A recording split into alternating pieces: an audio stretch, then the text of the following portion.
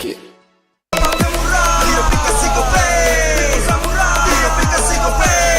Walau yang lain terus berubah, Gope konsisten, kasihnya pasti murah.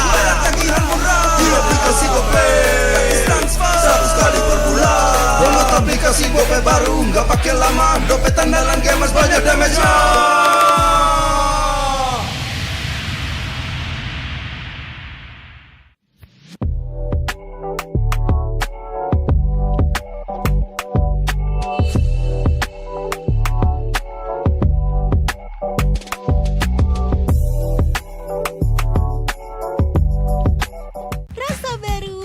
Seru pertama di Indonesia,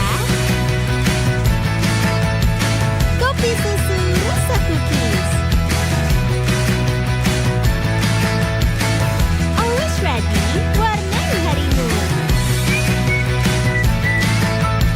Good Day Groovy Cookies, nikmati sensasi asyik kopi cookiesnya. Tak ada hari tanpa mabar. Main ngelek, kerap buatku tak sabar. Gimana mau main sampai kelar? Ini waktunya ku bersinar. Okay, let's do it. Game smash andalanku bikin mainku semakin hebat. Tim stabil main makin mulus, rankku fix naik terus. Tukar DG rings, diamond dan voucher game kau dapat. Cuma game smash, makin no debat. Game Max Booster, kini dapat DG rings. Beli paketnya dan aktifkan boosternya di aplikasi Dunia Games.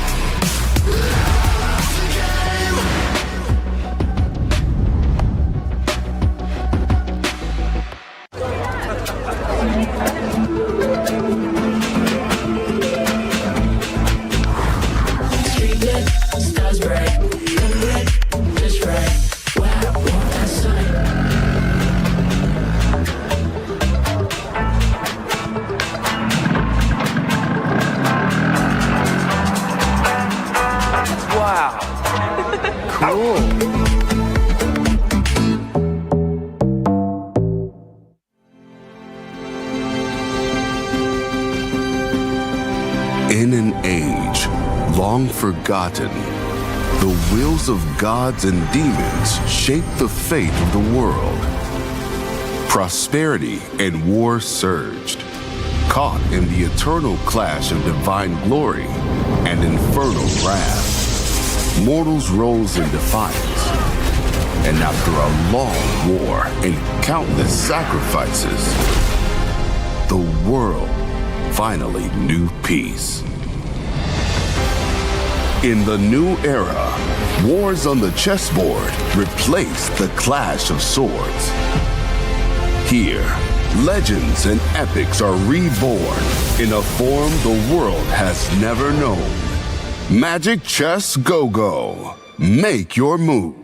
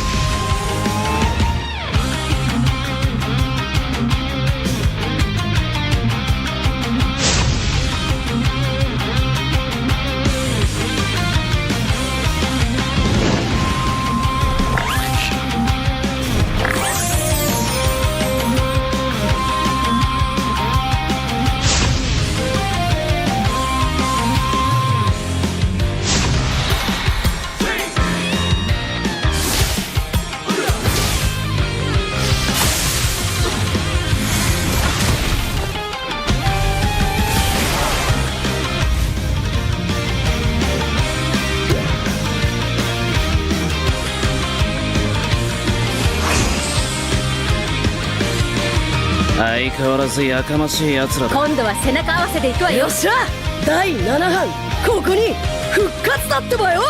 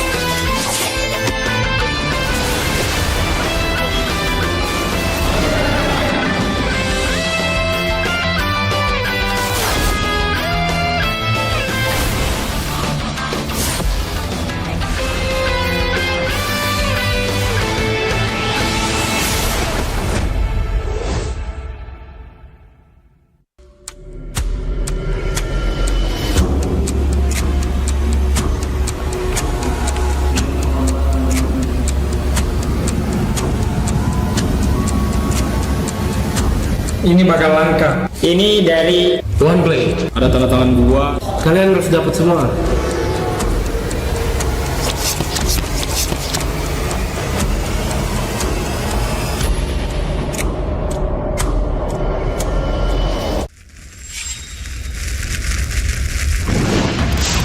Minna! 渦巻きナルトが帰ってきたぞ。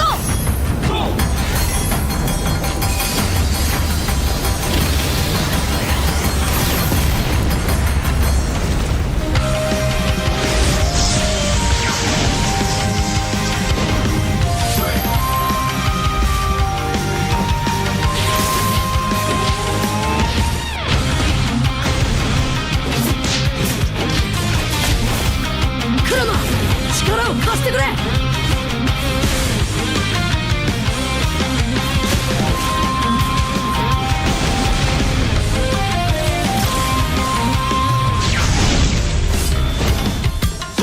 っしゃ、第7班ここに復活だってばよ。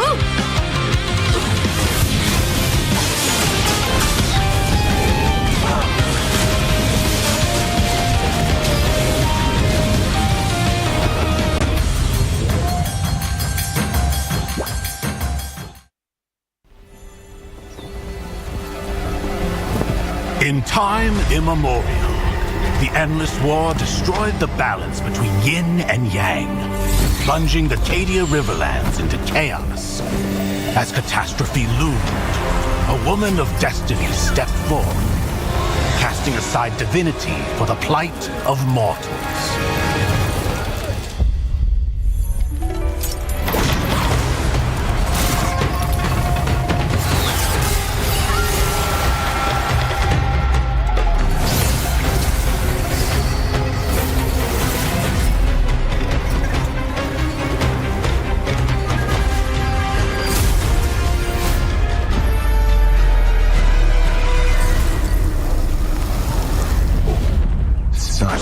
Sacrifice for a fleeting moment of peace in the mortal realm.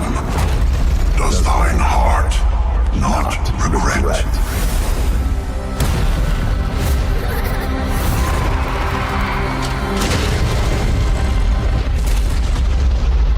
To protect the realm. What is there to regret?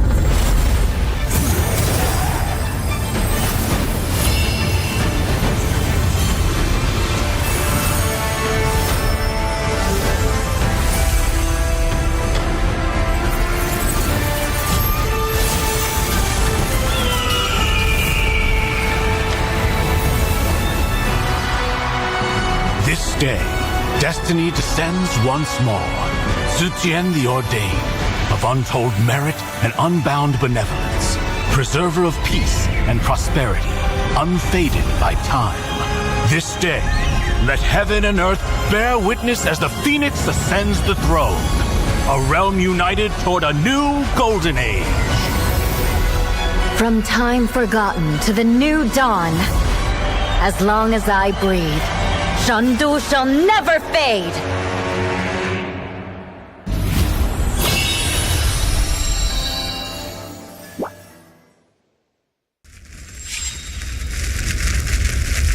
Mise te yaru yo. Sharingan no hontou no chikara o na.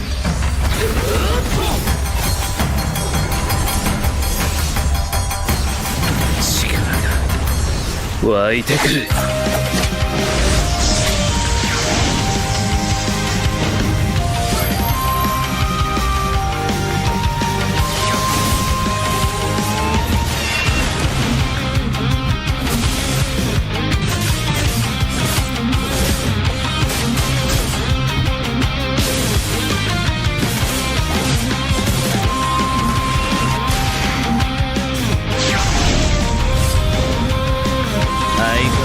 やかましい奴らだ。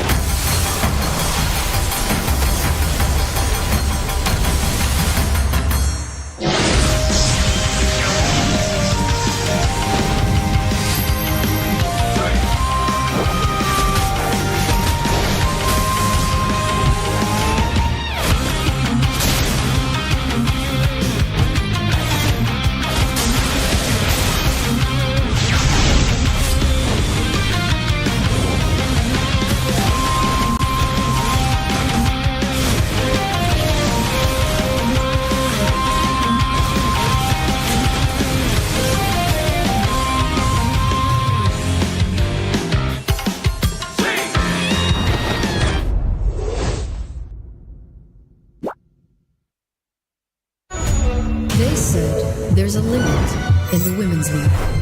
In MWI, we say, limit? Watch us bounce. From the MWI queens everyone knows, to the stars who came out from nowhere, to the ultimate champions. Now, MWI is expanding greater than ever.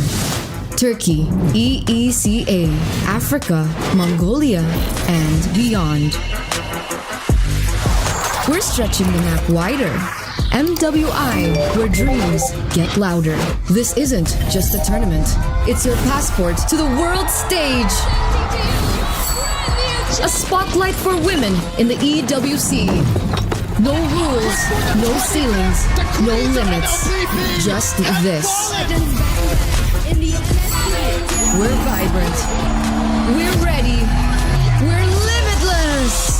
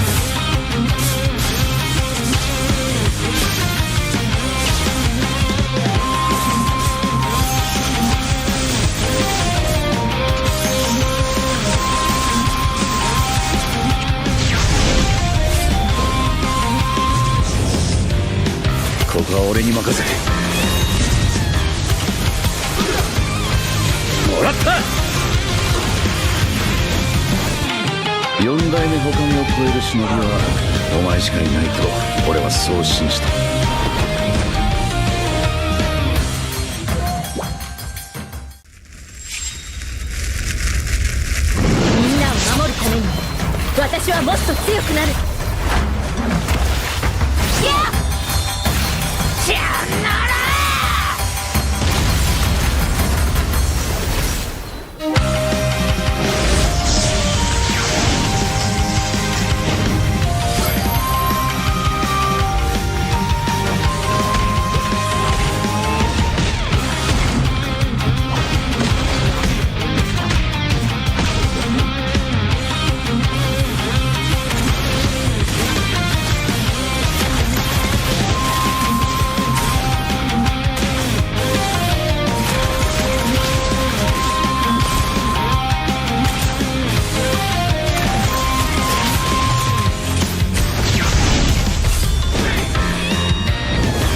背中合わせで行くわよ。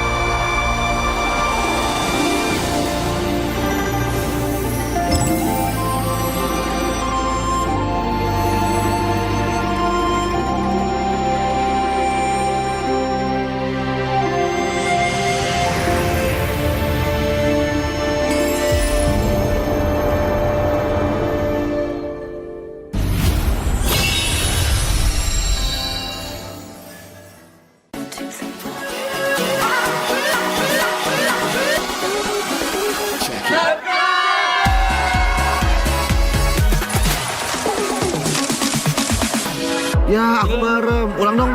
Gak perlu.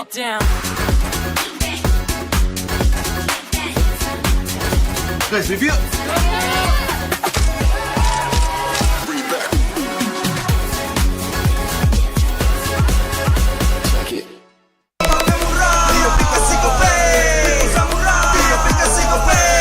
Walau yang lain terus berubah, Gope konsisten, kasih yang pasti murah.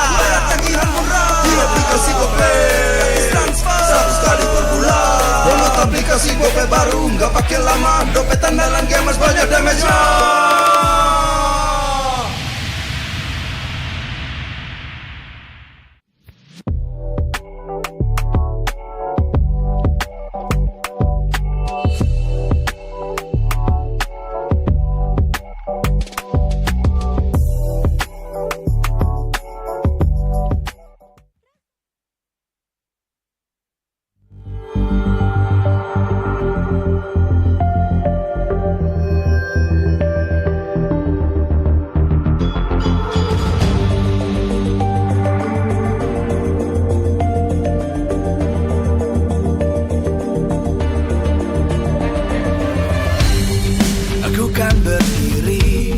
Dan terus berlari, terus ke arah puncak tertinggi. Ku takkan berhenti, hanya sampai di sini. Kemenangan abadi menanti. You know we won't miss if we unite our focus. And if you haven't noticed, we all nyalakan apimu, hadapi semua tantangan.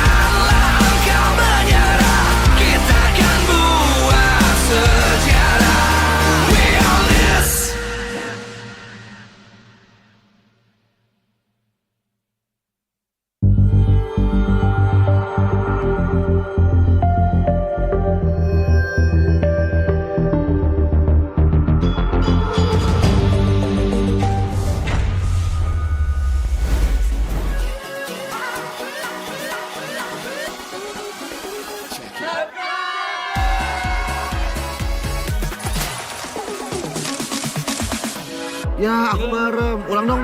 Gak perlu.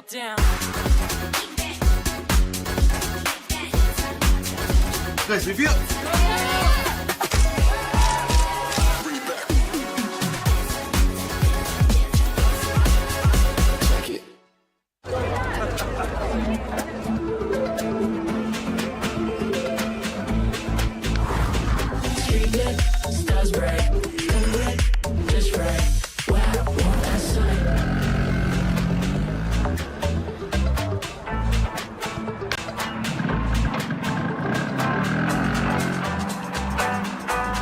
Wow. Cool.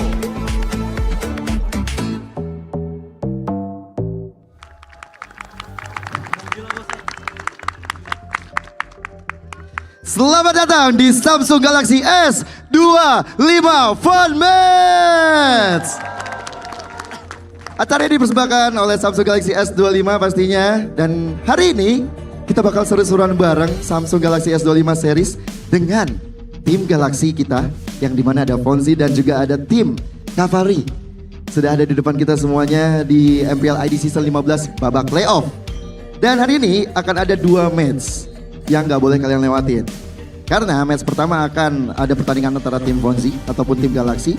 Dimana di tim Fonzi akan ada Fonzi, Gugun, Chesian, dan juga Sibyl, dan juga Audrey yang akan melawan The Cavalrys. Nah, Cavalrys ini yang terpilih karena mereka berhasil menjadi juara di acara Nongki Bareng Lukit bersama dengan Samsung Galaxy S25 dan melawan Cavalrys dari berbagai kota juga. Jadi ini adalah perwakilan Cavalrys yang udah hebat banget, udah satu Indonesia mereka kalahkan ya, dan mereka akhirnya hadir di sini juga. Dan di match kedua, buat teman-teman, kita akan mencari 5 orang dari audiens yang hadir yang ada di MPL ID Season 15 babak playoff ini untuk bertanding dengan tim Galaxy juga. Jadi akan ada 2 match. Dan masing-masing match akan ada hadiah juga nih buat teman-teman. Jadi teman-teman boleh juga untuk join di fun match ini buat ngerasain langsung main Mobile Legends bang-bang menggunakan handphone yang dipakai para pro player di MPL. Beserta juga dengan teman-teman yang ikutan fun match juga akan nanti menggunakan device Samsung Galaxy S25 yang bisa ada kesempatan nih. Mungkin nanti dari kalian berlima yang beruntung bisa langsung ikut dapetin tiket nonton gratis Grand Final MPL ID Season yang ke-15. Jadi langsung aja kalian searching juga di Google Galaxy S25 dan lengkapin jawaban yang ada di bawah. Nah, pertanyaannya, main game pakai Samsung Galaxy S25 anti nge-lag karena, nah kalian searching di Google, kalian bisa langsung jawab. Dan jangan lupa pakai hashtag Galaxy S25X MPL ID Season yang ke-15. Nah, sebelum kita invite player-player yang akan bertanding, gue mau kasih tahu dulu kenapa Samsung Galaxy S25 series ini bisa jadi handphone andalan kita untuk bermain game.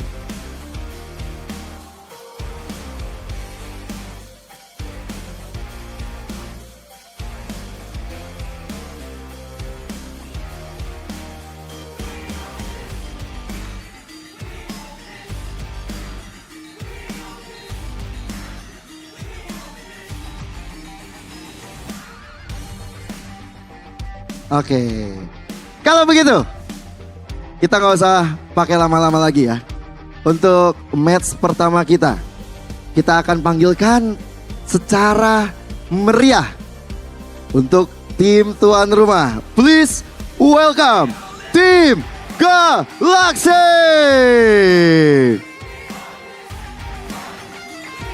Ada Fonzi, ada Gugun, ada Chesian, Sibyl, dan juga Audrey. Beri tepuk tangan sekali lagi untuk tim Galaxy kita. Halo Fonzi, apa kabar? Halo Kak. Halo. Nih mau meriah banget nih. Saya geser juga deh kalau gitu deh. Ya. Oke, ini. Halo Fonzi, apa kabar? Baik Kak, Baik. apa kabar? Ya, sama baik juga ya. Ya, nah, hari ini kan kalian akan bertanding nih. Betul. Sama tim Cavaliers, Ya. match pertamanya. Udah ada persiapan belum sih? Udah dong, kita udah latihan ya dari kemarin. Jadi kita mabar, terus kita udah pakai hero favorit kita masing-masing dan kita punya strategi supaya kita akan menang nanti. Oh, ini nih. Cavaliers kalian harus hati-hati sih kalau udah kayak gini ceritanya ya. Jadi kalau kira-kira dari Kak Fonzi sendiri bakal pakai hero apa? Main di mid kah atau EXP kah atau di mana? Aku akan pakai hero andalan aku, Lailia. Wah, hati-hati kamu udah nge-spill nanti di lock sama anak-anak Cavalrys loh. Aman Kak, aku udah punya strategi. Oke, kalau gitu mungkin untuk tim Galaxy boleh ke samping saya sebentar. Karena kita akan mempersiapkan lawannya dari tim Galaxy juga. Semangat ya untuk bertanding. So, gak perlu lama-lama lagi, kita juga akan langsung panggilkan untuk tim dari kontendernya. Please welcome tim Cavaliers.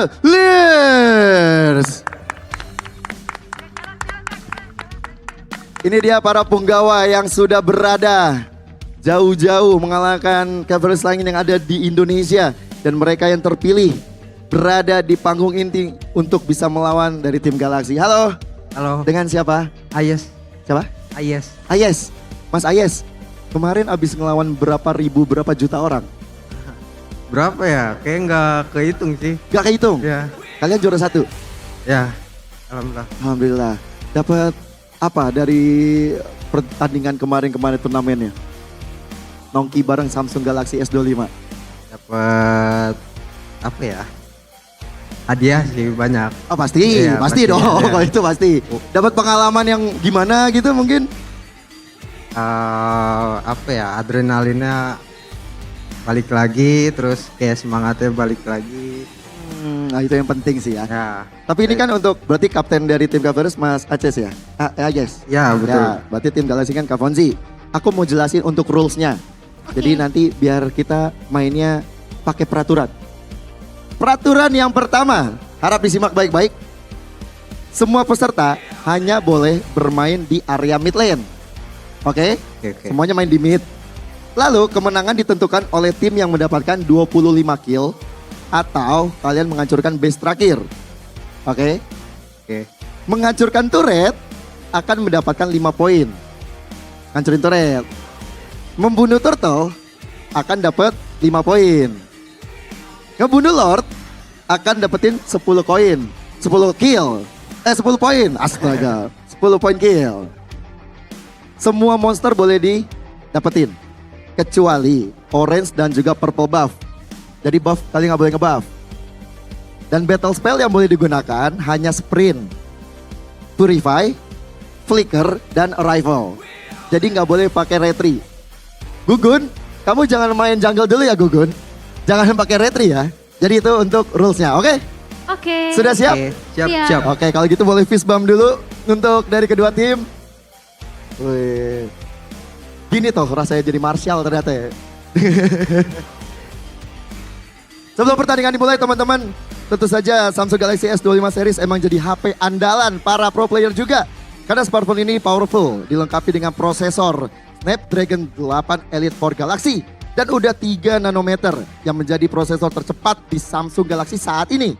Tentunya spek yang keren banget ini bakal bikin ngegame jadi smooth dan anti nge-lag. Selain itu, Samsung Galaxy S25 series juga dilengkapi dengan fitur Galaxy AI yang bisa diajak ngobrol tentang MLBB. Jadi kalau kalian main terus langsung stuck, tenang aja, kalian bisa langsung tanya-tanya nih dan dapat solusi. Karena pakai fitur Galaxy AI ini bakal bikin kalian mendapatkan solusi yang sangat diperlukan. Makanya kalau gitu beli sekarang dan dapatkan cashback hingga 3 juta rupiah dan langsung upgrade Gemini. Kalian menjadi Gemini Advance buat dapetin gratis 6 bulan Gemini Advance-nya. Buruan beli karena promonya cuma sampai 16 Juni lah, bentar lagi kan. Buruan beli karena ada booth Samsung juga di depan di festival teman-teman. Dan khusus untuk penonton MPL, kamu bisa dapat gratis travel adapter 25 watt dan e-voucher shop app dengan harga 500.000 dengan klaim pakai kode voucher S25 MPL. Mau cobain fitur Galaxy S25 series? Kunjungi dan experience langsung di experience store terdekat dan dapatkan shopping voucher gratis. Jadi kalian tunggu apa lagi? Bisa langsung kunjungi sekarang juga samsung.com/id atau scan barcode di bawah ini. Nah, ada barcode-nya nanti ya di sampingku. Bisa klik link di pin komen juga atau di description juga di YouTube kita sekarang juga. I understand you with Samsung Galaxy S25 series. Oke, kalau begitu nggak perlu lama-lama lagi, kayaknya kedua tim kita sudah siap. Dan kita juga punya caster yang luar biasa yang akan memimpin jalannya pertandingan ini. So, Radit Overkill dan CP, please take it away.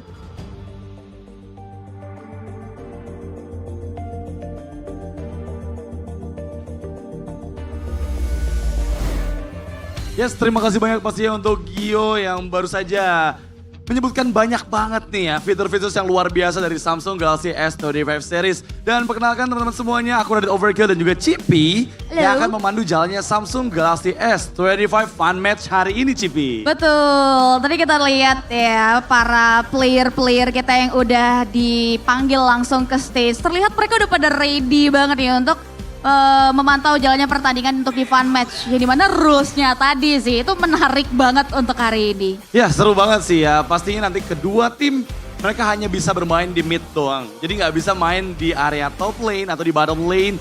Serta nanti mereka akan berkumpul dan satu hal yang menarik. Apa tuh? Nggak boleh ada retributions. Dan juga nggak boleh ada purple buff dan orange buff yang diambil. Ini kayaknya bakal jadi match yang sulit buat Gugun kayaknya nih. Iya, sang jungler andalan yang udah lama ya. Harusnya terakhir kita lihat Gugun itu di stage ini juga. Di International Velodrome ya pada saat itu. Dan akhirnya nih Gugun nginjek lagi. Cuman sayangnya nggak boleh ada retribution. Tapi ya in Gugun we trust kayaknya untuk tim Fonzi ya. Kita bakal lihat nantinya. Kalau aku Infonzi sih, aku percaya sih. Karena tadi dia udah mention juga kan Cipi, dia bawa hero power Layla.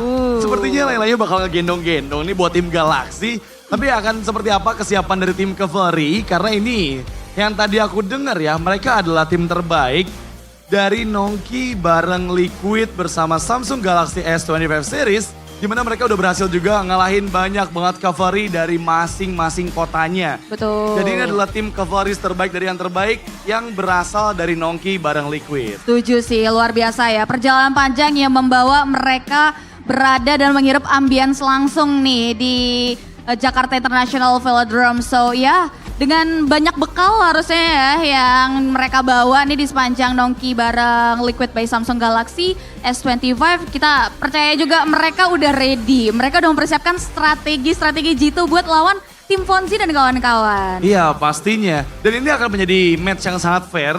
Karena lagi-lagi keduanya menggunakan device yang sama. Betul. Samsung Galaxy S25 series, di mana ini adalah device yang memang digunakan juga sama seluruh pro player dari MPL Indonesia. Betul. Mereka menggunakannya bukan cuma buat bertanding, tapi sebagai daily driver mereka juga. Jadi digunakan dimanapun karena memang ini adalah device yang cocok banget buat kalian semua para gamer yang ngejar performance. Karena ini akan membuat kalian semua merasakan performa tertinggi di dalam sebuah device. Betul sih, yang paling bikin aku takjub itu adalah AI performance-nya ya. Iya sih. Yang ngebantu banget buat kita, tapi kayaknya denger-denger ini udah mulai masuk ke drafting phase nih. Ya benar banget ya. Karena kita tahu sendiri ini adalah fun match. Jadi strategi sepertinya akan berpengaruh juga untuk apa yang mereka bawakan. Karena mengingat ini semuanya di mid. Dan akan ada support hero kah yang bisa membantu mereka untuk bisa lebih sustain lagi dari segi team fight-nya. Atau justru bermain dengan all damage yang akan membuat mereka lebih mudah untuk bisa memenangkan early pressure-nya. Karena yang pasti ini banyak bakal poin juga yang menguntungkan untuk tim-tim yang bawa hero depan, hero damage dan juga hero support-nya. Betul, terpantau udah mulai ada beberapa support sih harus ya yang ditutup untuk pertandingan fun match kali ini karena balik lagi ini pertandingan yang perlu ada respect band juga lah walaupun fun match lah ya. Iya pastinya ya. Dan kita masih menunggu untuk 3 banding awal dan kali ini masuk ke dalam first pick dari tim Galaxy.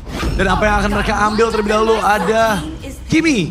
Sepertinya yang muncul sebagai pick pertama yang diamankan oleh teman-teman tim Galaxy. Dan sekarang kita lihat jawaban seperti apa yang dipersiapkan. Ada Brody sepertinya yang diambil untuk lagi-lagi bermain agresif di arah early game-nya. Bersama dengan Akai yang pasti ini akan menunjang juga dari segi front lane teman-teman. The Cavalries yang kita tahu sendiri Akai ini akan sangat mudah memenangkan match up-nya di mid lane only. Oke, ya dijawab langsung ya. Ini kayak draft yang sat-sat banget. Tapi kayaknya teman-teman dari Cavalry ini menarik banget sih. Mereka udah ngambil ke area ada 1-1 dan juga Beatrix ya. 2 marksman adalah kunci kayaknya untuk fun match kali ini. Ya, dan gak cuma 2 ya. Karena dengan adanya Kimi, apakah semua akan marksman pada waktunya dari tim Galaxy? Dan ya Kali ini kita lihat ada Ixia yang menjadi kombinasi power hero juga untuk teman-teman dari tim Cavalry. Mengingat Baxia juga nanti akan sulit ya kalau mau coba diambil sama teman-teman dari tim Galaxy. Dengan adanya Ixia dan juga Akai, setidaknya power dari area mid lane mereka bakal kuat banget. Nggak mudah untuk para marksman dari tim Galaxy untuk bisa nge-reach lini belakang dari Ixia itu sendiri. Yes, apalagi itu powerful dan pilihan banning terakhir mengarah ke area cloud nampaknya dari para Cavalry. So we'll see untuk next picknya. Ini bakal mengarah ke area mana nih dari tim Galaxy? Dari banning ya? Oke. Nah, oke, kita lihat ternyata last band karena Zilong dan juga Ling. Ini akan mempermudah juga sehingga power hero dari Gugun beberapanya juga mulai diantisipasi. Tapi tim Cavalry yang kali ini masuk ke fase pick kedua mereka, Cipi. Apa yang akan mereka ambil? Apakah lagi-lagi hero depan atau hero damage atau justru hero support nih yang sejauh ini belum terlihat. Tapi kembali dengan frontlaner yang mereka amankan, ada Gatot Kaca di sana. Wah, terpantau mereka super duper cheerful banget ya dalam merancang stratnya. Tadi gue pikir mereka mau ngambil Florin gitu buat kayak global heal. Tapi objektif adalah kunci. Dari tim Galaxy juga langsung ngejawab dengan adanya Kalea dan juga Freya, preman Godlin yang kita tahu nih. Wow, Freya untuk Chesian. Menarik nih ya. Kita mengingat untuk bermain di mid only, pastinya ini nggak mudah untuk Freya mendapatkan items demi itemsnya yang akan menunjang performa dari Freya itu sendiri. Tapi kita bakal lihat nih, seberapa siap tim Galaxy, karena pastinya mereka udah sempat latihan bareng juga, sempat main bareng juga untuk bertanding melawan The Cavalries yang kali ini hadir dengan line up yang sangat-sangat solid, membawa beberapa hero frontlaner dan juga membawa beberapa hero yang memiliki damage di area high ground yang sangat kuat. Target di fun match ini adalah 25 poin, 1 poin kill berarti 1 poin, untuk turret berarti 5 poin, turtle 5 poin, dan lord akan menambah 10 poin. Kita akan lihat siapa tim terbaik dari yang terbaik untuk memaksimalkan performa luar biasa dari device yang mereka gunakan, Samsung Galaxy S15. Yes, itu semua akan terjawab sebentar lagi di area Land of Dawn yang pastinya bakal super fun karena ambience-nya juga benar-benar fun banget dari para player, begitupun juga di stage. So without any further ado, let's get jump to the Land of Dawn. Let's go, kita bakal lihat gimana pressure yang langsung terlihat di awal-awal game menunjukkan bahwa The Cavalries, mereka nggak tinggal diam.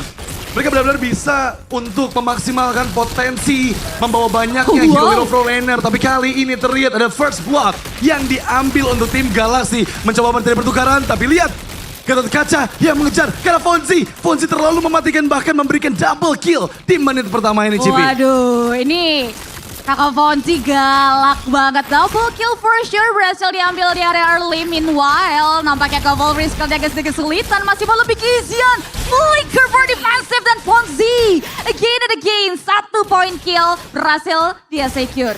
Yang tadi aku bilang Fonzi, bukan Gugun, Cipi. Yang bakal jadi playmaker untuk teman-teman tim Galaxy. Di mana mereka berhasil mengumpulkan 3 poin lebih awal dibandingkan dengan tim Cavalry. Tapi Saibil, somehow dia nggak bisa escape lagi dari jangkauan Ixia. Yang sekarang membuat poin pertama dipegang untuk tim Cavalry. Mencoba untuk memaksimalkan pressure-nya. Kembali mendapatkan poin kill kedua karena Audrey. Tapi semua player tim Galaxy dipaksa untuk menjauh dari jangkauan gold sheet turret di bagian mid lane. Galak banget ya ini. Cavalry juga nggak mau kalah ya. Serangan baliknya mematikan. Terpantau Fonzi berada di hold bar yang nggak begitu baik. Begitupun juga dengan Cizian dan juga Gugun yang harus hati-hati. Tapi ini damage per second-nya Gugun ngebantu banget sih. Buat at least nahan dan satu pemain dari Cavalry hampir tumbang. Ya, harus berhati-hati Gugun. Gugun terlalu depan, dikejar dengan 5 member dari The Cavalries. Tapi kali ini backupan pun datang dan berhasil melakukan outplay-nya. Fonzi still survive tapi nggak terlalu lama. Karena kali ini point kill demi point kill terus mulai dikantongi oleh tim Cavalry yang sekarang menyamakan keadaan dengan sama-sama 4 poin nih, Cipi. Betul, galak banget galak ya. Cavalry masih dengan intensitas yang tinggi banget. Dia mau coba untuk maju ke area depan, plating tipis-tipis. Tapi ada flicker ya, nggak boleh terlalu buru-buru ke damage Gugun. Oh, harus berhati-hati. Lagi-lagi low HP dari beberapa member tim Cavalry. Mega kill dikantongi oleh Exia. Tapi lihat pertukarannya dengan dua player yang kali ini ditukarkan kembali dengan dua member dari tim Galaxy. Mereka bersiap.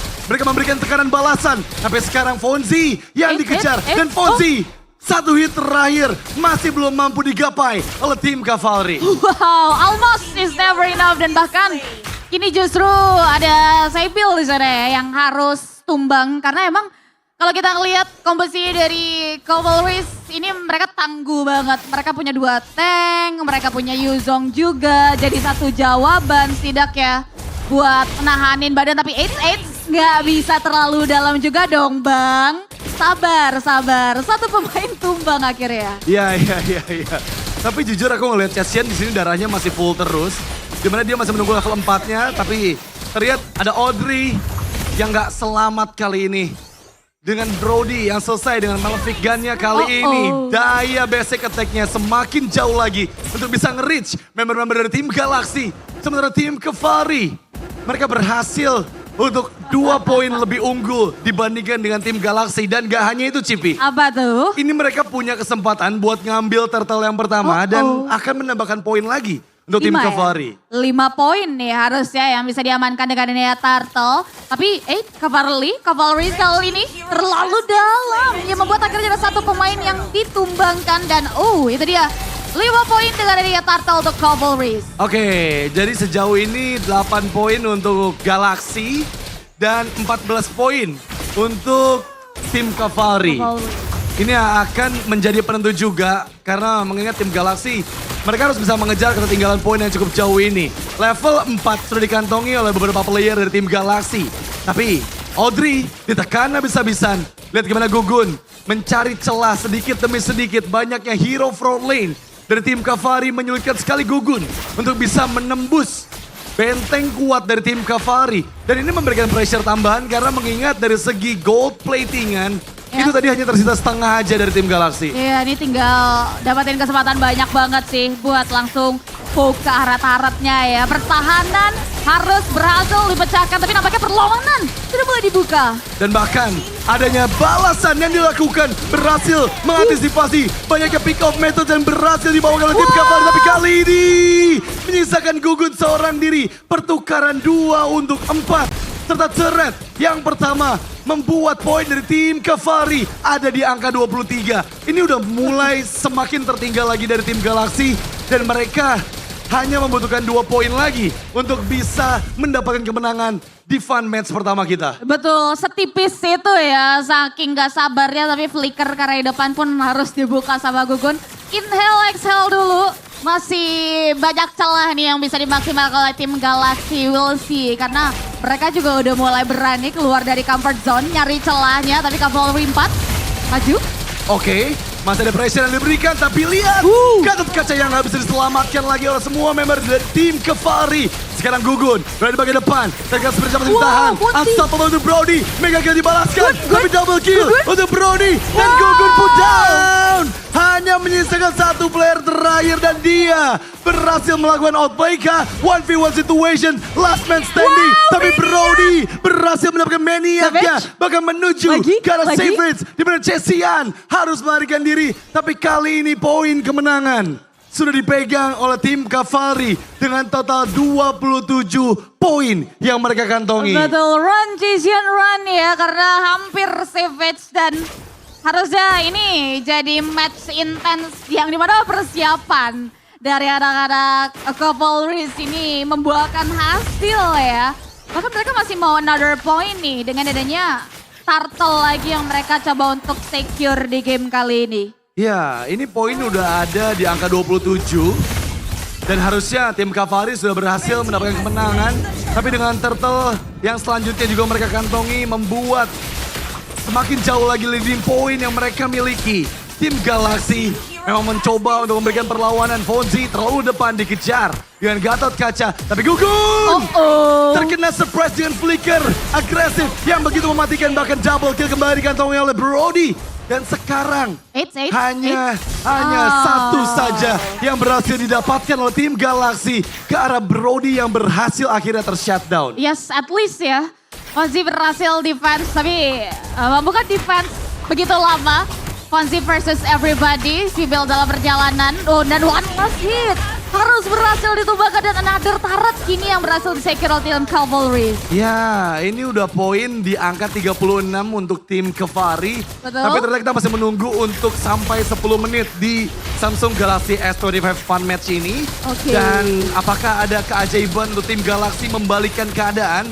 Karena mungkin mereka sekarang udah masuk di peak powernya ya. Beberapa damage dari Gugun pun udah gak bisa dibendung lagi sama Gatot Kaca yang sekarang dalam ancaman. Satu member berhasil dieksekusi. Yuzong pun down. Dua member hilang dari tim Cavalry. Sybil terlalu depan. Satu hit terakhir yang dibutuhkan untuk mengeksekusi Sybil berhasil dihindari. Tapi lihat Fonzie masih gagal terbang ke udara. Dan sekarang lihat gimana pressure.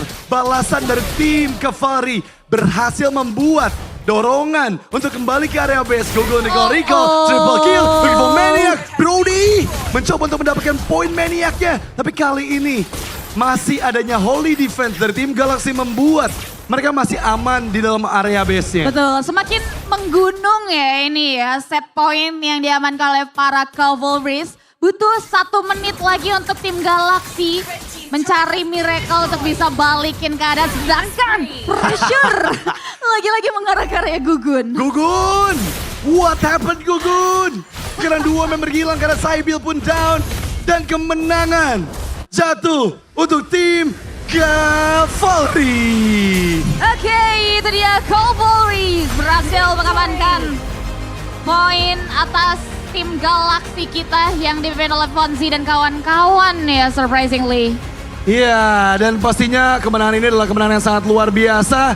Dan ini waktunya kita kembali cerita-cerita, ngobrol-ngobrol bareng bersama host kita yang luar biasa, Gio Joshua. Take it away.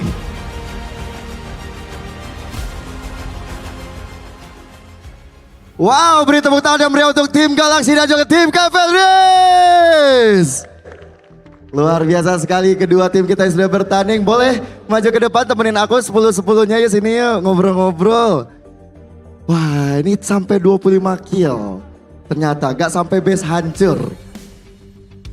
Halo Kak Fonzie. Halo. Apa yang terjadi? Ternyata tim lawan punya strategi yang keren. Jadi kita terkecoh dan tergocek tadi. Oh gitu. Aku lihat-lihat kamu pakai one tadi ya? Iya. Belajar dari siapa kamu main one? Aku belajar sendiri. Belajar sendiri? Iya. Respect. Mas, Ya. Mas Ayes. Ya. Jago banget tiba-tiba. Enggak, digendong aja. Digendong siapa kalau boleh tahu? Digendong Nauri. Siapa namanya? Nauri. Nauri. Gimana rasanya pengalaman kamu bermain dengan Samsung S25 series itu gimana rasanya? Tadi mainnya sih enak banget ya HP-nya. Karena kan udah pakai chipset yang terbaru sama paling canggih. Ya. Jadi udah pasti nggak bakal ngeframe, soalnya lancar banget. Kamu main apa tadi kalau boleh tahu? Main Brody. Main Brody? Ya. Oke, mekaniknya mesti tinggi tuh emang ya. Ngeri. Kalau menurut Kak Fonzie ngelihat grafik tadi pakai S25 series gimana Kak? Wah, aku senang banget sih main pakai S25 series karena anti nge-lag, nggak nge-frame, gambarnya juga jernih dan bagus banget. Jadi main tuh makin seru gitu. Makin seru ya? Iya. Kelihatan sih kalian kayak tadi kayak nggak mau udahan gitu mainnya, masih pengen main ternyata. Padahal tadi aku udah mau nge-lock Brody-nya karena dia ngebunuh aku terus. Oh, personal. Siapa tadi namanya? Nauri. Nauri, kamu udah dipantengin loh sama Kak Fonzie loh kamu loh. Aduh mohon maaf jadi... Iya maaf kalau buat kesel. Oh gitu ya? Oh gitu. Sombong deh Kak. Iya, nggak apa-apa. Ngomong-ngomong, ini kan kita semuanya pakai Samsung S25 series kan. Kalau ngomongin dari performa udah pasti nomor 1. Betul. Ngomongin grafik juga nomor 1. Benar. Baterainya kayak gimana sih kalau boleh tahu nih? Baterainya sih aku paling suka karena aku kan juga pengguna Samsung S25 series. Jadi aku sering banget main Mobile Legends, main game-game lain yang berat-berat tuh baterainya beneran tahan banget seharian, lama banget. Jadi aku jarang ngecas. Dan yang enak tuh nggak panas. Kalau misalnya handphone yang nggak panas, jadi baterainya kan nggak cepet boros gitu ya. Itu aku suka banget sih baterainya. Wah ini sih wajib punya ya. Betul. Apalagi yang sering nonton MPL, yang mengidolai tim-tim favoritnya. Karena semuanya nanti pakai S25 series juga kan. Iya. Oke, aku mungkin mau ngobrol-ngobrol sama Gugun kali ya. Ini jungler dari tim Liquid.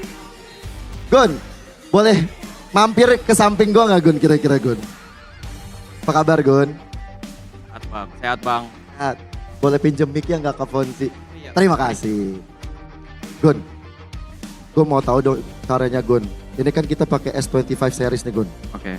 Gue pengen nanya Gun, gimana cara rotasi yang baik dan benar?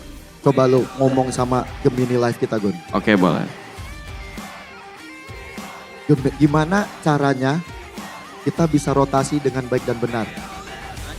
Gimana caranya kita bisa rotasi yang baik dan benar di MLBB? Rotasi yang baik dan benar di Mobile Legends MLBB adalah kunci untuk mendominasi pertandingan. Ini bukan hanya tentang berpindah lane secara acak, tapi tentang mengambil keputusan strategis berdasarkan situasi permainan dan peran hero kamu. Berikut adalah panduan lengkap untuk rotasi yang baik dan benar di MLBB. 1. Pahami peran hero kamu. Role. Setiap role memiliki tugas rotasi yang berbeda. Jungler. Fokus utama. Mengambil buff biru merah. Membersihkan jungle. Mengamankan objektif Turtle Lord. Rotasi. Ganking ke lane yang membutuhkan bantuan. Biasanya di awal permainan. Ikut team fight di objektif. Invasi jungle musuh jika memungkinkan. Penting. Jangan sampai pergerakan mudah ditebak lawan. Selalu perhatikan minimap. Midliner. Fokus utama. Oke. Terjawab sudah sama Galaxy Live yang luar biasa. Tepuk tangan dulu untuk Samsung S25 seri kita dong. Bener gak Gun? Jawabannya Gun? Bener sih, rata-rata bener semua sih. Oh iya? Iya. Nah kita tuh juga punya fitur yang canggih juga Gun. Apa tuh? Lu kan main jungler kan? Oke. Iya kan? Oke. Kita tuh ada yang namanya fitur Circle to Search with Google di Samsung S25 series. Oke. Nah itu gue juga pengen nanya. Cara counter hero pakai hero Baxia tuh apa? Kalau mau cari tahu nih, cara counter Baxia bisa tinggal lingkarin aja pakai CTS. Oh iya? Iya. CTS tuh Circle to Search berarti ya? Iya, Circle to Search. Berarti kita bisa nanya apapun di situ tuh? Bisa dong. Wah kalau menurut Gugun sendiri kalau kita udah circle nih, kita udah lingkarin kan di handphone, gambar Baxia. Keluar tuh semua tuh cara counternya gimana tuh ya? Keluar, cara-cara ngebunuh Baxia keluar semuanya. Kira-kira kalau menurut Gugun sendiri cara counter Baxia kan sekarang lagi happening banget di MPL Edition 15 nih. Kira-kira apa nih? Paling kalau Baxia tuh kan tebel banget ya hero-nya. Paling nggak bisa dialin, paling dipok doang sih. Oh dicicil? Iya dicicil. Waduh, nggak bisa langsung tumbang tuh? Nggak bisa. Nggak bisa? Tebal banget tuh hero. Bener sih. Iya. Mana 3 roll lagi kan? Iya 3 roll. Oke. Gugun makasih banyak. Siap. Ini kamu udah siap lagi belum tanding nih buat match berikutnya? Siap banget dong. Siap banget? Siap banget. Wah ini yang dibutuhkan. Karena untuk tim Cavaliers, kalian berjuang dengan sangat luar biasa. Bahkan menang juga. Mau hadiah gak? Mau hadiah gak? Mau. Kenapa ragu-ragu dikasih hadiah ragu-ragu?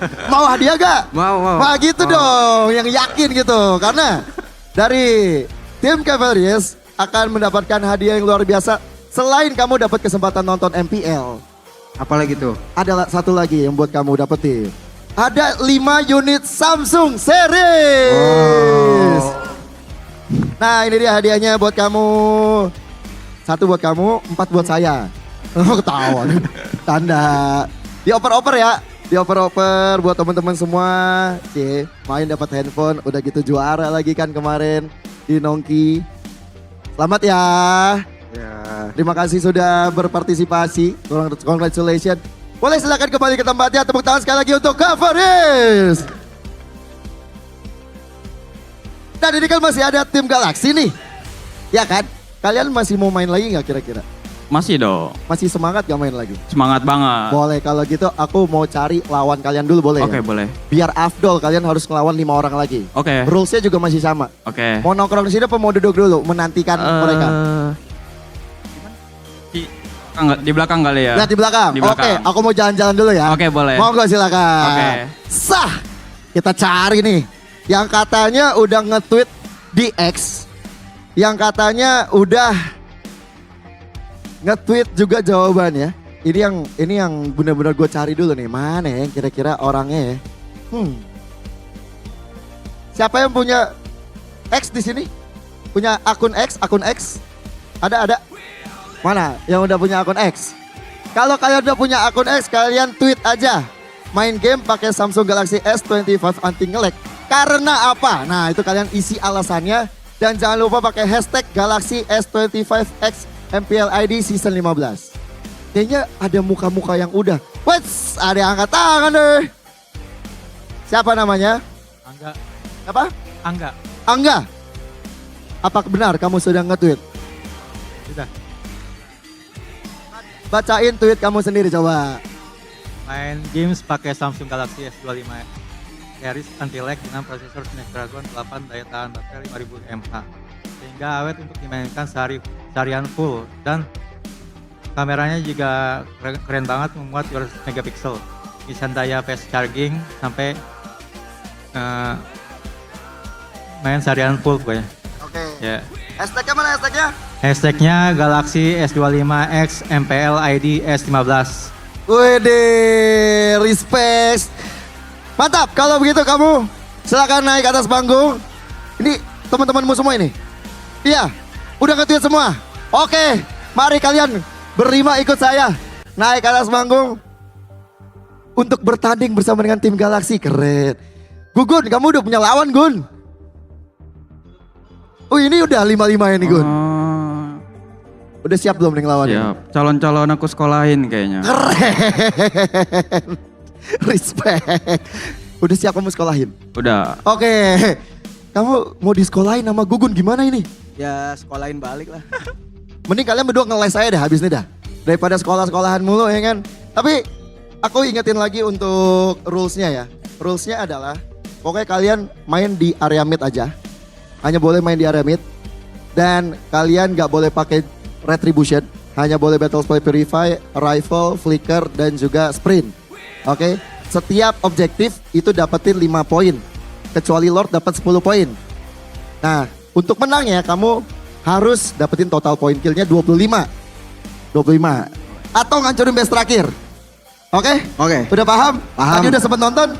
Udah. Yakin? Yakin. Seberapa persen kamu yakin menang lawan tim Galaxy? 9,2. Lah 8%-nya kemana? Ya kasih aja dia biar pede dikit. Gimana Gun tanggapannya Gun? Terlalu percaya diri juga nggak bagus sebenarnya sih Bang.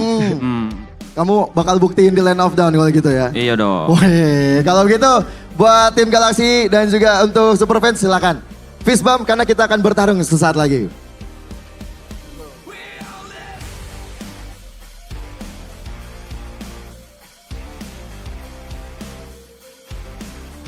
Dan teman-teman yang hadir di dalam, nanti kita akan bagi-bagi skin juga buat kalian. Jadi tetap pantengin terus ada di sini. Karena sebentar lagi kita akan memulai juga untuk pertandingan. Mereka akan mempersiapkan dulu nih dengan device terbaik abad ini. Samsung S25 series 5G. Yang memang jadi HP andalan semua para gamers dari pro player sampai publik juga semuanya menggunakan Samsung S25 series buat ngegame. Karena smartphone ini powerful banget. Dilengkapi dengan prosesor Snapdragon 8 Elite for Galaxy dan udah 3 nanometer yang menjadi prosesor tercepat di Samsung Galaxy saat ini. Tentunya spek yang sekeren ini bakal bikin ngegame kamu jadi smooth banget yang tadi udah dirasakan oleh para penggawa-penggawa kita yang sedang bermain. Dan pastinya anti nge-lag. Selain itu, Samsung Galaxy S25 series juga dilengkapi dengan fitur Galaxy AI yang bisa diajak ngobrol tentang apapun, mau MLBB, percintaan kalian, pokoknya semuanya ada solusinya dengan AI ini. Dan juga kalian bisa dapetin sekarang dan dapatkan cashback sebesar 3 juta rupiah dan langsung upgrade Gemini kalian menjadi Gemini Advance buat dapetin gratis 6 bulan Gemini Advance-nya. Buruan beli karena promonya cuma sampai 16 Juni, sebentar lagi. Habis grand final besoknya habis tuh promo ya. Dan untuk penonton MPL jangan sedih. Kamu bisa dapat gratis travel adapter 25 watt dan e-voucher Shopee app 500.000 dengan klaim pakai kode voucher S25 MPL. Mau cobain fitur Galaxy S25 series? Kunjungi dan experience di Samsung Experience Store terdekat dan dapatkan shopping voucher. Dan juga kunjungi dari website kita samsung.com/id atau scan barcode di bawah ini yang bisa kalian pencet juga, linknya ada di pin komen YouTube kita saat ini juga. I understand you with Samsung Galaxy S25 series. Sepertinya kedua tim sudah siap juga. Udah ready kalian? Udah ready? Kalau begitu, tanpa berlama-lama lagi kita akan berikan kepada caster kita yang luar biasa, Radit Overkill dan juga CP, please take it away.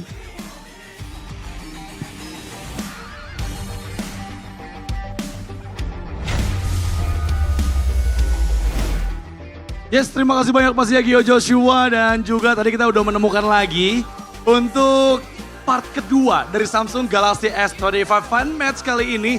Di mana kali ini langsung kita pilih bukan dari Nongki bareng Liquid tapi semua Cavalry yang udah datang ke MPL Festival nih Cibi. Betul, shifting ya. Sama kayak teman-teman Cavalry tadi yang shifting dapetin kesempatan lain juga sama teman-teman yang udah upload di X. Kita bakalan lihat kalau tadi interview bareng Gio, aku suka kepercayaannya sih. 99,2%. Walaupun tadi dijawab sama Gugun terlalu percaya diri itu gak baik, tapi ya kita nggak tahu ya persiapannya seperti apa juga karena balik lagi ini match yang seru banget tentunya untuk fun match ini. Bener banget sih. Kita udah lihat gimana keseruan dari Samsung Galaxy S25 Fun Match yang pertama tadi lawan para Cavalrys yang ternyata bisa memenangkan matchnya nih ya. Jujur aku penasaran sih sama Gugun sih. Gugun, kamu kenapa nggak bisa ngegendong teman-teman tim Galaxy yang lain, Gugun? Aku mempertanyakan profesional itu kamu Gugun nih. Abis tadi di ini enggak apa namanya biasa kan eval kan, player eval. Eval. Dipimpin sama Fonzi, diomelin kayak kira-kira. Yang ngomelin Fonzi ya? Iya, siapa tahu kan. Yang ngomelin Fonzi. Soalnya tadi digendong-gendong. Iya, jujur di luar ekspektasi kita berdua, ternyata justru malah Fonzi yang jadi MVP of the game dari teman-teman tim Galaxy nih. Bener, one gamingnya benar-benar luar biasa banget sih. Dia nggak berani, bisa dibilang berani ngambil resiko. Yes. Nggak takut-takut dan ini yang bakal jadi kunci juga nih. Karena aku yakin tim lawannya Fonzi dan kawan-kawan tim Galaxy, dia udah mantau kan tadi. Ya. Bisa aja ada target-target band dikunci, we never know. Ya kayaknya sih kalau aku ngelihatnya, ini one dari Fonzi harus sudah di-ban sih. Karena tadi terlalu powerful banget. Untuk gimana kita ngelihat di fun match yang pertama, one dari Fonzi benar-benar bisa untuk ngasih pressure terus-menerus ke arah tim Cavalry. Tapi kali ini kita masuk ke Samsung Galaxy S25 Fun Match yang kedua. Betul. Di mana ada Mia, ada Suyo, ada Brody.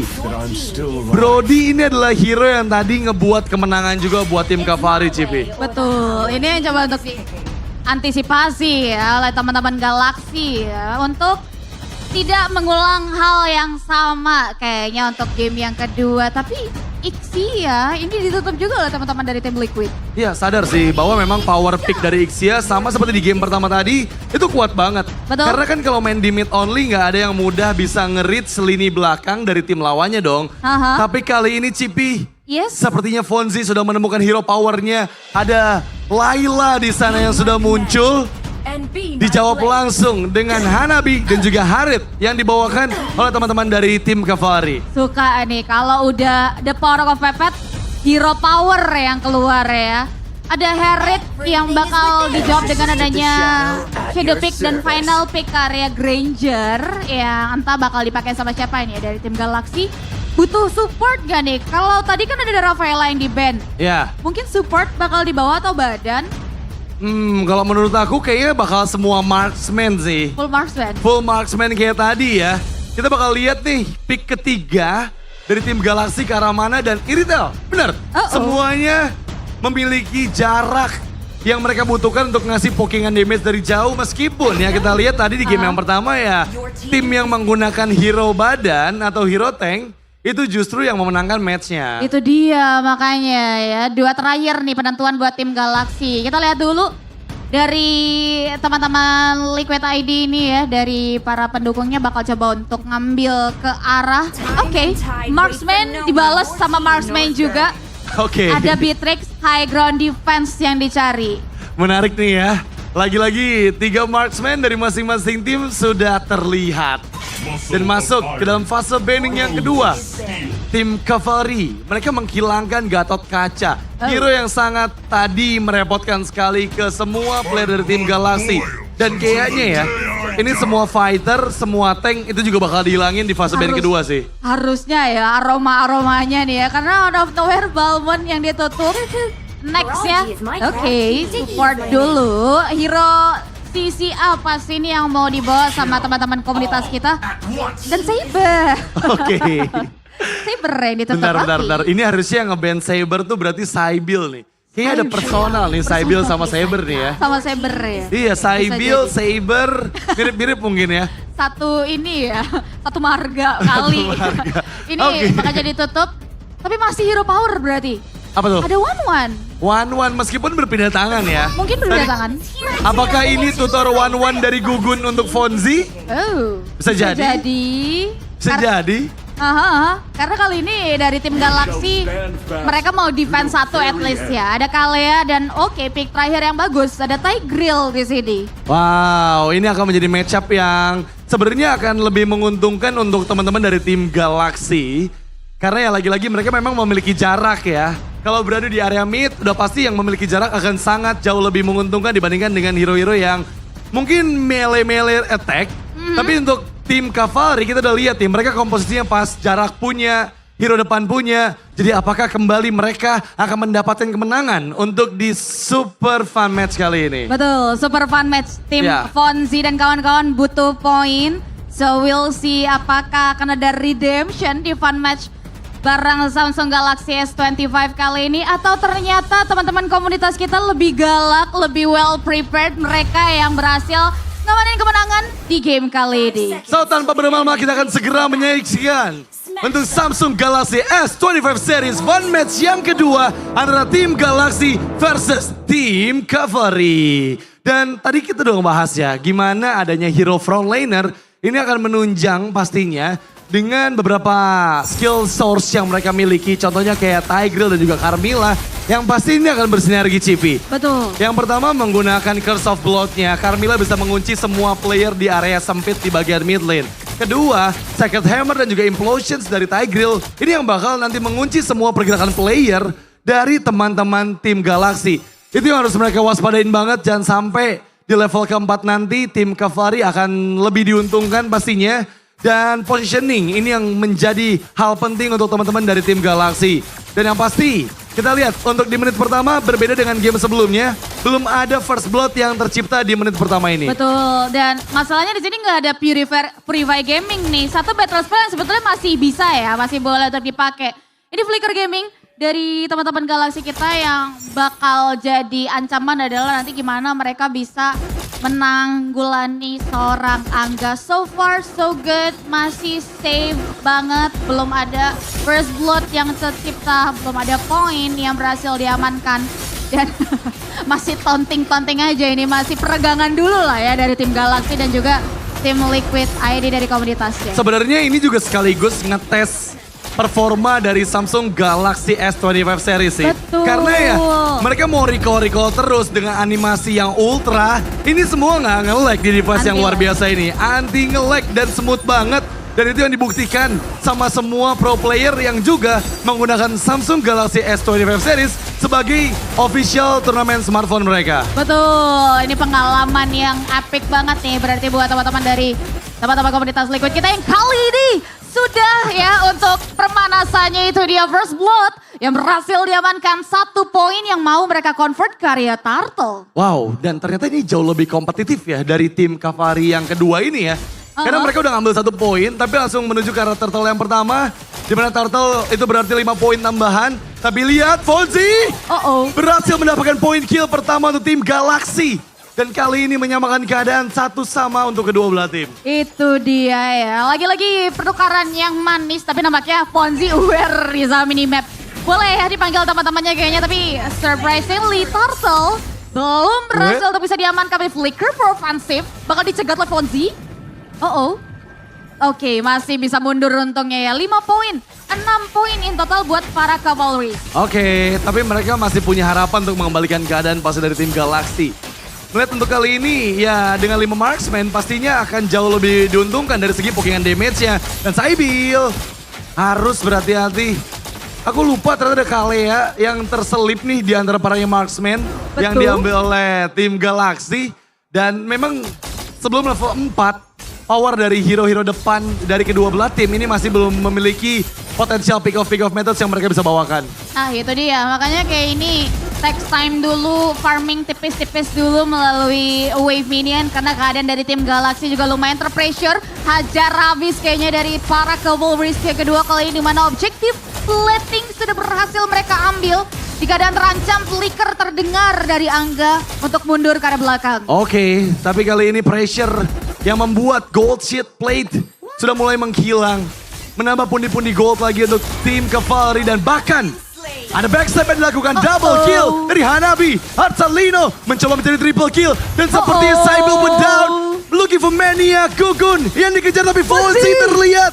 Dan satu petal terakhir yang masih belum berhasil. Mendapatkan satu hit terakhir karena Fonzie tapi Gugun 1v1 situation dan ternyata Gugun pun hilang di tempat.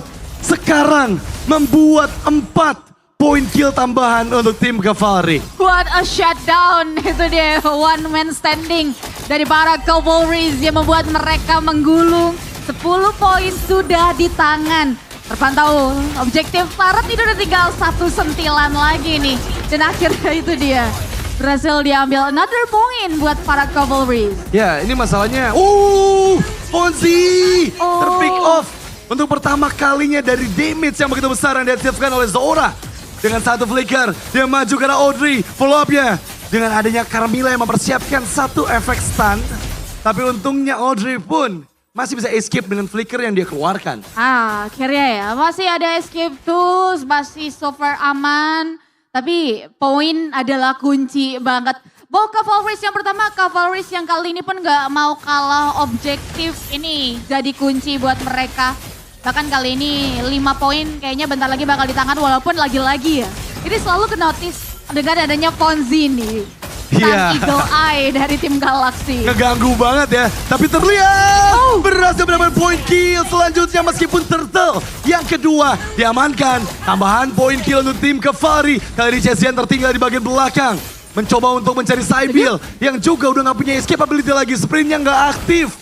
Dan kali ini Gugun masih mencari momen untuk weakness poinnya dipecahkan. Tapi gak ada target yang mudah untuk bisa dimakan oleh Gugun. Tapi ini lebih, apa ya, bisa dibilang lebih banyak banget tim fight di mana di menit kelima teman-teman dari tim Galaxy di pressure habis-habisan sama Cavalry sih. Iya. Gak jarang kita lihat ada tim fight di sela-sela jungle loh ini dipaksa sama Cavalry. Iya ini masalahnya kalau kita hitung dari segi poinnya ya. Tim Gamers ini udah ngambil 22 poin. Oke. 7 poin kill dan 15 dari objektif. Dari turret 1 dan turtle-nya ada 2. Ini membuat mereka tinggal selangkah lagi untuk menuju ke 25 poin. Betul. Atau bahkan bisa terus mendominasi karena sekarang Chesian pun down. Mencoba mengejar karena Gugun, flicker dikeluarkan. Dan Gugun pun down untuk kedua kalinya. Misalkan 3 player, tapi kali ini Sybil juga dieksekusi Bennett yang sangat menyakitkan dari Batrix yang dibawa oleh Zora bahkan terwipe out dengan triple kill. Membuat tim Galaxy porak-poranda. Wipe out menjadi penutup 4 menit tersisa untuk tim Galaxy. Bisa mengembalikan keadaan sedangkan tim Gamers ini mereka benar-benar menggunakan space semaksimal itu. Gun, udah kali Gun, mundur dulu kali ya. Ya, ini harus loh. hati-hati sih karena gap gold sudah mulai terlihat nyata. 5.000 gold perbedaannya. Fonzie sendirian. Fonzie masih menahan. Flickernya nggak mau dikeluarkan. Tapi lihat, Fonzie 1 melawan 3 mencoba untuk mendapatkan 1 poin kill dan itu dia Fonzie yang menari-nari. Dengan Leonya flicker di bawah flicker dan menghindar dari jangkauan Zora. Sekarang temannya sudah mulai datang, tim Galaxy mencoba mencari momentum. Tapi ternyata kali ini kemenangan jatuh untuk tim Gamers di Samsung Galaxy S25 Series Fun Match yang kedua. Itu dia another game yang berhasil diamankan oleh para tim Gamers dan setidaknya aku suka penutupnya tadi sih datang dari Fonzie ya, the woman standing yang selalu nggak takut buat ngambil resiko dari tim Galaxy. Ya pastinya ini sengit banget, ini seru banget, benar-benar fun banget di mana tim Galaxy dan juga tim Gamers saling beradu strategi untuk bisa mendapatkan kemenangan. Dan sekali lagi, congratulations untuk tim Gamers yang berhasil memenangkan Samsung Galaxy S25 Series Fun Match yang kedua. Dan ini waktunya kita untuk menyerahkan kembali kepada host kita yang bertugas. Tapi sebelum itu kita bakal kembali mengundang pastinya untuk host kita yang bertugas, Kyo Joshua, untuk kembali ke atas stage. Silakan. Terima kasih Radit dan juga GP. Untuk sekali lagi tepuk tangan dulu untuk tim Galaxy dan juga audiens kita. Keren banget, boleh bergabung sama saya sini ke depan. Sini. Betah banget duduk terus. Kemari. Wah, ini kalah 2 kali loh. Kak Moji, Iya lagi. kenapa ini? Kita sebenarnya ngalah aja sih Kak. Ngalah. Ya. Oke. Kalau menurut Kak Cesian gimana nih Kak Cesian? Iya kita ngalah doang. Ngalah doang. Tapi Iya. performa dengan Samsung S25 5G gimana nih? Enak banget sih, tadi aku main gak panas sama sekali. Terus udah gitu baterainya juga awet dan kayak grafiknya tuh bagus banget. Asik ya buat main Iya, terus ya. Enak banget. Kasih Bill satu suara gak sih Kasih Bill kalau boleh tahu? Ya, dengan performa yang tadi main pakai Samsung S25 series, asik banget gak sih? Asik banget. Parah ya? Parah. Oke, satu suara juga gak nih kira-kira untuk Kak Audrey? Satu suara dong. Satu suara? Satu suara. Oke, tinggal gimana nanti mainnya berikutnya kali di rumah ya. Kalian latihan Iya, lagi kali ya. iya. Gun, sehat? Sehat bang. Tadi kayaknya kena solo kill gitu tuh. Hoki. Hoki? Tadinya solo kill Gugun siapa di bawah? Siapa namanya tadi? Nama in-game Altarino siapa? Kamu? Siapa namanya tadi? Artalino. Kamu kayaknya paling perform tadi kayak main lawan tim Galaxy. Kenapa tuh? Motivasinya apa kalau boleh tahu? Dapat hero yang pas aja sih. Tadi kamu pakai Hanabi ya? Ya, semua basic attack-nya mantul-mantul jadi mereka semua kena.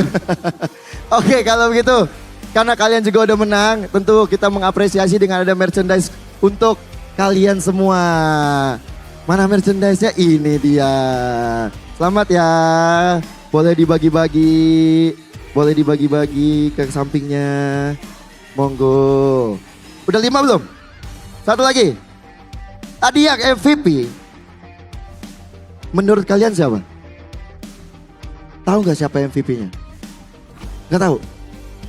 Kalau menurut kita semua ya, satu suara Artalino jadi MVP. Oke? Dan tanpa kamu sadari, karena kamu menjadi MVP, kamu akan mendapatkan Samsung S25 series.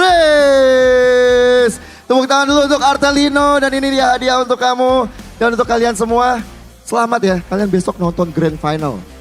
Nonton di sini nih.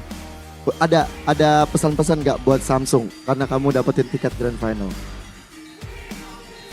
Terima kasih buat Samsung jadi bisa ngerasain Grand Final. Apalagi kan matchnya ada Onyx juga jadi seru sih bisa merasakan 2 tim yang akan mewakili Indonesia di MSC nanti. Amin, terima kasih banyak. Dan untuk tim Galaxy juga terima kasih banyak Alfonsi, Gugun, Kakak Cesian, Sibil dan juga Audrey, terima kasih banyak. Bisa kembali ke tempatnya masing-masing. Thank you kalian juga, terima kasih banyak. Dan teman-teman yang ada di sini, boleh berikan tepuk tangan sekali lagi yang paling meriah untuk tim Galaxy dan juga audiens kita. Sesuai janji Gio, kita bakal bagi-bagi hadiah nih buat teman-teman. Ada redeem code yang bisa kalian scan. Hadiahnya apa? Ya cek sendiri ya teman-teman ya. Ada redeem code yang ada di atas. Nah, itu redeem code-nya bisa kalian masukin ke dalam Mobile Legends, masuk ke dalam in-game-nya. Kalian gas aja tuh. Banyak banget. Bisa item, bisa diamond siapa tahu. Meriah banget ya, ada 1. Wah, banyak deh. Itu bisa kalian scan ataupun kalian copy, kalian foto deh kalau enggak di foto. Habis itu kalian bisa masuk ke dalam in-game untuk nge-redeem. Oke. Bagi teman-teman yang tadi udah nonton, ngelihat bagaimana serunya permainan tim Galaxy dan Cavaliers juga. Tim Galaxy berhadapan dengan audiens juga. Kalian bisa langsung beli sekarang untuk Samsung Galaxy S25 series. Karena ada cashback hingga 3 juta rupiah yang bisa bikin kalian upgrade Gemini menjadi Gemini Advance. Dan dapetin gratis 6 bulan Gemini Advance-nya. Buruan beli karena promo cuma sampai 16 Juni. Tunggu apa lagi? Beli dan kunjungi samsung.com/id atau scan barcode di bawah ini. Atau bisa klik link di pin komen atau description YouTube kita juga. Karena AI understand you with Samsung Galaxy S25 series. Dan setelah berakhirnya pertandingan 2 match kita pada hari ini, berakhir juga pertemuan kita. Jadi aku Gio Joshua mau yang bertugas, pamit mohon diri. Sampai jumpa di match lower bracket final MPL ID season ke-15 babak playoffs. We own this.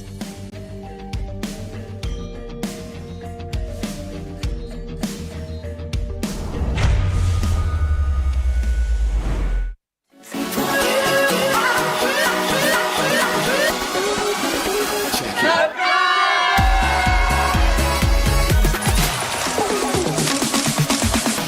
Ya, aku bareng. Ulang dong. Gak perlu.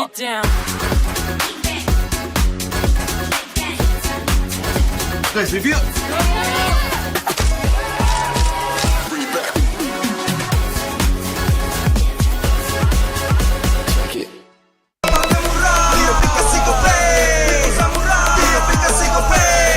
Walau yang lain terus berubah, Gope konsisten, kasihnya pasti murah. Bayar tagihan murah di aplikasi Gope, gratis transfer 100 kali per bulan. Download aplikasi Gope baru, nggak pakai lama. Dompet andalan gamers banyak damage-nya.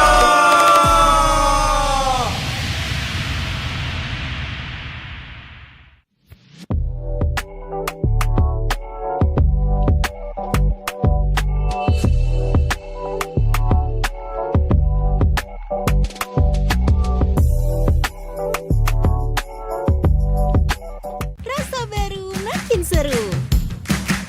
Pertama di Indonesia. Kopi susu rasa cookies.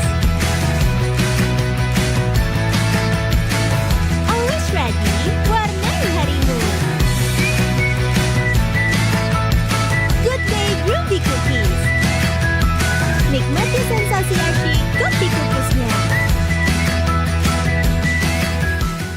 Tak ada hari tanpa mabar. Main nge-lag, kerap buat ku tak sabar. Gimana mau main sampai kelar?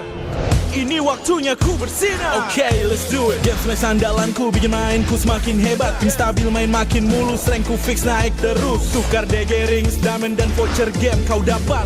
Cuma Game Smash makin no debat. Game Smash Booster, kini dapat DG rings. Beli paketnya dan aktifkan boosternya di aplikasi Dunia Games.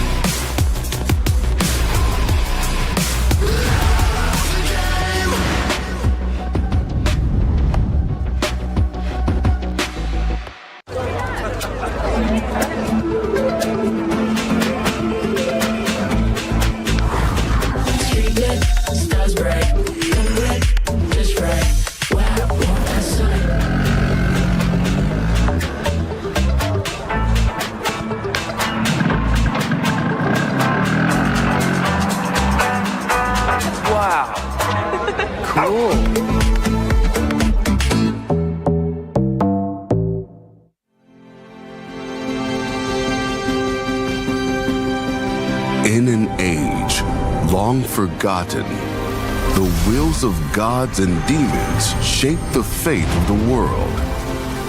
Prosperity and war surged, caught in the eternal clash of divine glory and infernal wrath.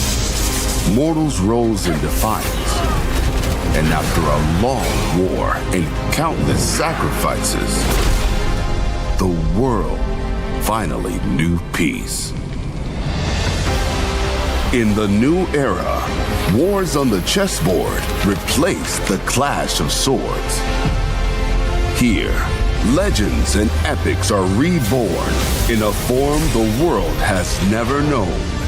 Magic Chess Go-Go. Make your move.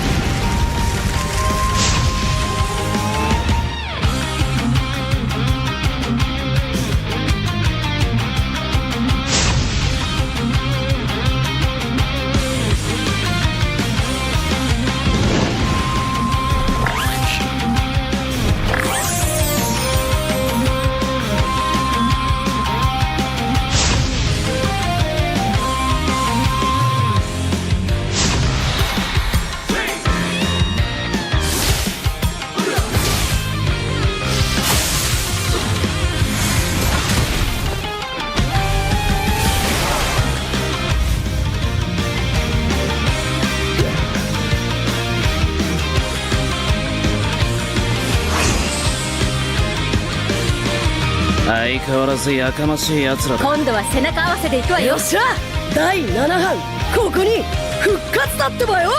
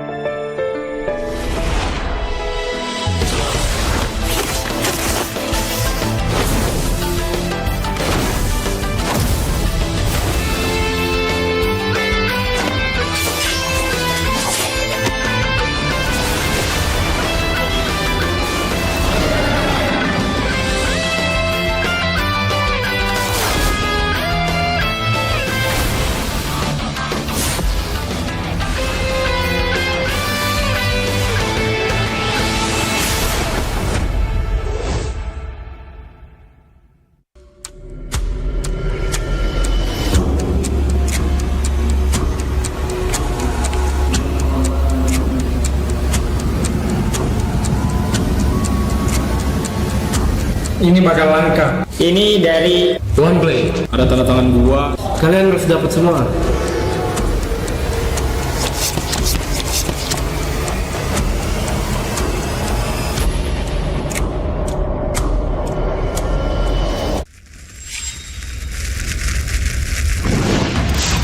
Minna!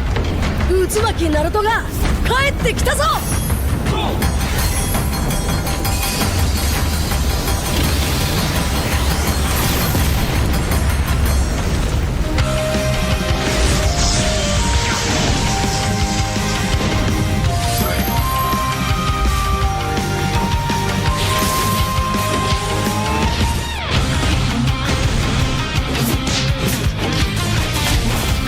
Kurama! 力を貸してくれ! よ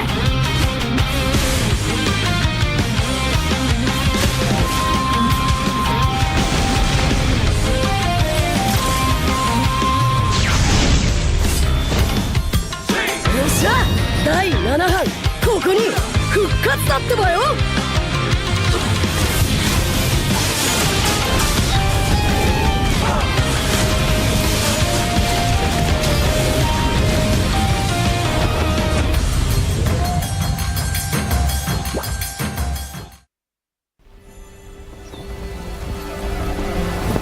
In time immemorial, the endless war destroyed the balance between yin and yang, plunging the Cadia Riverlands into chaos. As catastrophe loomed, a woman of destiny stepped forth, casting aside divinity for the plight of mortals.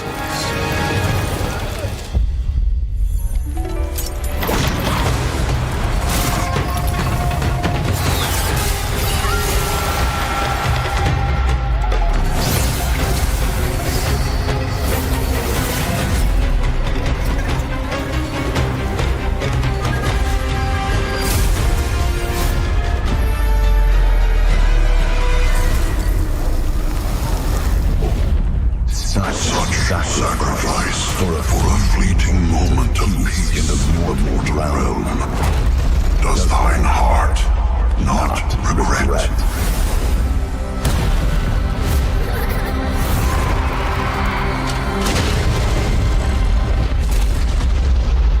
To protect the realm. What is there to regret?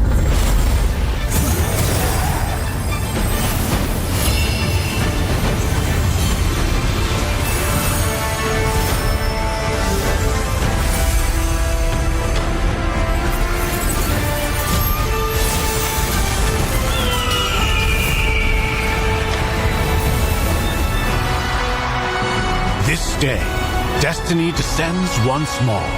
Zutian the Ordained, of untold merit and unbound benevolence, preserver of peace and prosperity, unfaded by time. This day, let heaven and earth bear witness as the Phoenix ascends the throne. A realm united toward a new golden age. From time forgotten to the new dawn, as long as I breathe, Shandu shall never fade!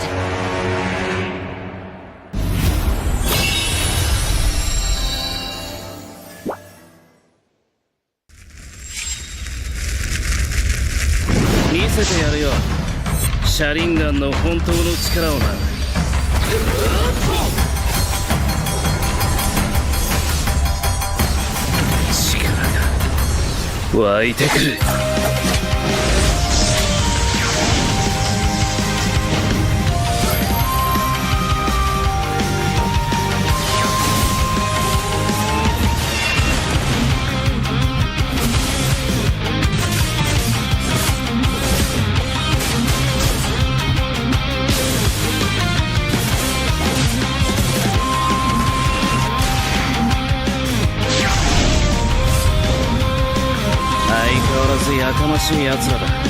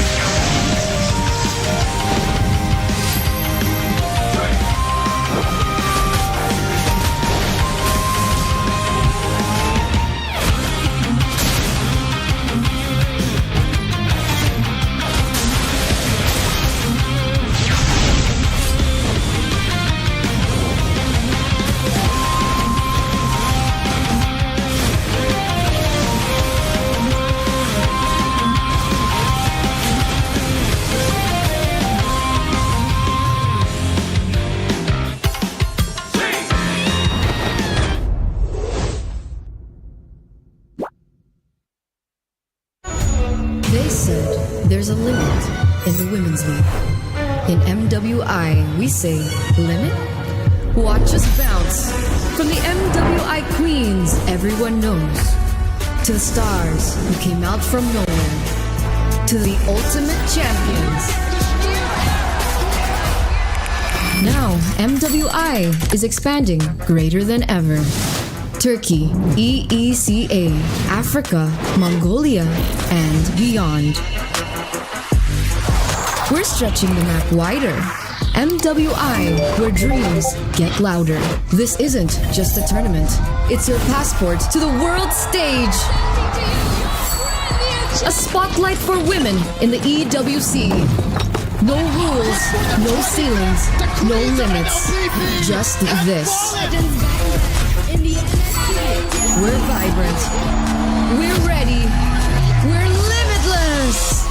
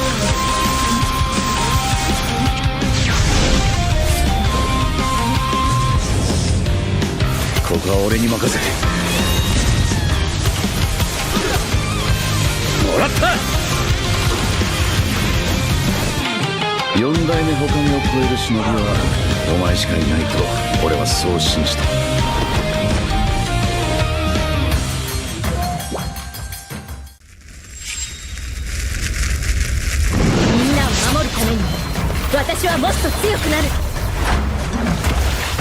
やっしゃなら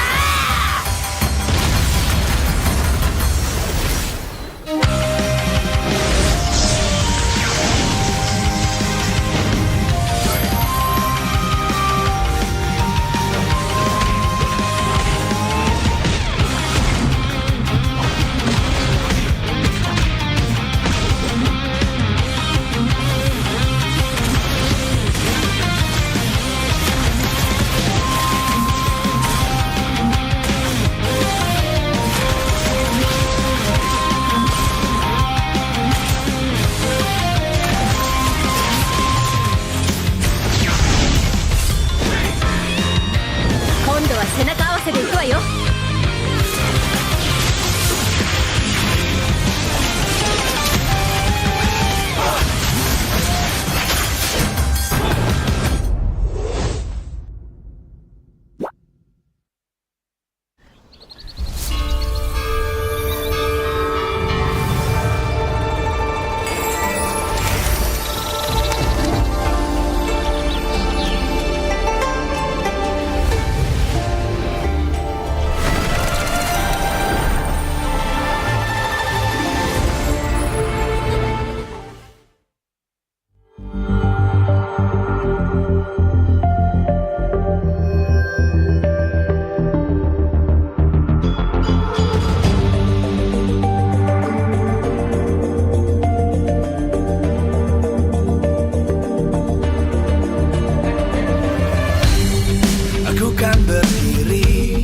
dan terus berlari, terus ke arah puncak tertinggi.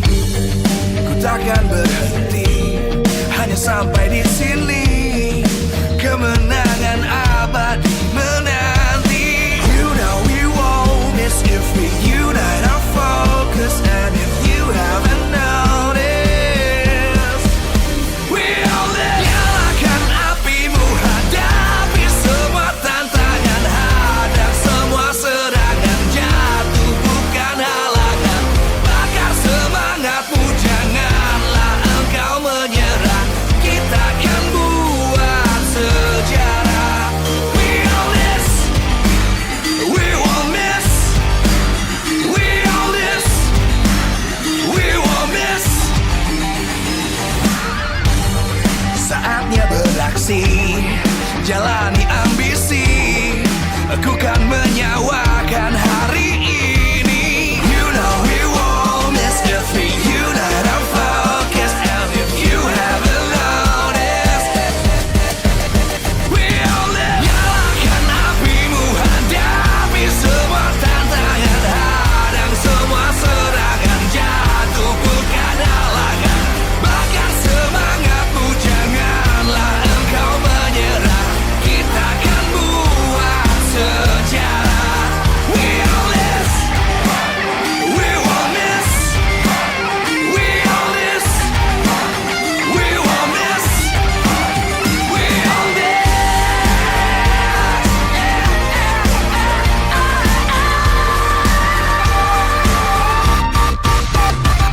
Nyalakan apimu, hadapi semua tantangan, hadang semua serangan, jatuh bukan halangan. Bakar semangatmu, jangan.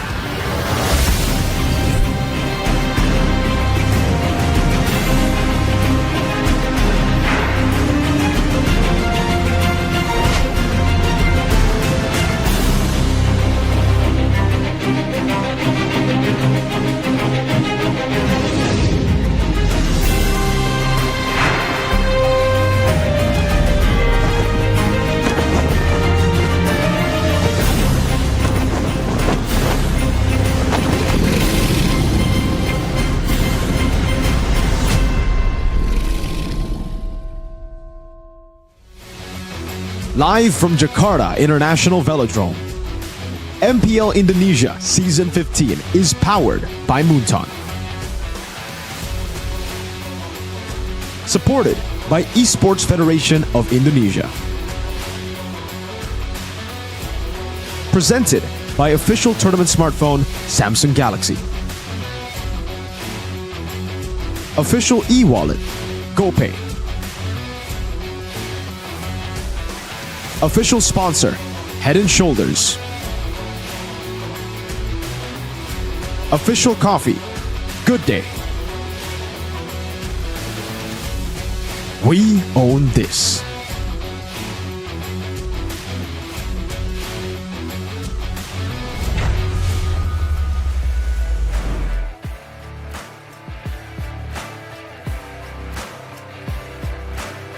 Superfans, selamat datang kembali di babak playoff MPL Indonesia Season 15.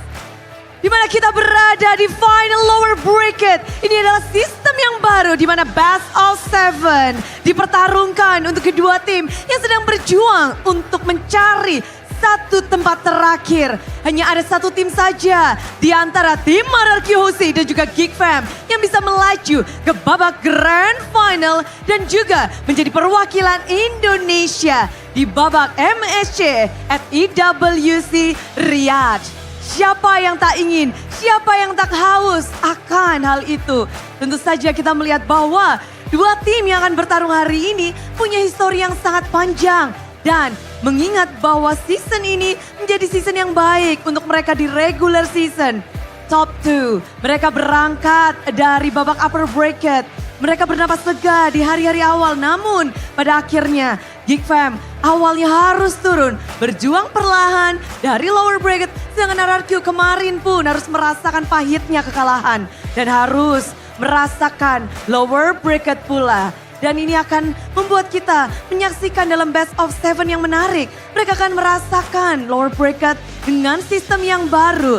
Namun kalau kita melihat juga berkaca dari regular season, Geek Fam belum bisa mendapatkan kemenangan atas RRQ. Dan ini menjadi sebuah tantangan besar bagi tim Geek Fam di season 15. Sedangkan dari tim RRQ, kali ini kita melihat bahwa RRQ konsistensinya mulai goyah sedikit. Dan ini juga harus menjadi jawaban atas keraguan beberapa superfans yang mulai melihat bahwa RRQ harus bisa langsung membuktikan diri. Dan sebelum kita melihat bagaimana aksi dari kedua tim, Budi juga melihat bahwa antusiasme yang ada di Jakarta International Velodrome, yang ada di rumah juga, yang ada di festival, dan tentunya semua antusias ini dan juga semua semangat ini tidak lekang dari dukungan para sponsor dan partner. Karena MPL Indonesia Season 15 powered by Munton, supported by PBSI, presented by official tournament smartphone Samsung Galaxy, official e-wallet GoPay, official sponsor Head and Shoulder, official coffee partner Good Day, dan partner ini sports ada Telkomsel, Dunia Games, dan IndiHome. Bersama dengan advertiser Kacang Sukro dan juga Hawkband. Tak lupa pula supplier kita ada RSV Helmet, lalu UBS Gold, Kila Food, Royal Guard, Merton Merah Putih, dan Imaginary, serta venue ini Jakarta International Velodrome. Dan banyak sekali tentunya harap-harapan besar, mengingat ini adalah best of 7 yang menarik. Di mana kalau kita ngelihat hasil track record kedua tim, RRQ berada di best of 7, mereka harus bisa menjawab tantangan karena dari historinya mereka tidak mendapatkan hasil yang cukup baik dari best of 7 yang telah mereka lalui. Dan bagaimana untuk Geek Fam sendiri memperjuangkan internasional ini? Kita akan ngobrol-ngobrol lebih banyak, tentunya Budi nggak akan sendiri. Karena ada satu coach yang bisa dibilang kita kenal betul, namun ia juga sudah punya slot untuk MSC IWC. Berada non jauh di sana, kali ini kita terhubung bersama dengan Coach Sis. Halo. Halo Coach Halo Sis. semua. Hai. Coach Sis lagi ada di mana nih? Lagi di Jakarta sekarang. Kenapa kita online ya Coach Sis ya? Oh, ada besok datang offline lah langsung. Oke, kemarin datang, hari ini lagi di rumah, besok. Oke, tapi congratulations bersama dengan tim Flash menuju ke MSC IWC. Gimana sih untuk perjuanganmu sampai bisa ngedapetin tiket itu, Ziz? Sebenarnya lumayan sulit juga sih karena tim kita juga ada beberapa XP lane kan. Kemarin Diablo juga lagi ada masalah keluarga juga kan. Jadi kayak kita harus pakai XP lane yang baru juga dari Gak segampang itu, tapi ya amin lah kita menang dan dapat slot EWC. Banyak tantangan tapi mereka bisa mengatasinya dan pada akhirnya hasil baik mereka dapatkan. Tapi kalau Bude yakin Zeiss itu masih nonton MPL Indonesia pasti dong. Gimana ngelihat babak Pasti banget. playoff ini? Apakah sesuai dengan prediksi dan sesuai dengan mungkin pandangan Coach Zeiss?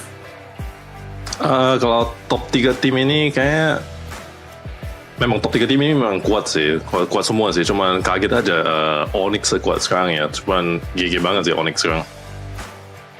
Onyxnya ya, yang di playoff nih kayaknya beda ya mode playoff. Tapi ada yang menarik, kita akan menampilkan sesuatu bersama karena ini akan menjadi topik yang pasti Zeiss happy banget. Karena inilah dia, kita akan membahas DNA EVOS rupanya merasuki 6 tim yang masuk ke dalam babak playoff. Dan gak cuma ini juga ya, DNA EVOS juga ada di Zeiss. Gimana Coach Zeiss melihat adanya ex-EVOS players yang bertebaran di tim-tim babak playoff ini dan mereka sepertinya bersinar? Menurut gua kan dari dulu kan kalau kita scouting pemain dan ke EVOS itu udah pasti gak gagal sih sama sekali. Dan saya benar bangga banget sama pemain-pemain yang ini udah pernah masuk ke EVOS dan sekarang sukses semua sih. Kayak pemain-pemain ini kayak dari Susujin, Anavel, Makers, Dreams, Hijume, Willy sama Kai itu memang menurut gua pemain yang top tier banget. Dan mereka di tim manapun juga pasti sukses terus. Oke, tapi ngelihat ini mungkin banyak yang kaget ya. Ada Kairi, ini waktu itu di Filipina ya. Iya. Iya, dan ternyata banyak banget nih nama-nama yang mungkin kita nggak duga ternyata ada DNA EVOS-nya. Dan kalau Coach Jay sendiri melihat, ada 2 jungler yang akan bertarung sesaat lagi. Jungler ex EVOS, ada Suzujin dan juga Make It yang akan berhadapan satu sama lain. Ini gimana sih ngelihat kedua player ini di dalam timnya? Impact apa yang mereka berikan? Jadi ini yang beda sih. Kalau Susujin itu mungkin sekarang karena dia lebih awal kan dibanding sama Make-It-nya. Jadi pasti pengalamannya lebih jauh lah Susujinnya. Cuma kalau Susujinnya menurut gue dia lebih ke pemain yang suka main kayak charter gitu. Kayak lebih calculate ya. Tapi kalau Make-It itu lebih ke mekaniknya pasti di atas Susujin. Yang bedanya. Jadi memang ada spesifikasi tersendiri ya, ada perbedaan yang jelas banget berarti di kacamata Zeiss. Ya jelas banget. Mereka ada specialty masing-masing lah yang beda-bedanya. Oke, ini specialty yang membuat timnya juga playstyle-nya berarti berbeda juga ya dari kedua tim ini ya? Lumayan beda sih sebenarnya, lumayan beda sih. Tapi kalau saya lihat di Geek Time itu kuncinya benar-benar di Baloy sih, karena walaupun ada pemain baru yang masuk ke Geek Fam, pemain itu juga tetap bisa bersinar banget karena di arrange sama Baloy. Baloy Effect kalau di Baloy Effect. Benar, kalau kita bahas lagi tadi udah sebut Baloy berarti bisa dibilang ini trio mid di MPL juga jadi salah satu mungkin hot topic kita. Kita akan ngebahas juga bareng Zeiss lebih dalam lagi karena trio mid yang ada di MPL, khususnya yang akan bertarung pula, ini akan spesial banget 3 besar. Kalau ngeliat trio mid yang ada di MPL, gimana sih ngeliat trio mid dari 3 tim ini? Wah, trio mid ini, tiga tim semua kuat banget sih sebenarnya. Cuma kalau harus pilih satu ya, kayaknya tetap paling constant trio mid itu, paling serem itu kayaknya tetap punya Onyx dah. Wah, kenapa tuh? Itu Suns-nya sekarang lagi benar-benar on fire banget. Apalagi sekarang meta Kimi kan. Kimi udah balik ke meta mid dan itu juga hero yang dipegang sama Suns dari zaman dulu, dari season berapa ya? Season MDL season 1 udah pegang Kimi banget. Oke, jadi ini tergantung dari hero-nya. Ketika ada hero yang memang condong ke sebuah tim itu yang akan lebih bersinar. Atau ada hal lain, misal chemistry atau gameplaynya atau apanya gitu? Chemistry pasti naruh banget sih. Tapi kalau saya lihatnya kayak Onyx itu kan mereka udah pernah menang banyak kan, dan mereka juga trio mid itu gak pernah ganti dari season berapa ya? Season 10 ya, season 9 ya? Ya udah lama gak banget. pernah ganti sama sekali, udah lama banget. Jadi chemistry pasti clock banget dan mereka pernah down kan season kemarin, dan sekarang kayaknya mereka bener panas banget nih buat mau buktikan mereka masih trio mid yang paling terkuat di Indonesia atau mungkin di dunia sih kayaknya. Wow, di dunia, di Indonesia dan bahkan dunia untuk tim Onyx. Berarti nomor 2-nya yang mana nih? Bisa dikasih tahu nggak? Nomor 2-nya kayaknya mungkin di Indo atau di dunia nih? Di Indo dulu nih, untuk di Indo Di Indo yang dulu ya. dari 3 tim ini. Kayaknya masih punya RQ dah. Oke, apakah ada alasan tersendiri menempatkan RRQ di posisi nomor 2 dan Geek Fam di nomor 3? Karena Geek Fam itu masih baru kan, mereka masih baru clock sama Make It 1 season doang. Dan RQ itu udah berapa season ya, dan Rin sama Edok juga dari MDL dulu kan, jadi chemistry mereka udah clock banget, cuma masukin Suzuki 2 season, jadi harusnya dari pengalaman dan dari out game-nya juga pasti lebih kuat sih. Oke, memang dari perjalanan, dari historinya, berarti Zeus melihat dari banyak aspek dan menempatkan 3 tim itu sebagai posisinya gini. Tapi kalau ngebahas, tadi kan Indonesia, kalau kita sekarang ngebahas lebih ke skala global Zeus, Indonesia dengan performanya sampai di playoff ini, bagaimana nih dari pandangan Zeus untuk perjalanan tim Indonesia di MSC at IWC Riyadh? Kayak Indo bisa udah pasti top 2 lah. Kalau menurut gue sebenarnya kalau Indo sekarang mungkin kalau M6 kemarin ya chance buat Indo menang lebih gede dibanding sama IWC ini. Tapi kalau menurut gue paling bersinar buat menangin IWC ini sebenarnya Onyx sih. Mereka bener panas kan ya. Kayak sekarang mereka bener main bagus banget. Oke, ini harapan besar tentunya ya. Kalau ngelihat dari Onyx udah sangat kuat, tapi tadi kan bilang bisa top 2. Ini top 2-nya kalau Zeus lihat apakah pesaing terbesar masih Philippines atau ada Malaysia sebagai defender champion musim lalu atau mungkin Singapura?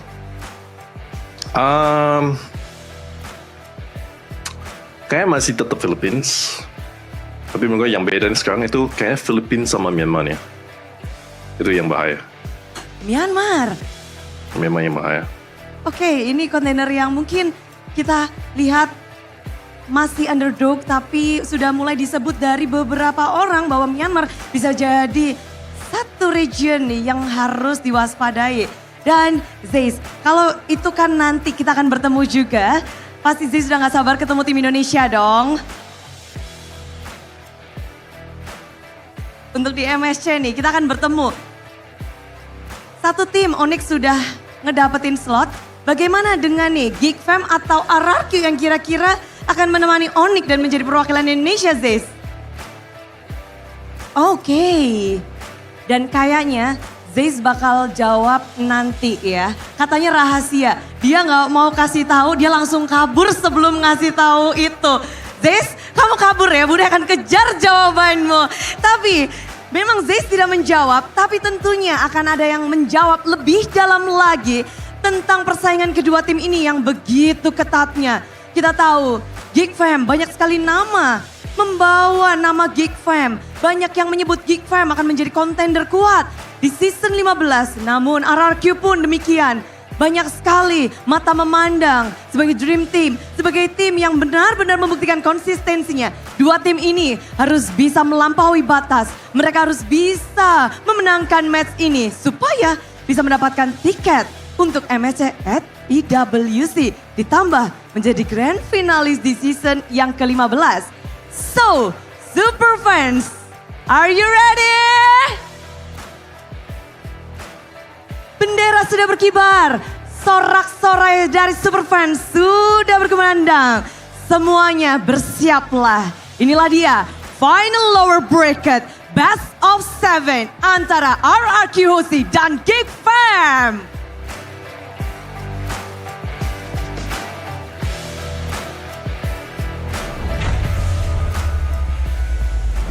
It's the last call for the passengers of both Geek Fam and RRQ to book their tickets on towards MSC 2025 in the EWC in Riyadh. It is the battle of the Kings of Kings against the King Slayers. RRQ Hoshi against Geek Fam in this edition of the MPL ID Season 15 Lower Bracket Finals. I'm here, myself realized, with my amazing panelists. We have Arashi Hoshi, we have Cole Leaves, Royal Guardman, and we have Chefin. Chef Fam. Chef Fam. Excuse you. All right. Chef Fam. How are you guys doing? Pretty good, considering that we're gonna see a beat down here for my team. For your team, exactly. We're gonna beat down your team. Wait, okay, let's make it clear. Your team is looking for that MSC ticket. Yes, Your sir. team is also fighting for that MSC ticket. My team, obviously, is in MSC. Nobody asked.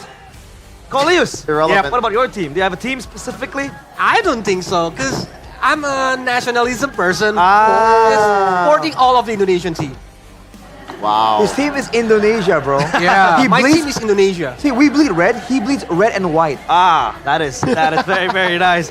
Very good, but obviously we have projections today because it'll be the first time since, I think, quite some time, even in the first time ever in MPL ID that we will have a best of 7.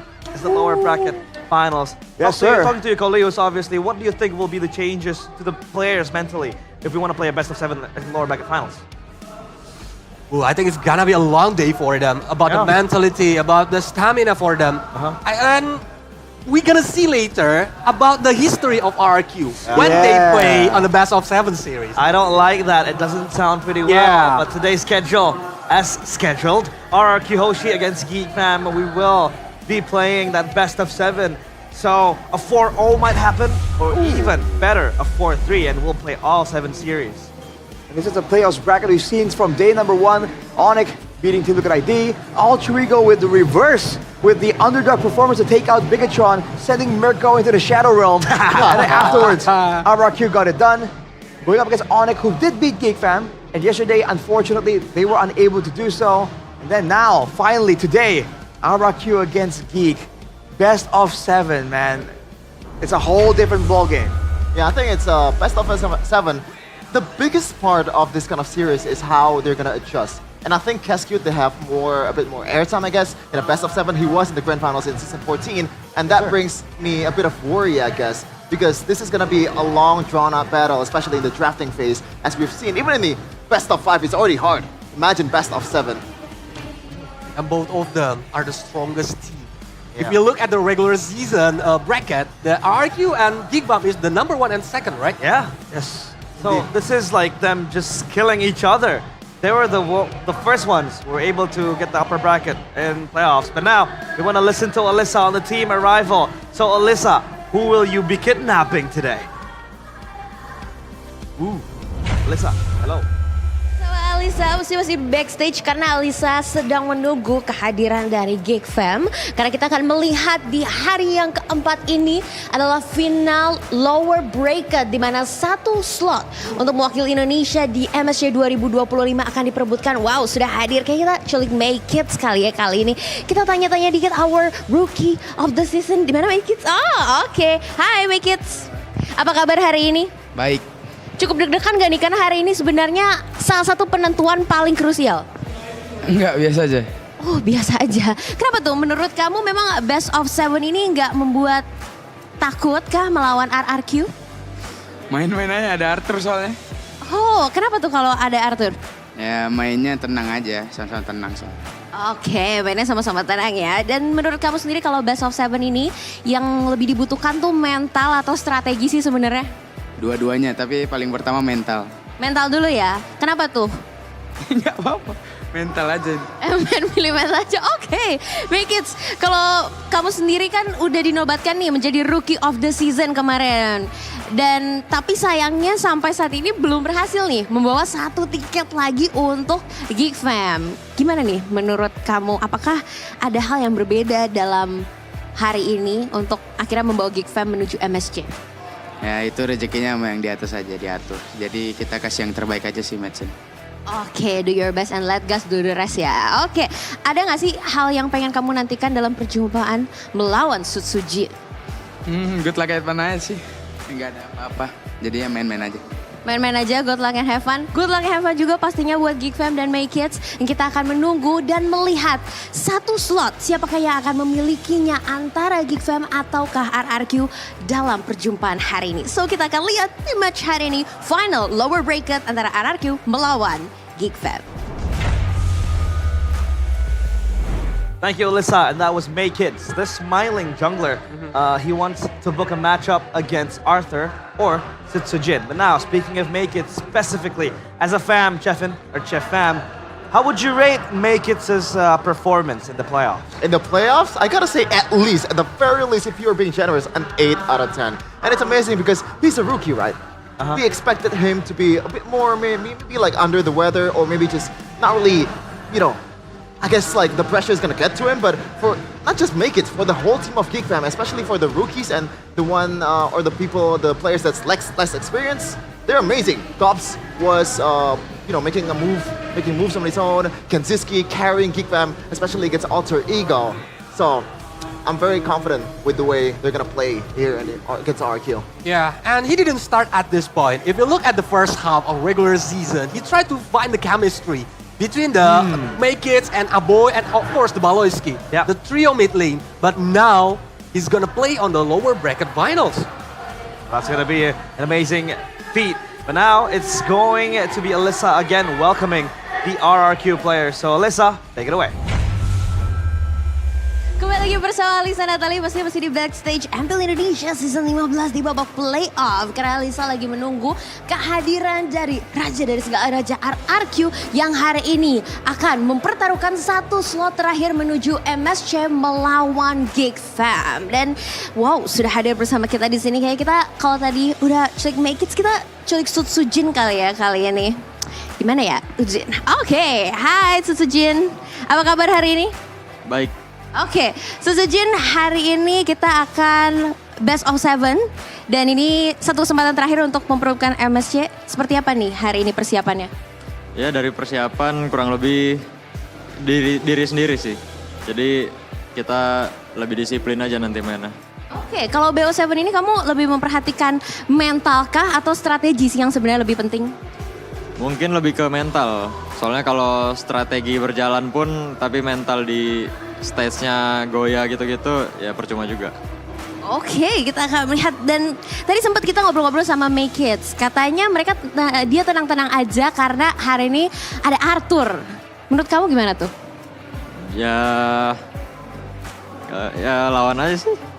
Lawan aja ya, kita lihat apakah kamu bisa tenang ya melawan Sutsujin. Oke, tapi kalau selama kamu dan Cascue di RRQ ini, RRQ tuh sebenarnya belum pernah kalah dari Geek. Apakah kalian sebenarnya sudah tahu winning condition dari Geek? Winning condition mereka mungkin di Baloy sih sama My Kids. Di My Kids mungkin hero pool-nya yang banyak. Bisa tank, bisa assassin, bisa fighter juga. Jadi itu ya yang perlu kita lihat dan kita perhitungkan. Dan mungkin ada hal gak sih yang kamu nantikan dalam perjumpaan melawan May Kids? Pengen adu assassin aja. Dan adu assassin kita akan lihat dan satu kata dong buat Geek Fam. Kasih yang seru. Kasih yang seru, oke. Good luck. And have fun juga buat RRQ dan kita akan melihat apakah di match kali ini satu slot terakhir akan jatuh ke tangan RRQ ataukah ke tangan Geek Fam. So see you di match hari ini. So that was Mr.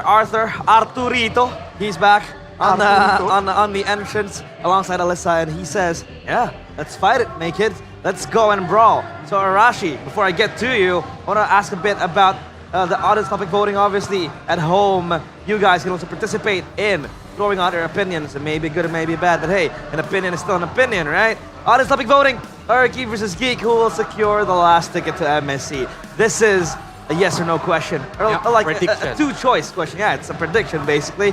RRQ will return to the MSC scene or be Geek, the new MSC contender. I'm just gonna throw it out in the air. What do you guys think? I feel like Geek Fam, right? The storyline will be so cool after such a long journey. Baloyski, we talked about this before, man. Overcoming the injuries, the carpal tunnels. Developing a team of rookies, right, up to standard, defeating all the other teams, second in the regular season. If they get it done here, it's a great storyline. But this is real life, my friend. This ain't a movie, dude. My RRQ's gonna get it done. Get out of here. I was wondering, like, why is this guy giving a lot of props to Geek Fam? That Apparently, passion. it's gonna shut it down in the last second. That's pretty. I don't like that. Wait. We need a mediator, right? For me personally, because both of them are already see what they like. What can they play Yeah. About the game, the yesterday gameplay for the RRQ and Geek Fam. But for me personally, I think Geek Fam have the advantage. Because RRQ is playing very hard during the last game. Right. But when Geek Fam against Alter Ego, do you see that game? That's what I'm saying. 3-1 0, man. Yeah. There are those judgments, obviously, but we'll put that to a hold because now we want to talk about the BO7 Jinx for the Kings of Kings. Yeah. It's been a long road for them. And a best of 7 is not their best friend. Arashi Hoshi, what do you have to say about this? Will they be able to take over BO7s? Because remind you that if they will win the series, they will have another BO7 to play tomorrow against Onyx. So technically, they're facing a BO14. BO14! So it's not an issue at all, man. But I want to quote a very intelligent young caster from Indonesia when he says, I don't believe in patterns, right? That doesn't happen. That's Sheffin.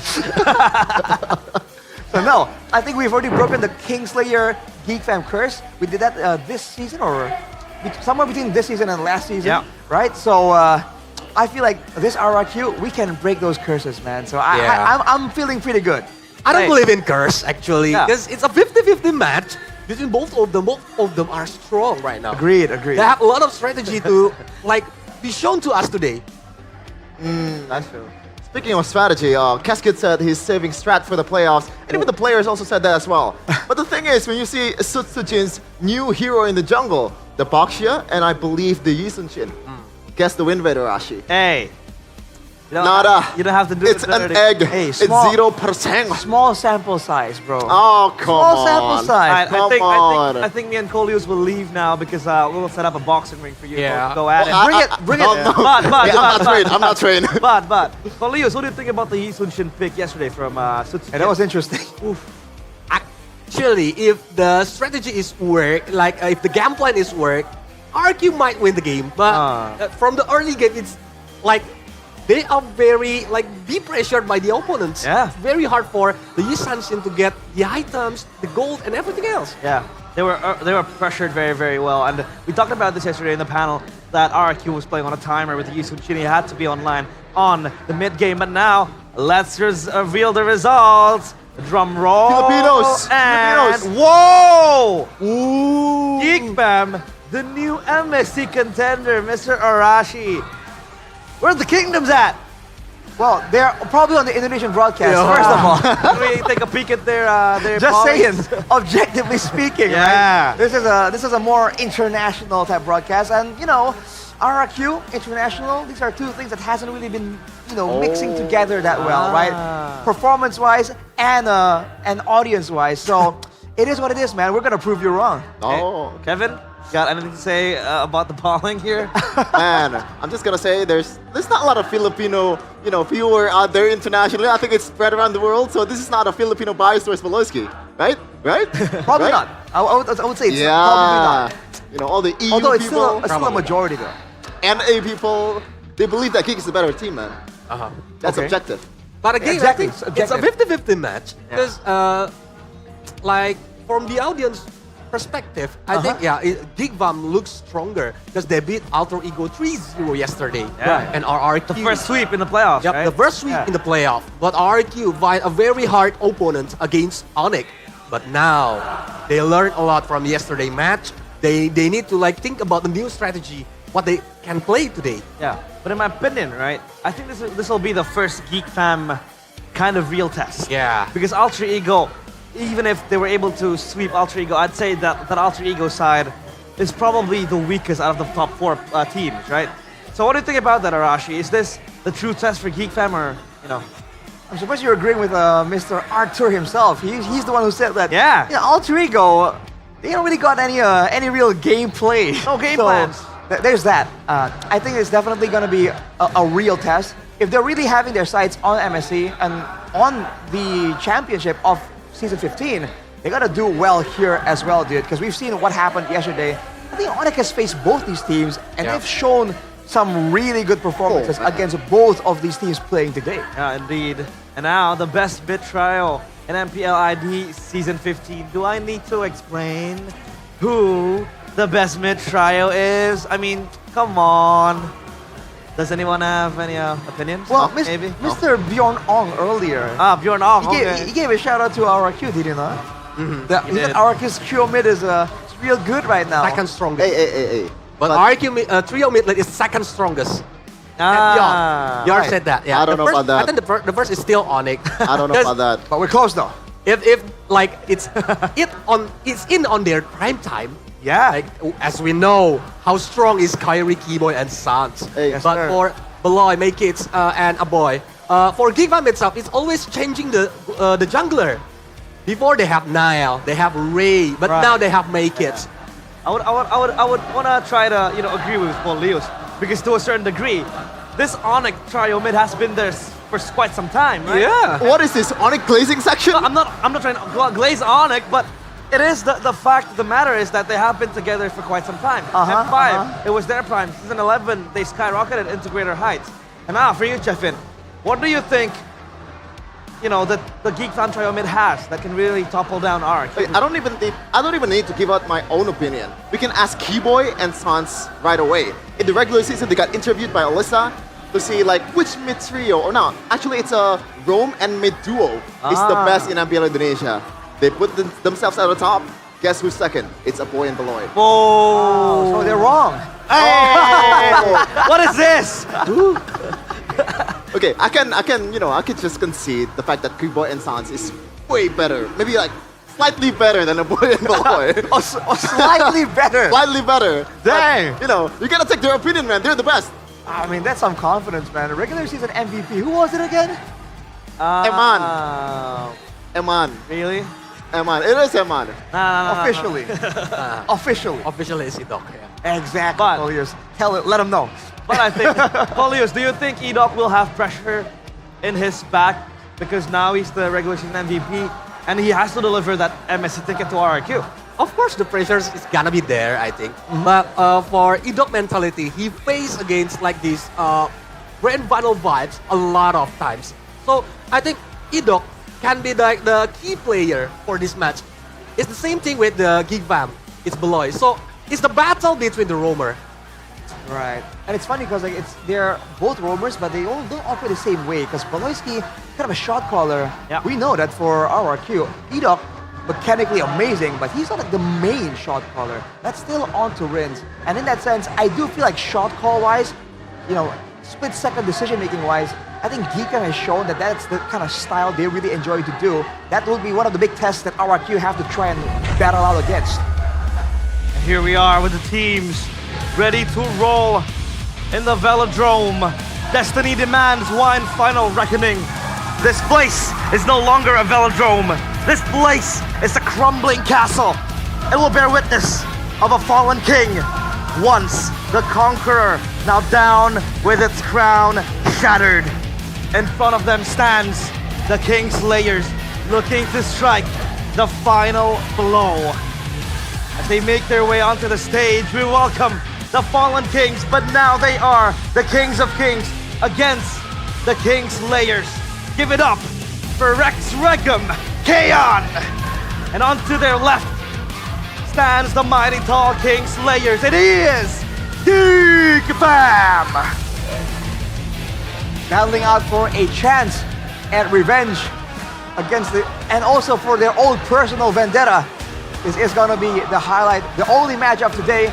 And immediately our Marshal Gary brings in Cascute with Rave against Bluffsy and Dora DSP. The mind game begins now. What are some strategies, Polios, that you can point out from both coaching staffs? What are the differences that you can really point out in today's matches? Especially we have sample sizes of the draft from yesterday's series.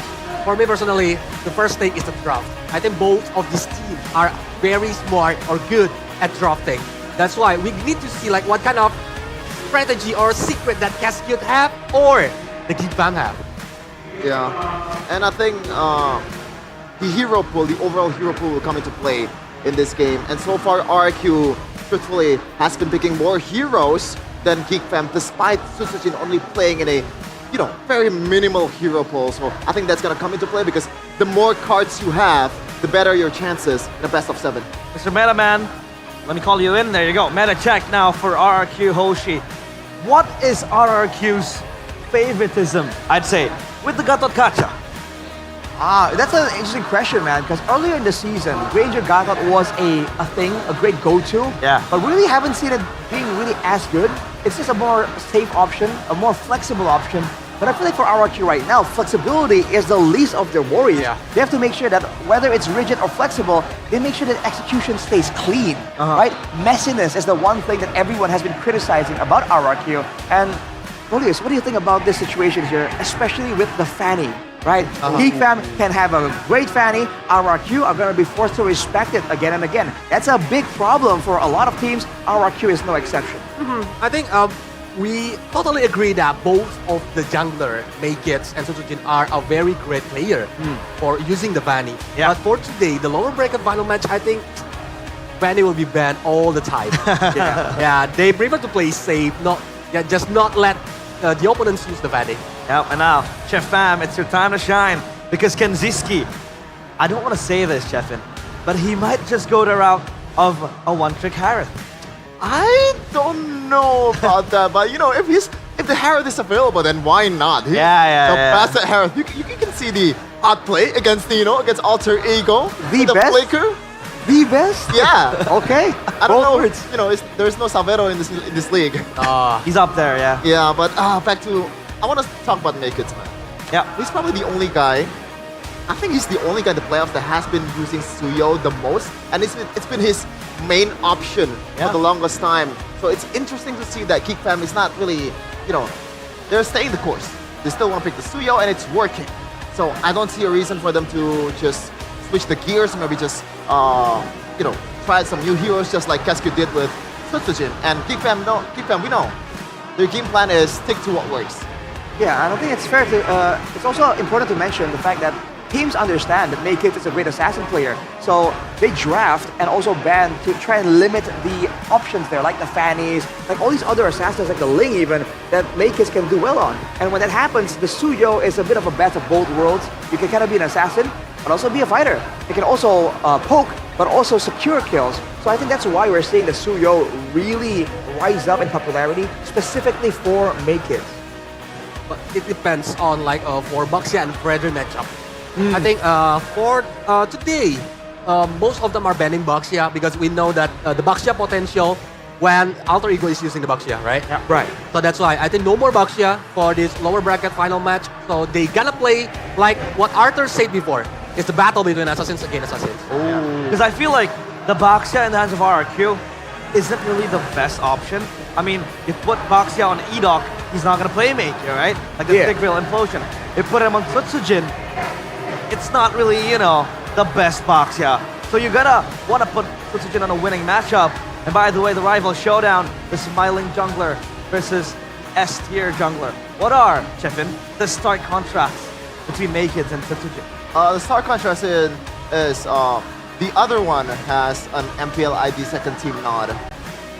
What is this? Okay. Yeah, it's gonna be interesting, especially for Sutsujin. We mentioned about the Baxia Coleus, and you mentioned it too, Realize. They're not really the best at using Baxia, the thing that you said, but also, they're up against Onyx. We have to take that 0% win rate with a grain of salt. Yeah. And I think they're gonna be able to execute the Baxia much better in this match compared to before, because Onyx they know much better, but how to counter that hero.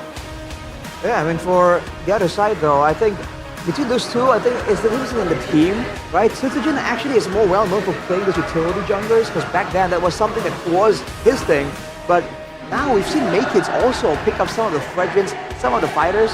So I really feel like at this point, after the 2-week break, after the first 3 days of the playoffs, I think it's not really fair to say that these two junglers are limited in that sense. But who is the better utility jungler? I think that still leaves a lot to be interpreted.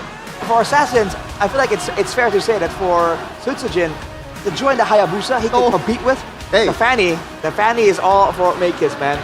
It keeps the victory here by the Samsung Galaxy S15 series for RRQ. You're not surprised, bring the pocket strats in, bring in all these creative strats, but make sure that you have the right execution as well. I think that's the most important thing that they have to kind of focus on after they really have this creative style coming in from Cascu. For Geek Fan, minimize the playmaking potentials from Edok and Dairon. That's been a massive win condition for RRQ.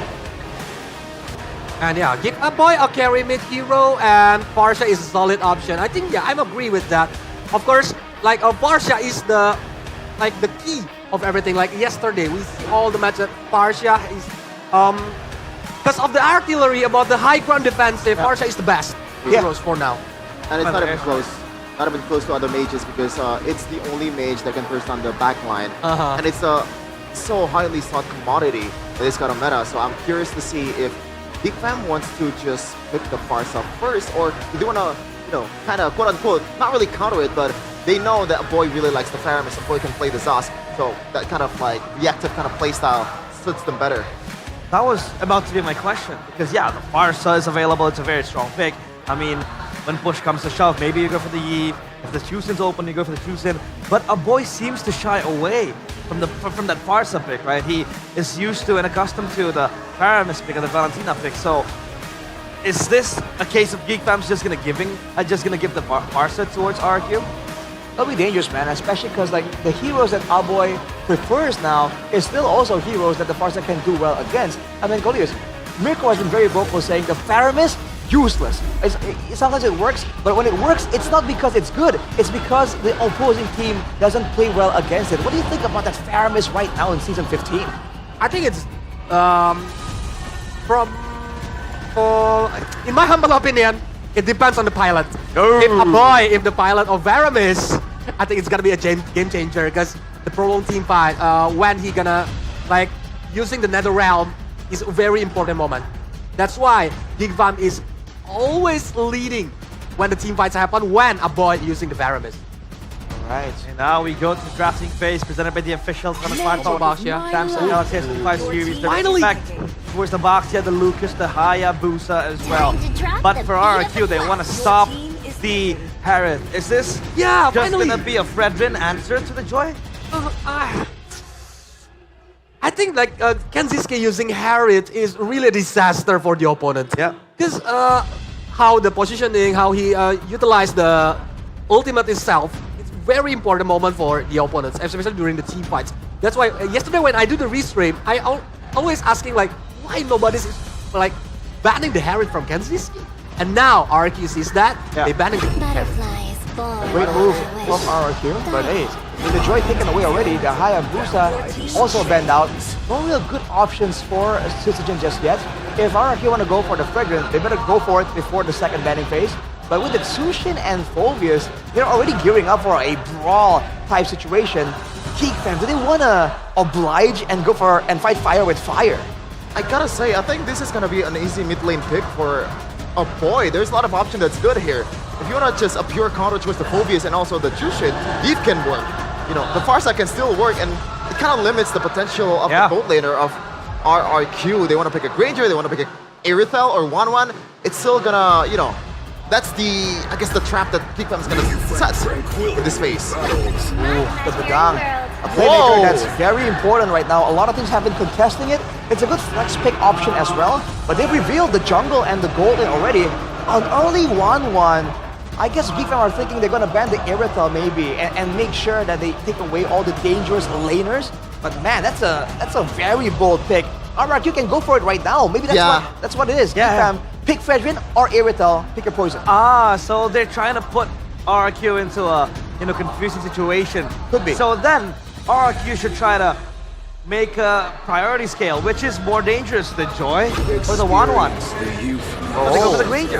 Wow! They go for the Granger. Because for me, personally, I think 1-1 is a very wise pick because there's no Farsia. They are using Yuzuxin as the mid lane. And about the Povius, Povius is a frontliner. So 1-1 can easily open the weakness point. Yeah. True. Yeah. That's the point why Gigvam is picking the 1-1 on the second pick. And let's jump in on the backline, right, for the Phobius. Yeah.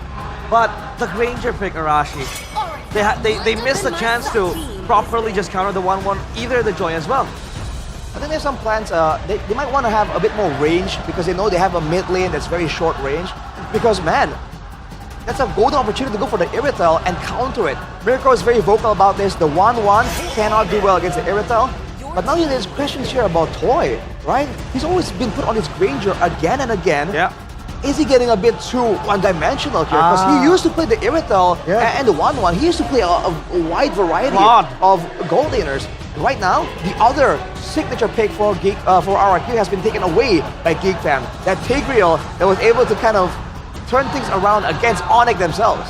Another signature pick that Geek Fam might take away here is the Ling, because they realize that the 1-1 is there and they want to limit that backline dive potential coming in from Tsutsujin.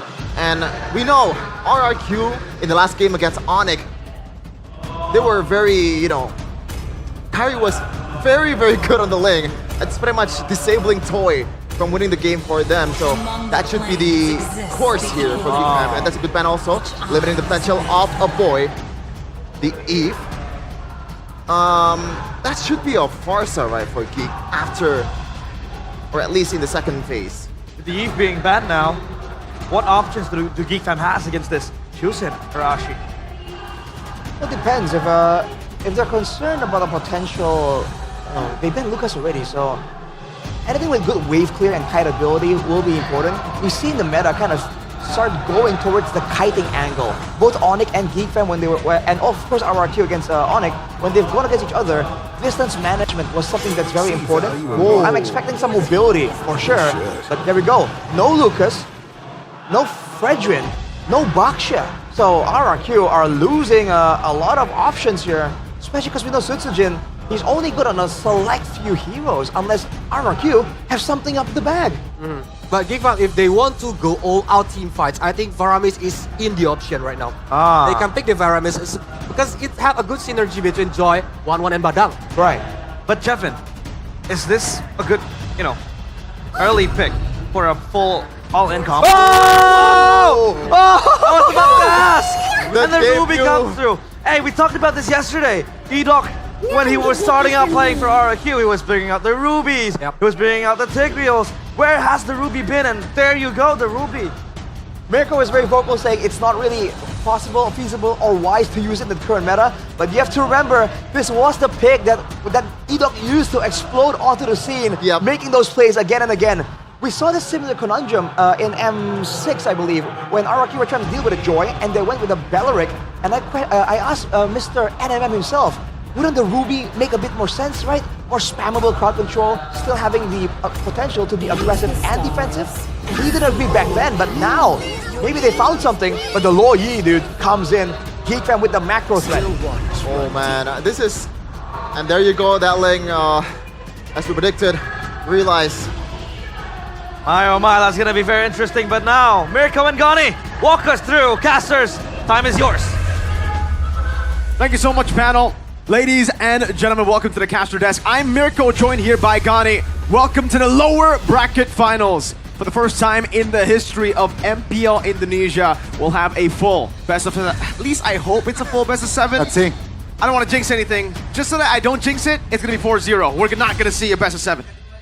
Hopefully we do get a lot of games though, all right? And who will it be? Will it be the Kingslayers or will it be the Kings of Kings? The two teams who've enjoyed the paradise that was the upper brackets will now battle in the depths of the lower brackets.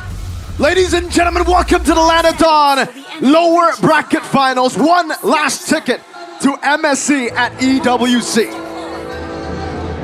Yeehaw! Game 1, Land of Dawn. A little spell check here, nothing too crazy. 4 flickers for RRQ, 3N and Inspire for Geek. Who will strike first in this best of 3? Ladies and gentlemen, let's witness and enjoy the game. Really good stuff from Geek Fam in the drafts, I feel, man.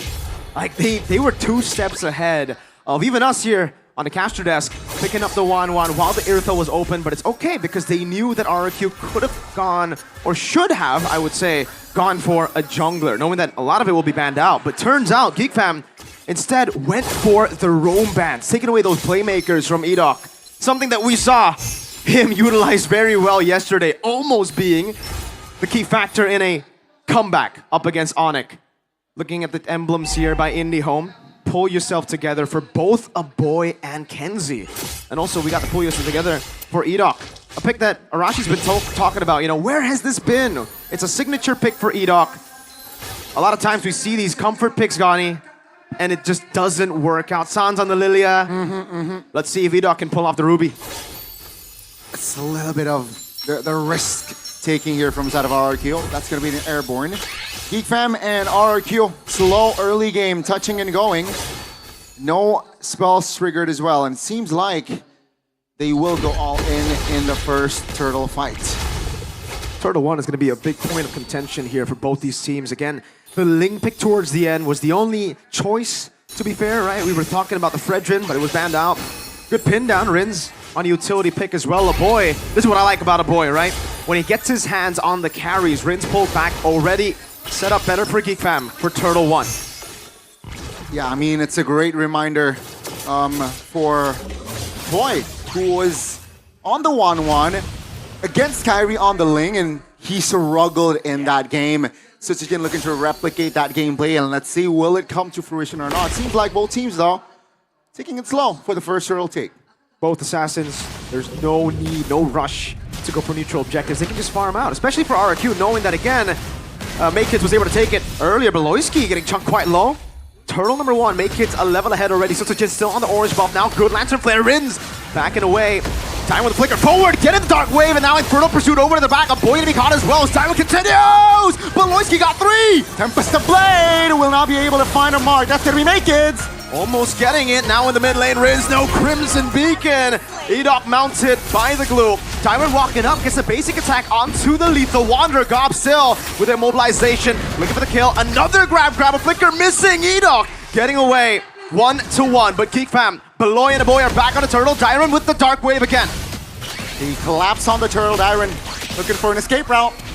Boom, bang, chomped up by Gobs. A boy coming in as well. Immobilization, 3-man Dark Wave. Dyron pinned down again, a free turtle, and a kill for Geek Fam. RRQ, they are struggling to find the connection in that turtle taken.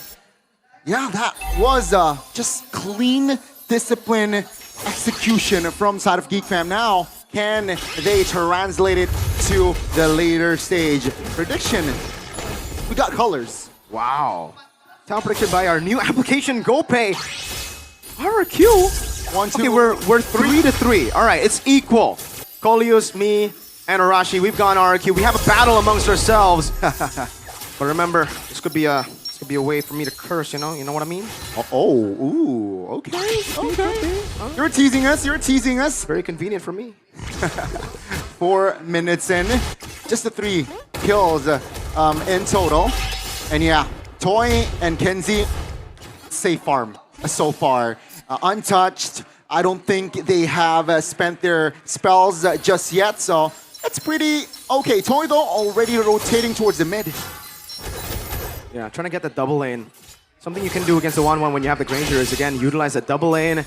Mainly on the Granger too, you just have a lot of kill pressure in lane, but Beloyski has been able to neutralize that really well in game 1. Constantly rotating to keep Kenzie safe. And we really see a shift in styles for Kenzie. I think in the regular season early on, he always wanted to go for the 1v1s. They got soloed by Iman, and after that, he had to go through a whole redemption arc. Practicing in scrims, getting better, and now he decides, for the most part, not to engage in the lane. Yeah, looking at the Adams Corrosion, yeah, 3.1. Oh, 400 between the two, 500 even, so that's an edge. Good, I'm offended. Rin's already with Lantern Flare. Now again, Beloyski gonna be caught and will be taken down. Toy picks up the kill, another Lantern Flare over to a boy, but the Brave Smite gets him back to safety. Also the regen, unfortunately for Toy, just a tad bit late. Could have been a stack on the Sky Piercer. Out of position, Beloyski there, punished and unlucky for Geek Fam. RRQ, they have Prio on the next turtle. Geek Fam, can they recover? Another I'm offended over. A boy gonna be caught again. Lantern Flare not there. Kenzie. Dive on the back. Dark Wave. And they put a pursuit with a pin down with a pinch crack as well. A boy still gonna be caught as well. 1-for-1 though in the end. XP for mid. Makekids on the turtle. What an initiation by Dyron. Oh, perhaps Beloyski looking for an initiation. Uh-oh, Kenzie picked up half-second skill. That's an all-in onto the back again. Turtle gonna be taken. Edok pinned down to the wall. Gets over the wall. Sutsujin. Tempest Ablaze. Beloyski waiting for the pin again. Oh, Sutsujin! Finds the connection and Kenzie falls. RRQ, they may lose out on the turtle take on the first one, but second round, it is all them. It's been so equal that at this point, I guess we gotta talk about scaling. Geek Fam have secured the first 2 turtles in the game, but RRQ have found really good trades on the board. A turret up top, more kills. Do they have the scaling? They certainly do have damage when we get to late game with the Ling. The 1-1 falls off, and Joy goes crazy in the late game. Rins with the flicker out already. I think even if we get to the late game, it's kind of equal, but the diversion plays, I think, is what really will set the 2 teams apart. Once we get to mid to late, once these turrets start to fall, and once the map starts to open, that's your player. Boys with the rage might again. Crimson Beacon to the back of Boy with the flicker out. Fist crack. That's a cancellation decision. Stuck Tempest Blade. Mounted up, still taken down. Great Sky Piercer stack now. It's asking to pin down one more time. But E-Dog is make kids. Jumps to the back. Dark Wave canceling the dashes. E-Dog will be caught in the crossbow. Tang! Toy gets a double. 4-6 on the scoreboard. 1-1. Beloy and E-Dog plus Gobs. Great recovery, at least for Geek Fam, right? Could have really gone worse, but it's still a win for RRQ now. They're looking for the siege towards the mid, but Geek Fam was there to just defend and clear. Yeah, let's take a breather. 1.2k gold. Whoa, between them, but okay. That's surprising. RRQ winning on the audience prediction? Extremely surprising, you know? Probably one of the smaller fan bases in Mobile Legends. That's a joke. RRQ obviously going to always win these audience predictions.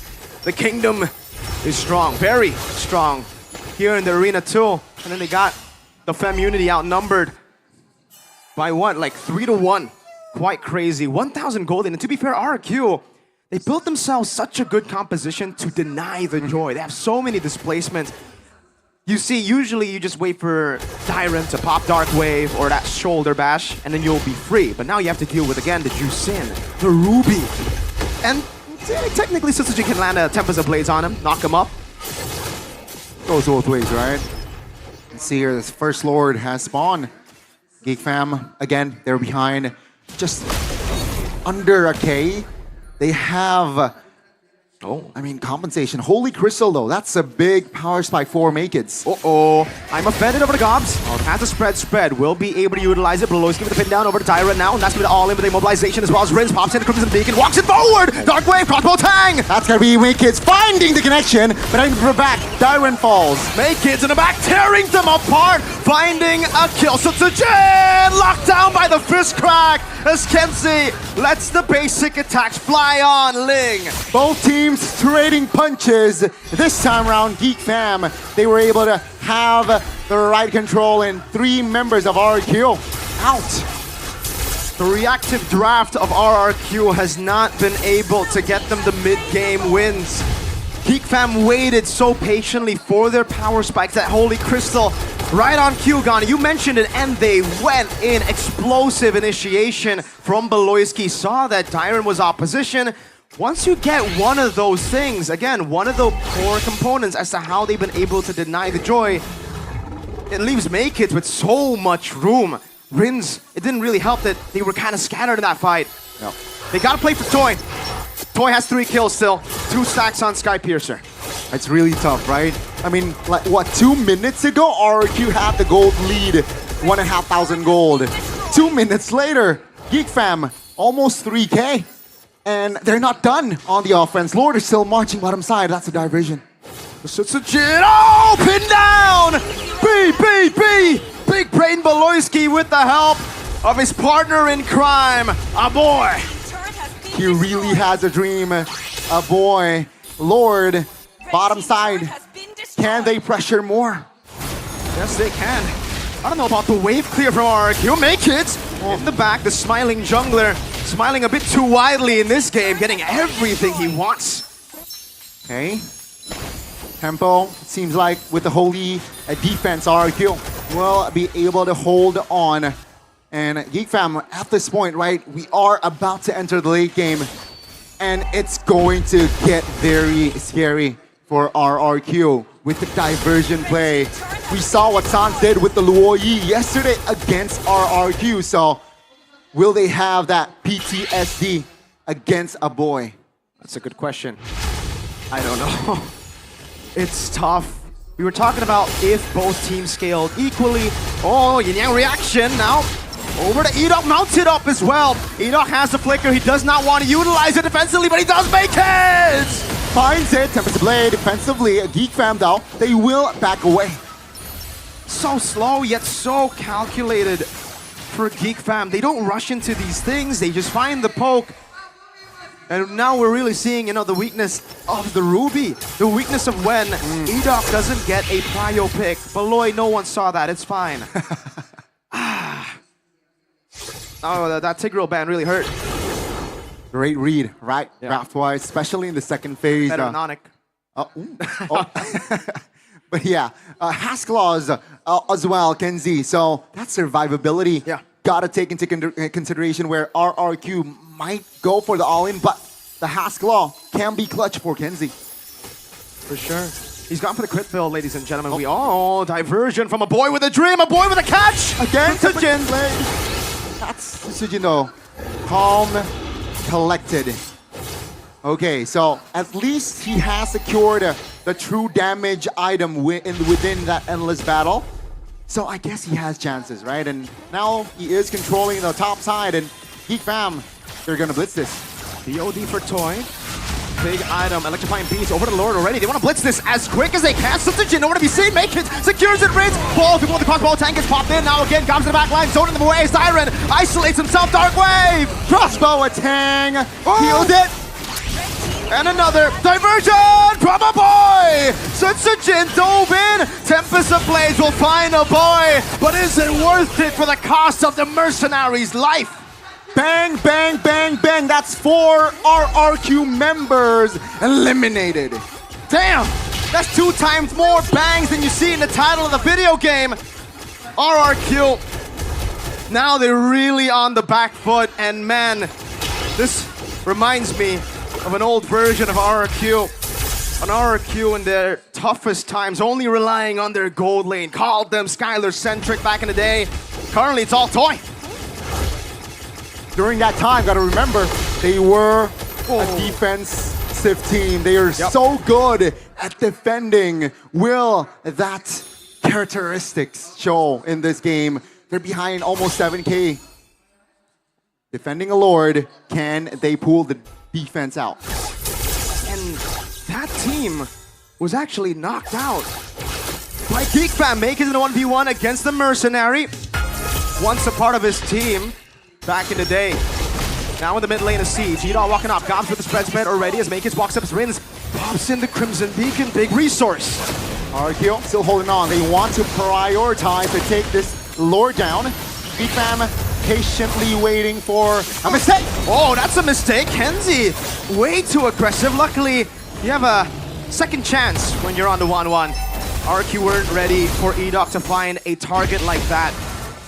Base turret down in the far lane. This is of immense value for Geek Fam. All right, seems like RQ again. They are able to defend the Lord here. Second Lord, and by the way, Ruby became the second most picked hero. That's a pull. I'm offended. Now diversion into the back. A boy finds it, and he will be able to pop in. Kenzie's keeping the side again. So it's a Jin Squatter, but let's see him make it. That's going to be Dyron though. Trying to find counterplay. Toy finds it. No crossbow tang. Interesting. Okay. Kenzie would pop it in. Ends up being 1-for-1. Gobs for Dyron. I guess you could say the losing team usually benefits from a 1-for-1 trade, but I don't know about this. I think it really still benefits Geek Fam knowing that, again, without that front line, they can't open their own jungle. Geek Fam has full control of the Kingdom's jungle. Really hard for the RRQ composition to open the map, right? Sure, you're a Ruby, but Ruby's not a hero that can really face check, especially when on a losing team. So let's see here how they handle it. Seems like RQ's play is just clump up, sends Susujin far lane, but this time a different approach. Susujin joins immediately. But while you look at that, Wind of Nature already built up. Veloci actually taking a half. Make kids threatening the back. Wind of Nature. This is a big item for Geek Fam, for Kenziski. The only real threat for Kenziski the entire game, 60 minutes, has been physical damage dealer. Now reaction to cancel out the conceal. A boy going to be engaged on Tyron, finding the Dark Wave. Toy in the midst of it all. Now with dive in the back. Sutsujin. A boy will be falling again. That's going to be Make It Tempest Blade. Trying to go for more. Kenzi's gone, like with a crossbow tag. Eat up mounted. Kenzie go and fist drag over to Sun Chen.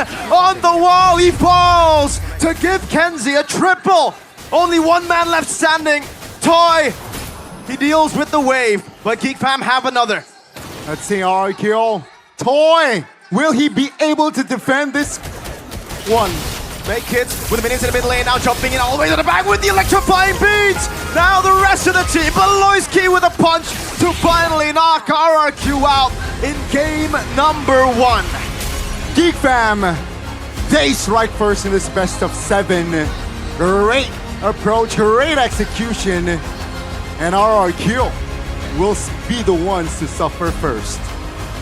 A devastating blow to the Kings who've just fallen from the upper bracket finals. The Fallen Kings. How could it be even more poetic? In their weaker state, going up against the man, Beloyski, the team, Geek Fam, who've been called, who've been named the Kingslayers, the one that has always been somehow the kryptonite of RRQ. A reverse sweep with the solution back in season 12. And man, RRQ, I don't know what to say. They have to go back to the drawing books. They went back to regular season draft. Didn't work in game 1. Great momentum build up for Geek Fam indeed, but Miracle, let's remind the viewers, this still is a best of 7. Yep. It's gonna be a long journey. Let's see if RRQ can recover quick for game 2. Well, for the Kingdom, let's hope they are hoping that is going to be the case. So scattered these skirmishes. Again, RRQ lost the identity of what is their real win condition. Play for Toy! This is where you really need to be Toy-centric. They've been trying to get away from the shadow of Skylar-centric for the longest time, that they're so afraid of it. If he's the only one in your team doing well, play for your gold lane. No problem, Kingdom. Let's see if the panel agrees with us here, Gani. Realize, Coleus, Sheffin, Rash, what do you think?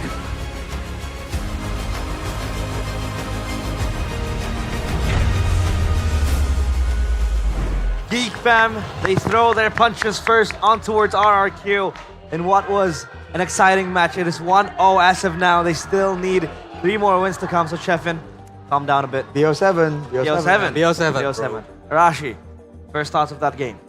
I really feel like RRQ, again, we're just a bit disconnected, man. There are so many moments where they're gonna be diving, but not really, right? And funny enough, when Mirko mentioned that, right before Mirko mentioned that, oh, they're not really playing for Toy, I said the exact same thing right here. Like, Toy is doing pretty okay even in yesterday's matches on that Granger, and they never really play for him. They don't peel for him, they don't help him out. So for the most part, Maykid's had a field day just looking for him in the back line. Yeah. Contrast that to how Beloyski was always on Sujin's case, dude. Every single time.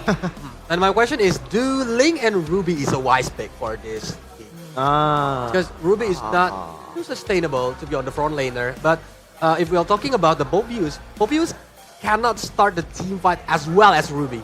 That's the problem. And Maykid is always free to go to the back line. Yeah. I guess like it starts with the draft.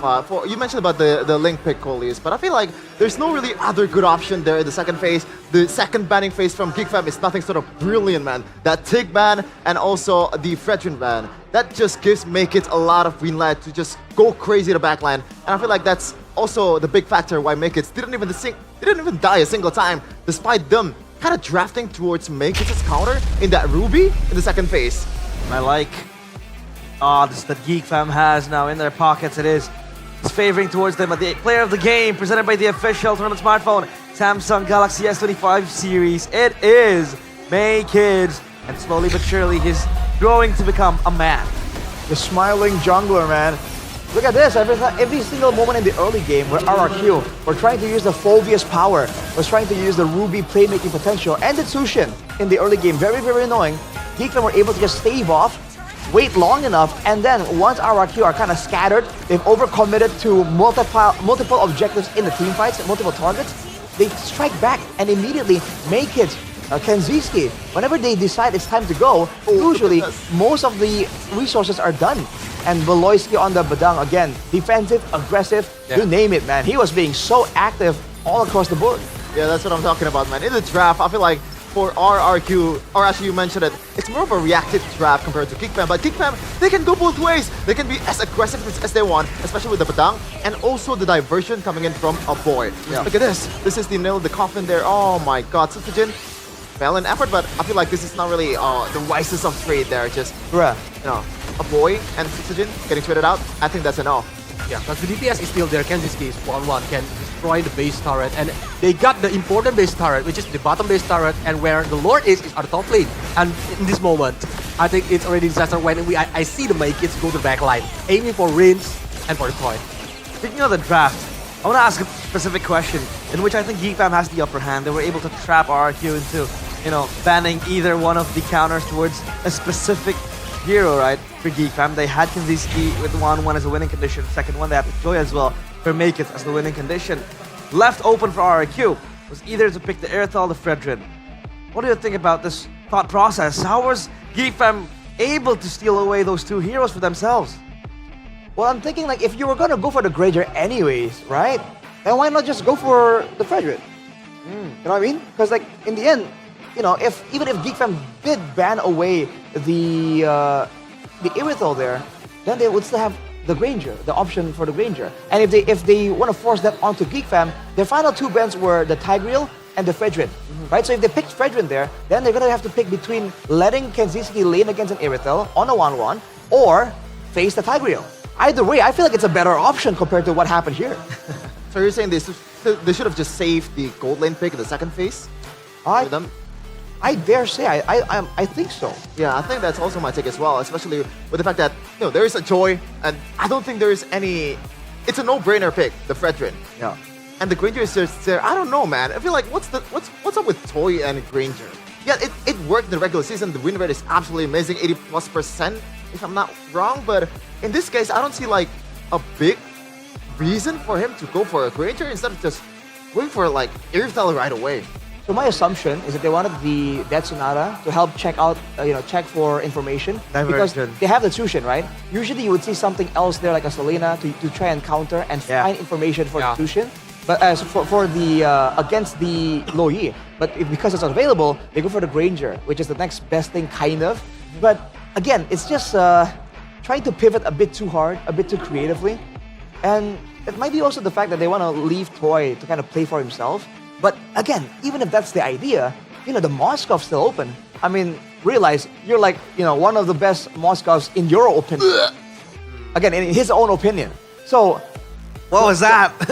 The Moskov against the Joy, right? Against the Badangs, you know, I feel like it's really not a bad pick either. So, But I think RQ have the game plan want to like conquer the early game. Right. Because it's against Luoyi. They don't want like GeekFam have the map control. Yeah. Although you can like use the diversion freely. But the game plan execution is not well. That's why on the early game when Beloy can stop 3 person using the visual, it's a disaster for RQ, especially when Sujin already used his ult. He cannot contest for the first turtle, and then it keeps snowballing for the game. I think they were really tunneling on the Lo Yi as well, because if you see how they're playing in the early game, it's hunt the Lo Yi. That was the name of the game. Wherever a boy was, he was just getting hunted again and again. But you have to think about this, right? They've stopped the Lo Yi from being a big damage powerhouse, but they're allowing Kenziski to farm. You know, they're allowing Maykits to just farm without being invaded as well. So I think it comes back again to what is the plan here for RRQ as far as their aggressive goals and also their defensive goals. Do they want to shut down a boy, or do they actually have to focus a bit more on Maykits or Kenziski? And by the same token, in the fights, are they relying on Sutsujin to carry the fight, or are they relying on Toy? And they have to kind of figure out which one works better and make a call there, because I think it's kind of sporadic all over the place. Yeah, it's all gonna go back to the drawing board, at least for Keskut and NMM and Rave. But as of now, we are going to talk about our MSC Battle Plan Indonesia representative, MSC Legacy through the ages. Now, I have a quick question for you guys. Who do you think is the best squad or the best Indonesia MSC team ever for you, Arash? The best MSC team like from Indonesia? Yeah, for example, yeah, like your favorite iteration. Do you realize what he's trying to do? Yeah, I know, exactly. Nah, I'm just asking for your, Is there opinion. any other answer aside from the team that almost got the golden robe? Okay, so it's Onyx. Yeah. Okay, Coleus. Onikage.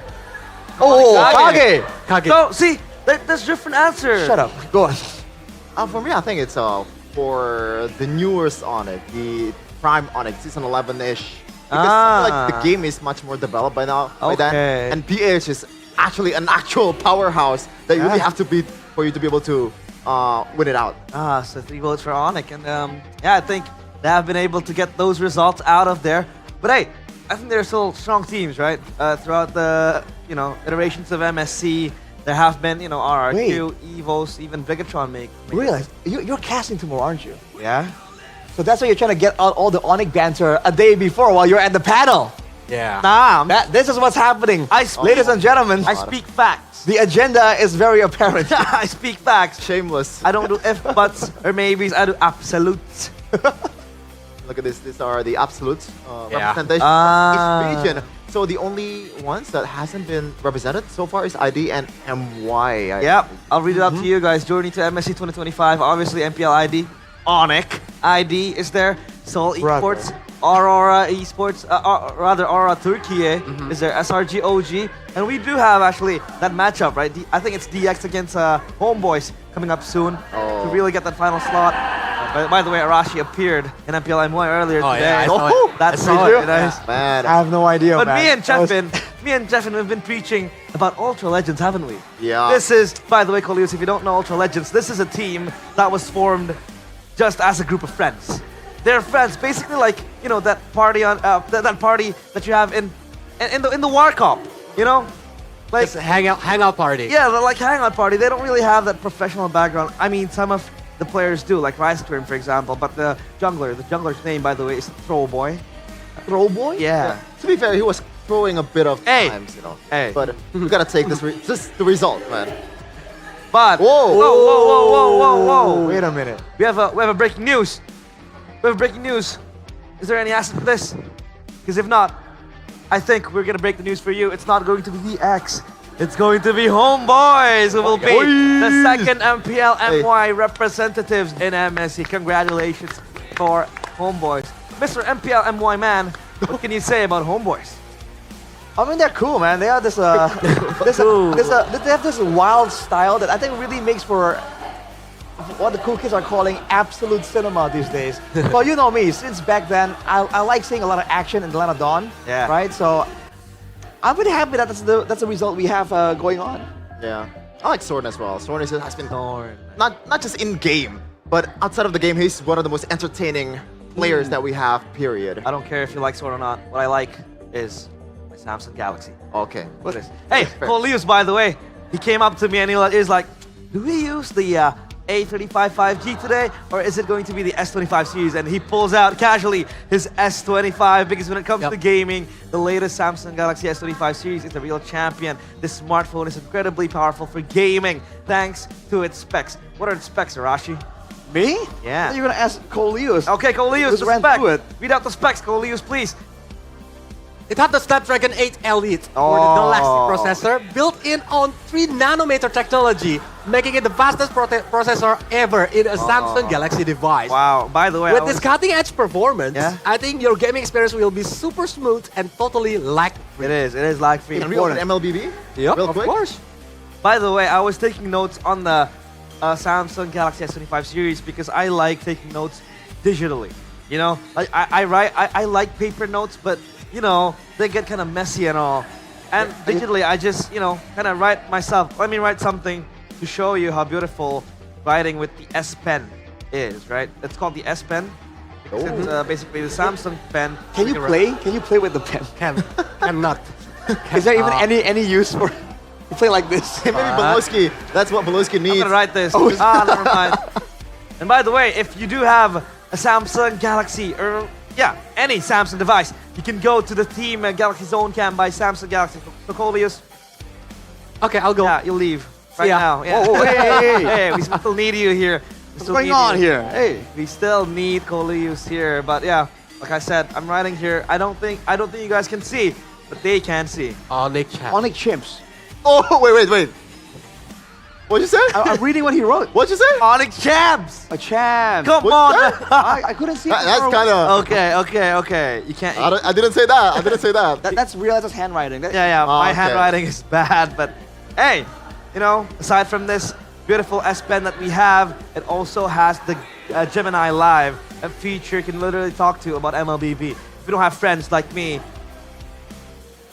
I talk to Gemini. Oh. It's like you have a personal coach. You can even Yeah. ask the item build for the heroes that you use. Yeah, when you're playing, right? You can go like, Gemini, can you help me? I'm up against a Leslie in lane. What do I pick? Who do I, use, or what do I build? Claude. Because no, no, you don't. You get cancelled. You're Blazing Duet. He's a bad coach. Took you a little while, dude. That's why I need Gemini, man. Yeah, you need Gemini. Hey, can Gemini be my girlfriend? Be your girlfriend. Yeah. I don't know. I mean. You can probably try and work it out somehow, Yeah. right? But I don't think I would advise it at all. Because how do you feel when, Gemini knows whatever you're doing? It's in the heart, I don't need any kind of physical. You don't have to be that down bad, Chefin. There's a lot of fish in the sea. All right, Coleus? I mean, you're a married man and you don't need Gemini to show your love. But sometimes I think Gemini can give me a good advice. Right? Marriage It's advice. not about the Mobile Legends only. The Gemini. Family consultant, business consultant, tax, I don't know, maybe like you Everything in can this count your phone. tax as well. Everything. Everything in this phone. Maybe gift recommendations, because I hate that the most. Like, oh, it's there's an occasion here. What do I buy? Date please? Oh man, Gemini, brother. I want to try out Gemini here, but the phone is set up into Indonesia, Indonesian language, so I can't really use it right now. Because you cannot speak Indonesian. I can't. I Yeah, was born and raised in the U.S. foreigner. At 6, I went to Europe, and at 8, I went to Hungary, and then Yeah. at 10, I went to the UK. 12, I had to go to China. I can see why you're from Hungary. Why? What do you mean? Whoa, This guy. What is going on? This guy, dude. Devin, why are you firing shots, man? He's been firing shots since day one, Colby. Do you want one? Oh my god. Do you want one? Make sure you don't complain when I fire back. Okay. Coleus is though. Coleus is my G. You know what he said? He said this. Gold gap right now is bigger than Eterna's forehead. Okay, we don't talk about that. We don't talk about that. I wanna. Nah, I will. No, I will dig That was back rough. on your past crimes. I'm sorry. Stefan. Okay. Coleus, the thing is, he said it when he was casting, and Eterna was on the panel. So she heard it, and she was like, what? What? What are you saying? Hey, let me clarify for all you guys, Eterna lovers, not lovers, but Eterna fans, Eterna fans. Eterna I mania. actually genuinely apologize to Eterna for that. Like, without even laughing. Like, I really, that was it's my okay. mistake. There's It's all good, man. It's all good, man. Okay, that's all good. Now we go back to the game. Previous game recap. Kenziski with the 1-1 and Toy with the Granger. If it's not the Granger, what do you think the RRQ needs to put him in? Well, again, the Aerithal comes to mind. Remember, when Toy first debuted, right? One of the big heroes that he kind of, one of the big picks that he actually showed up on was the Aerithal. And he was able to do this weird play where he hid in the bush, and once everyone went by, he came in with the heavy crossbow and just got like a triple kill out of nowhere. So, again, this is a man that understands how to play a lot of other heroes, even the Harith to a degree as well, I'm pretty sure. So, I feel like that could be used in the drafting phase. But, again, I feel like, what's the idea here? Is it going to be the gold lane? Is it going to be the jungle? Right? Because if you're trying to get all the lanes in a really good spot, I think against Geek Fam, that's a bit too idealistic. Yeah, right? you cannot be greedy. They won't let it slide, yeah.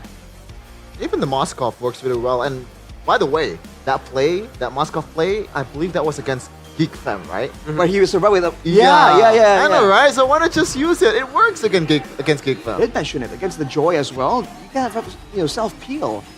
So, all right. I think immediately from the second game, if you've seen how Coach Keskut operates, there's going to be some changes immediately. Yeah. I do wonder though, again, with so many options, sometimes a blessing could be a curse in disguise. With so many potential options as far as which role you want to prioritize, which one is Keskut going to be focusing on, right? Yeah. And I do wonder if there's going to be any particular plan for Dairon and Edok, because I think that particular combination with the Roman EXP being so important for RRQ. The synergy between the two has to be really, really good. I think more so than just like what lane opponent they go to. That's true. Now, we're gonna prepare as we go to the drafting phase presented by the official smartphone, Samsung Galaxy S25 series. Sorry to cut you off there, Colius. Do you have a point to make? I think it depends on the heroes, what kind of momentum heroes that they want to pick right now. Especially if Darren is using like Pobius again, maybe it's gonna be different gameplay that they can play right now. But if Darren is using like Hilda, who can disturbing the enemy's jungler on the early game, it might work against Gigvam if Maykits is using the assassins. Yeah, indeed. I mean, the Hilda is obviously the bread and butter if you want to try to disturb the assassin, and they will ban out the joy. Is disrespect warranted? Well, but the other cat is open. Harith is open. So you have to pick, you know, two poisons at the same time. I think this should be an easy Harith, right? Do they want to go for a chip first, maybe? That should be an option, but it hasn't been working for Beloyski. It only worked. Oh, never mind. Whoa. Suyo. Was it banned in the first game? Yep. RRQ banned on the first game, so that's why Gig thinking about like picking the Suyo on the first pick, because if they not pick the Suyo, RRQ might pick the Suyo on their pick, on their first pick. Oh boy. But right now, against Suyo, Maykits, are they gonna use the chips? I don't know about that. I think chip is free. Loyi is free. They go chip Loyi? Is that a possibility? Onyx, Strat? Onyx can pull it off, but Onyx, in a way, are built kind of different, Colius. I think it's a tall order, but RRQ, they've been experimenting with some crazy picks, but no. They go back on the Tsushin. Oh, man. And the Gatot Kacha. Oh, is this gonna be Geek Fam with the Loyi chip? I mean, Beloyski loves the chip. A boy plays a Loyi as well. In the previous game, he was playing that as well. I think it's still gonna be a Bedang again. And they're gonna still save the mid lane for the second phase, just the way they usually do, man. I don't know why. They always save a boy's pick for the last pick and left him with like crumbs, you know. But they can have a different approach here, I guess, because oh, never mind. It's still gonna be the Harith consistency. I mean, there's no reason for them to stray away from this almost guaranteed winning hero, you know, in a team fight. Now the question is, what kind of frontliner do you pick? Oh, shocker! It's gonna be a Bedang again. Oh, the 1-1 take up by RRQ though. So I guess it won't be a counter matchup against an Irithel. That's much guaranteed. But yeah, the Farsa I think has to be respected immediately. And along with that, I don't know, heroes that can kind of like sustain from the crossbow of tag. Oh, Faramis? Oh, Faramis. Hey, GeekFam have been bringing it out, you know. Despite Mirko's advice, GeekFam have been kind of adamant on going for that Faramis. And by all means, it is a signature hero for a boy. And you mentioned it, Colius. Depends on the pilot. Indeed. Because the pilot is a boy, right? Yeah. But now, I think it's gonna be a very aggressive gameplay during the early game from the Geek drop. Because they have Suyo, they have Badang. It's very powerful on the early game. And they can give space for Kenziski to farming. Yeah. And join the team fight later. The Harith is a late game monster, right? The Suyo and the Badang, I think, really enables early game as well. I mean, with the Jawhead, it was so good. With the Badang, even better, because now you have a set. You have a sort of a way to just open up the map, and even the skirmishes is going to be very nice. But now, Geek Fam, what are they looking to ban? What are they looking to ban? First one is blue, so they want to secure an easy matchup for the EXP, but I'm still focusing my, you know, what's going to be the Apoy pick here, because I feel like when Geek Fam is playing against a 1-1, they always need to somehow either pick the Farsa, which has already been banned, or pick either Lu or Yi or the chip. So Lu or Yi is getting banned. There's still an Eve. That might be an answer too, because considering that, you know, the last match, RQ versus Onyx, that was the saving grace. That RWM, a single ultimate from Sans, was able to get Savero down to 50% HP in a flash. You have to remember that the combo, right? The Yi along with the Zaman Force from the Harith, it means that you're stuck inside the Zaman Force, allowing your gold laner to output a lot more damage as well. Aside from that, being a direct counter to the Tsushin as well, seems like a double value pick for Geek Fam. I don't see why they wouldn't go for it, as they ban away the Fredrin. So once again, no utility available for Sutsujin. Yeah, just targeting Sutsujin down to the core, right? Forcing him to play yet another unfavorable matchup. I mean, the lane is still available, but do you want to go the lane against the Harith, right? It's going to be very hard for Sutsujin. So what are some sensible options then for Sutsujin? Oh boy, at this point, For looking at the hero pool that Sutsujin has secured in the regular season, not much actually, you know? He only played 7 heroes this season, and the ones that's left that has been picked is Yi Sun Shin and Ling. If there's no Valentina, how about Lucas? Lucas already been banned. yeah, it's bad. Ah, I by didn't see. Geek Oh, Fam. yeah. Because it's Naruto, it's not Lucas, technically. But this is the issue also for RRQ. We talked about how they are so dynamic with the engages, and how they're trying to try and hinge on that using the Ruby. But now with the Gatot and the CC, yeah, they have sustainability this time, but they don't have a lot of catch at all. And they need survivability, right? Kimmy and Phobius. Man, the front to back is crazy from Geek Fam right now. At the same time, you're up against a 1-1 too. Yeah, but I mean, the crowd control, the sustainability, and damage output, man, Geek Fam is overloaded if it's gonna be a front to back, and there are no assassins left around for Sutsujin to try and use. Assassin Zero might be the option. Maybe another Ling, because he can aim for Kimmy or even the contest with Suyo on the early game for the Turtle. Yeah, I mean there isn't many choices for Ling as well, right? Alpha. For rather for Sutsujin, Oh, but no. he will go the Alpha. Why the oh no? I don't like it. I don't like it, I gotta say. You're just walking into a lot of CCs, and Alpha is not good against CC unless you have Matilla to bail you out. No, bail. Kaplan is snowballing right now, I think, Yeah. Alpha very needed the kill points. Yeah, I think the winning condition for the Alpha is to snowball early on. Maybe get those items, go on, and now it's up to the casters to bring out the game. So Mirko and Gani, stage is yours. Wow. The Alpha last pick for RRQ. We thought we were gonna be seeing like a weird pick for Sutsujin, perhaps something like a Yi Sun Shin again. They go for the Alpha, which is, I would say, just as weird. Like Shepard mentioned, so much CC on the other side. The Phobius displacement as well. But ladies and gentlemen, welcome to the land of Dawn. You can see the Garuda wings of MPL Indonesia to fly us into this world. Edith too, right there to welcome us. Let's see, will RRQ take game 2 to equalize, or will Geek double their lead? A boy mid with the Kimmy. Let's see if this guy can make it happen again.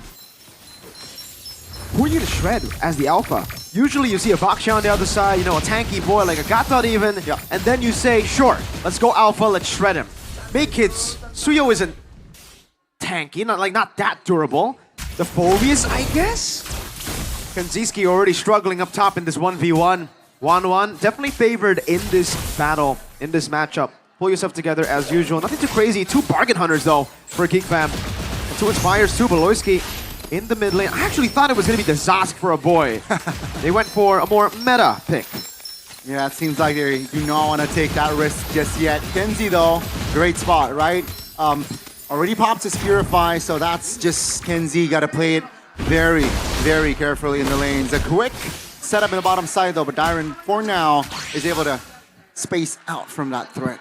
I just really love the understanding of Geek Fam as to like how the individual matchups play out. They know that they can't go up top in the gold lane to help Harith. Harith in this lane, for the most part, is just going to be there to farm up. So instead, they rotate down below to get Prio for Gobs, who's also in a losing matchup against a CC, giving Gobs some more space to breathe, and now he doesn't get punished as much as he should have in the early game while going up against the CC. Okay, now, both teams just touching and going, trying to trigger spells before the first turtles. Of course, it's going to be RRQ here, moving as a unit, 4-man rotating towards the mid to get that mid prio. Yeah, good prio. Rin's already zoning the back again. Gobs able to get level 4, but a boy isn't level 4 just yet. Tyron, Curtain Call, a boy able to walk just in time together. 2 big ultimates already used out. No Crimson Beacon and no Curtain Call. Make his level 5 to Sutsujin's 4. Let's see, that's going to be Rin's taken down first. Uh-oh. Sutsujin doesn't know what to do. Not using his Pure Alpha. That could have been a big play to win a team fight. Hesitation from RRQ. Sutsujin has another shot. Who will he go on? That's a pin down over. Only one member. Locked for the Spear of Alpha. Scops goes in for the pursuit over the Tyrant. Again on Sutsujin. Edok looking for the kill, but Malloy gets away. The juke from BBB. And of course, Scobs will be able to lock Sutsujin down. First turtle goes to Geek Fam. What happened to RRQ? The clean, calm, composed early game system of Keskute is breaking in front of our eyes. We saw the keys to victory for Geek Fam. Bring it to late game, where that inevitably happens, but for RRQ, it's not even functioning right. Keep in mind, folks, that RRQ, they're the regular season champion. Right now, 3 minutes in, they're behind 2,000 gold. That is significant. And it's so glaring that this 2,000 gold lead, yes, was from Geek Fam outplaying RRQ, but also from RRQ hesitating. Greedy. Also greedy. Greedy, hesitating. It's weird. Sutsujin, while he was at that choke point, he was, I think, able to get like a 4-man Spear of Alpha there. But he hesitated, he waited, and it was like, he doesn't want to go with some of those resources burnt out with Rins. Now they're caught in a tough spot, man. Again, we gotta remember that RRQ kind of need the first few turtles. It's a juice in Alpha. Yeah. They get outscaled by the Kimmy. Even the Harriet, the only lane that RRQ has to play with in the later stage, I guess, is where the CC outscales the Phobias. But even then, it's both XP laners aren't really the best in late game anyways. It's not a 1v1 for that EXP, but you mentioned it. 2 big resource was used already. So maybe perhaps that's why Alpha out Sutsujin looking for a pick. Uh-oh. In the bottom. Oh, good flicker from Gobs. Now against 3. Doesn't tear. Sutsujin gonna be taken very low. Gobs is going wild. 3 members. And now Make-It is in for the cleanup. Wants to jump in. Will be able to go for the Soul Sever. Taunted up by Edok. But he's gonna go for the Quella. That's going to Durang. Finding the best crack. Make-It is unkillable. Tyrant can't get to him up top. Kenzie a soloed. Little too aggressive. No purifying. Yeah, Toy was able to find the solo. That's big for RRQ, considering Toy will be crucial entering the mid, entering the late game. So perhaps that's their only saving grace for now. Still though, 1,500 gold lead secured by Geek Fam. Second turtle is up. Geek Fam has the momentum, but Alpha, remember, with the Spear of Alpha, can definitely turn things around. Good take there, Rins. Uh-oh. So low as we get the fight started. He has already used the Crimson Beacon earlier. A boy wants to go for the chase again. Ida holding on to the turtle. Sutsujin. Oh, pin down! Beloyski with a set. No follow-up yet. Ida looking for the taunt again. Sutsujin still on the turtle. Make it with the color. Toy won't be able to get in close. Beloyski with a pin. Spear of Alpha. That's beautiful. Still, Geek Fam though will suffer Beloyski. Uh-oh. Toy obliterated by the Synchro Fission. RRQ forced to run away again. This is looking like a stompy stomp. The Kingslayers are eating up the Kings of Kings. Oh, my Lord, Rins. Hey, Geek Fam, they were able to find the right angles, pressing the right button in that second turtle taken. RRQ again being in the back foot. Oh my Lord. Suyo, 1,500 gold lead. That's not a good sign. No, it's not a good sign when you go Spear of Alpha and you get out-traded in the 2v1. Make it. He is Sasuke in this game, man. Unkillable, 3-0-3.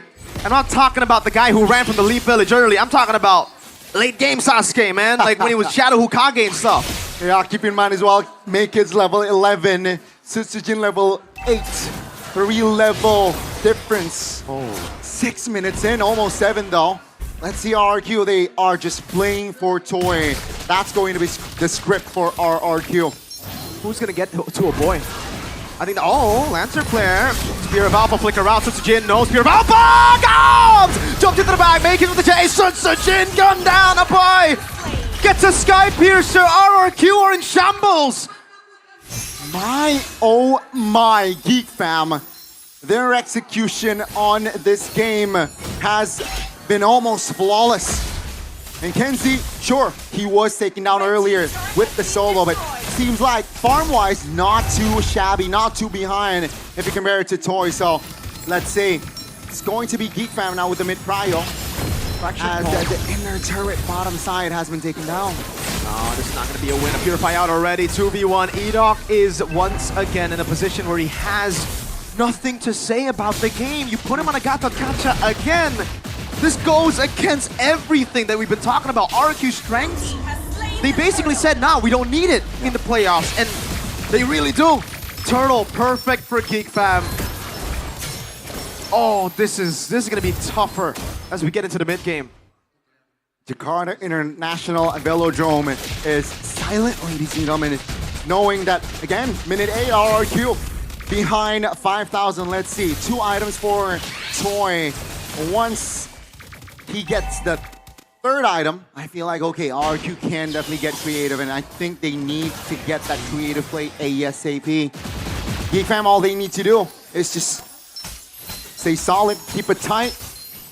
They should enter the late game later on with a healthy foundation. Sigani, I don't even think so. I think 3 items still. RRQ won't be able to really do much. This is a tanky lineup again. Now that they're so far ahead, even tankier for Beloyski and Gobs. You jump around like that, Gobs is going to shoulder bash you. Gobs is going to displace you. You're going to have to use skill 2 for someone, one of the CCs, and they have overwhelming CC, as Shepard pointed out.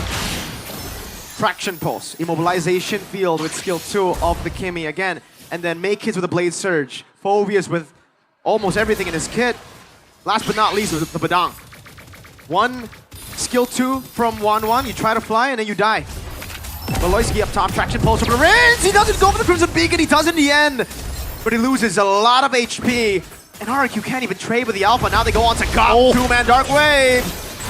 That's it. RRQ trying to position themselves very, very carefully. Also as Geek Fam, same. But the mid here, at least RRQ, they have cleared their wave. So as it stands, 9 minutes in, even though they're behind 6,000 gold, their mid turret still stands. 5,000 gold lead, Lord #1 spawning in the land of Dawn, ladies and gentlemen. The Fallen Kings might fall even deeper. Heck, they the AOG just to defend a turret that will fall anyways. Geek Fam, they put RRQ in a position very desperate already in the 10th minute of the game. All Geek Fam needs to do is just stay strong, you know, don't blunder, don't overextend, and let's see here, it's okay, eventually the mid turret falls. RRQ now trying to defend. Oh, Gobs! They get with the Dark Wave, Beloyski with the eat! Crossbow of tank, 3 items, win cons all around, but it does not matter! The Kingslayers are on the Kingdom doors. Geek Fam again applying more pressure with the Lord relatively healthy in the bottom side, and it seems like it's going to be 8,000 gold lead already. RRQ, is this it for game 2? They're not even knocking on the gates of the Kingdom. They are barging in. Base turret taking down the boy up top, flying away already. Edok, chunk to half. Oh my god. Lord touches the bottom side of the turret. RRQ now, they can hit the reset button. But Geek Fam, they are satisfied already. Almost 10k gold lead and mid turret cracked. All they need to do now is just keep, again, just don't blunder, don't overextend, especially for Beloy and as well as Gobs, their frontliners. But Kenziski, I'm sure his farm is already great. Heading towards the late game, Harith, full item. That's a nasty, nasty Harith. The Phobias this season for Gobs has been tremendous. Yeah, this is his favorite pick in the regular season. He does really well on it, and you finally get to see it here in the playoffs because for some reason, we haven't seen it. Real-time victory rate, the opposite of the audience prediction. Samsung Galaxy S25 series brings you this 77 to 23% of RRQ. I'd go as far as to say that it's more 85 to 90%. Looking at, again, RRQ's composition that needs to win early. This is a Geek Fam outscaling composition already. That's winning in the early game. Now a pin down onto Edok and AOG defensively. Gob has Flicker into. the jungles of RRQ. Keep in mind, Mirko, yesterday it was RRQ and Onyx 85-15, the AI prediction. Yep. And it was 15. Onyx finds the comeback. So, perhaps will it be the same story here for RRQ? Will they find the angle for a comeback? Are we talking about the Tigreal Edok? Is that the game? That was that was Onyx defending. The 15%. Oh, traction pulse up, boy! What? Curtain call on him, flicker out again, no damage. Traction flare coming down as well in the back line. Geek Fam crumbling. 15% is all RRQ needs. Geek Fam. What was that? Tyrant caught by the dark wave. Now they go all in. Taunt from Edok. That's going to be RRQ collapsing onto his calves. 3 members of Geek Fam down. Oh, no. A boy and Kenziski with a massive blunder. RRQ are back alive. Their hopes grow by the second. That win rate probability is going down slowly but surely for Geek Fam and is rising toward the kingdom. Can we smell remontada in Game 2? They were behind, almost 10K? They have cut it down to half. Sure, Pariah, it's still Geek Fam, but that was a warning sign. Geek Fam cannot do the same. Rinse! Oh no! Back to back, it was a boy, and it almost seemed like it was destined to happen to Rinse. Hey, yesterday Rinse did the same with the Selena against Onyx. Being in the mid, overextending, got punished. And it seems like that habit, right? That staying in the mid habit needs, again, it's just cutting all the momentum that RQ is trying to look for. And just like that, the chance of a comeback grows slimmer. It grew because of a boy, now it gets slimmer because of Rinse. And it's the opposite teams, ladies and gentlemen. 5,000 goldies still for Geek Fam. And again, if we go back to the drawing board for Geek Fam, for RRQ, it's still RRQ at a disadvantage. They've lost a mid lane base turret. Their composition, and again, plays more early to mid. Traction pulse, Rinse. Not again, right? Okay, he gets away this time, but yeah, RRQ are going to get outscaled. Oh no, spotted. Edok with a taunt, stops to cancel already. Dark Wave to cancel it out one more time. Crack! Edok playing in a position where it's more Tigreal than Gapdot, you know? Geek Fam does not give the time for Edok to hit that AOG. Oh my goodness, the chain CC was tremendous. No. It was too much. Realistically, Gani, what would the Gapdot do with a flank? Like, that's a Tigreal move. Yeah, it's tough. 5v4 now. 10 seconds though for Edok. Without Edok, I don't know, Sunsujin with the Spear of Alpha. Oh, whoa, Winter Crowd. Crossbow time popped in, already, but let's keep the flicker out. Oh boy, gonna be locked. Oh no, Toy in the back, Gobs! That is Gobs doing work.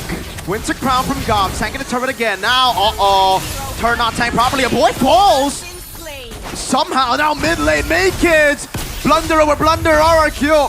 Slowly, Kenziski with his man force already. Jumping back and forth over to Sunsujin. Spear of Alpha, but Kenzi's still free. He is dancing in the dance floor. He finds a double, but couldn't find the connection for that third kill. Tyrant shutting him down. So slow from Geek Fam, and then it turns out it was just the calm before the storm. They decided to dive in all the way without getting the base turret. And it costed them. RRQ again have another chance at coming back in this game. Geek Fam gotta be careful. They did this against Onyx. Kyrie got a Maniac and it was over. My goodness, my goodness. Now RRQ, they suddenly have Pariah. Is this a big gamble though? Traction pulse, immobilization, a dive into the bag as the boy is able to reposition, but God's gonna be engaged on crossbow tag. We'll be ready, make it! That's going to be make it, connecting on towards the Lord, but that's gonna be Toy actually surviving Sunsujin. Uh-oh, blunder, AOG, make his lockdown, you get the Lord, but Toy gets the shutdown. Sunsujin able to survive, 3 members down, only Kenzie and Beloy left to deal with RRQ. The Lord is going to be irrelevant as RRQ. They have committed 4 bodies in the mid. And yeah, the push will not come to fruition. 10 seconds on Gobs. RRQ looking to get what they can. They can get the tier 2, I think, maximum? Maybe a base turn maximum actually now. Yeah. But Geek Fam have proper avenues to keep this game alive. Kenzie's got to be careful though. Base turret in the mid lane falling, a wave in the bottom lane for Geek Fam to play with. They played slow, but RRQ have dealt with everything. Now it's more of an even game.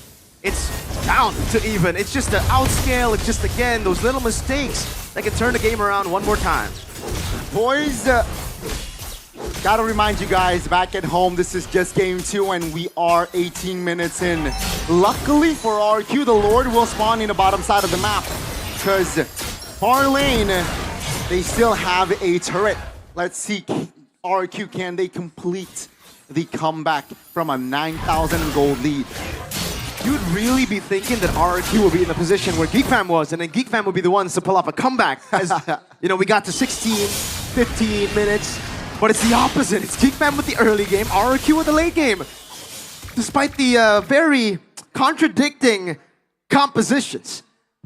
Let's take a look at the items here. Full items for Toy, he's gone. Berserker's Fury, Rose Gold Meteor. Everybody's at full at this point. Really comes down to how they position, how they're able to play the far lane, and how they'll eventually item swap for the outplays. All right. It's going to be RQ now. Just holding on. They have the gold lead. Some say at this point, gold lead does not matter. Irrelevant. Winner crowns, though, will be one of the key factors here, especially if you're a Geek Fam. Considering you're going up against a 1-1 who is fed already. So, seems like a boy does not care. He went for the penetration item. Let's see, with this Divine Glaive, can he do damage? Oh, that's a concealed play. But it's onto a boy who has to be careful, will be able to just get out. Valoisky caught by the current call already. Traction pulls over the Tyrant. Valoisky tried to go for the pin. Lantern Flare zones him back. 17 seconds for the Evolved Lord. Conceal. Valoisky jumps in on the Jin, all in over to the back, Riz with a Crimson Beacon. BBB, and that's going to be the collapse by both teams. Toy now coming into the end. Jin Mortada gonna be top. No, he gets away. Valoisky now caught in the top spot. AOT locking a boy down, and that's going to be Jakarta International Velodrome roaring. Silence to the loudness that we would expect from an RRQ game. Blade Surge, a taunt landed. Makin's the only hope of a steal goes down. RRQ don't go for the Lord. They will try to go for the end right here, right now. They have Harith. Can Kenzie pull a defense? No Purify. Shaman Force is online though, is active. Gobs needs to do some crazy stuff. Kenzie jumping back and forth. No Purify all the way to the back again, but the mini waves will not be utilized. Gobs can deal with it. That was a mistake. Gobs jumps in all the way onto 5. Crossbow attacking to win a crown, and he saved the game. He got the clear. Toy RRQ. They wipe Geek Fam out, but they don't have minions. A boy. Beloy is up. Uh-oh. Let's see. A boy with a traction pulse. Initiation in the back. Valoisky with a fist crack already. RRQ goes straight for the base, and somehow the Kingdom equalizes. They stabilize in a best of 7. The Kingslayers pushed back.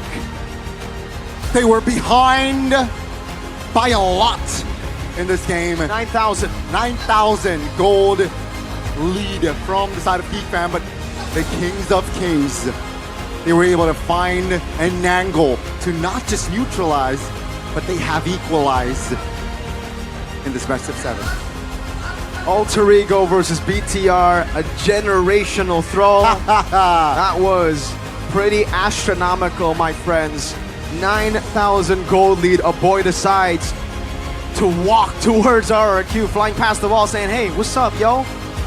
He's caught in the wrong neighborhood, got popped instantly. Shepin, oh, I can already feel the aura of the billion face palms that he is currently expressing. Probably, I can see the smile on Arashi's face, laughing at Shepin. But yeah, I mean, what a showing from RRQ. They were unfazed, and this was perhaps the real turnaround, right? For RRQ, the real foundation built. It was 20 minutes in, folks. This catch on towards a boy. That was very, very expensive. There's no real reason for Geek Fam to really be in that position there. Main Kids, I would say at this point he tried, right? He had to try to do something there. The main mistake was, why would you fight with the conceal there when you have the far lane? Well, not far lane, but you have so much more to play with. Wave down below was pushing in. Time was with them, but RRQ wasn't. They wanted to fight, and now we're gonna send it over to the panel to dissect that.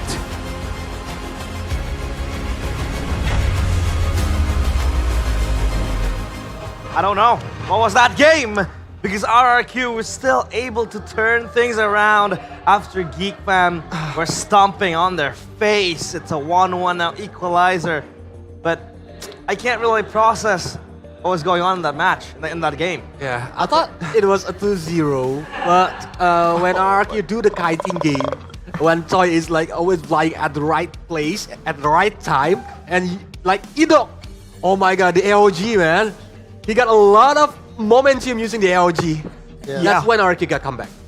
And Mirko was saying this again and again, like they have the early game composition, but they took it to the late game and won.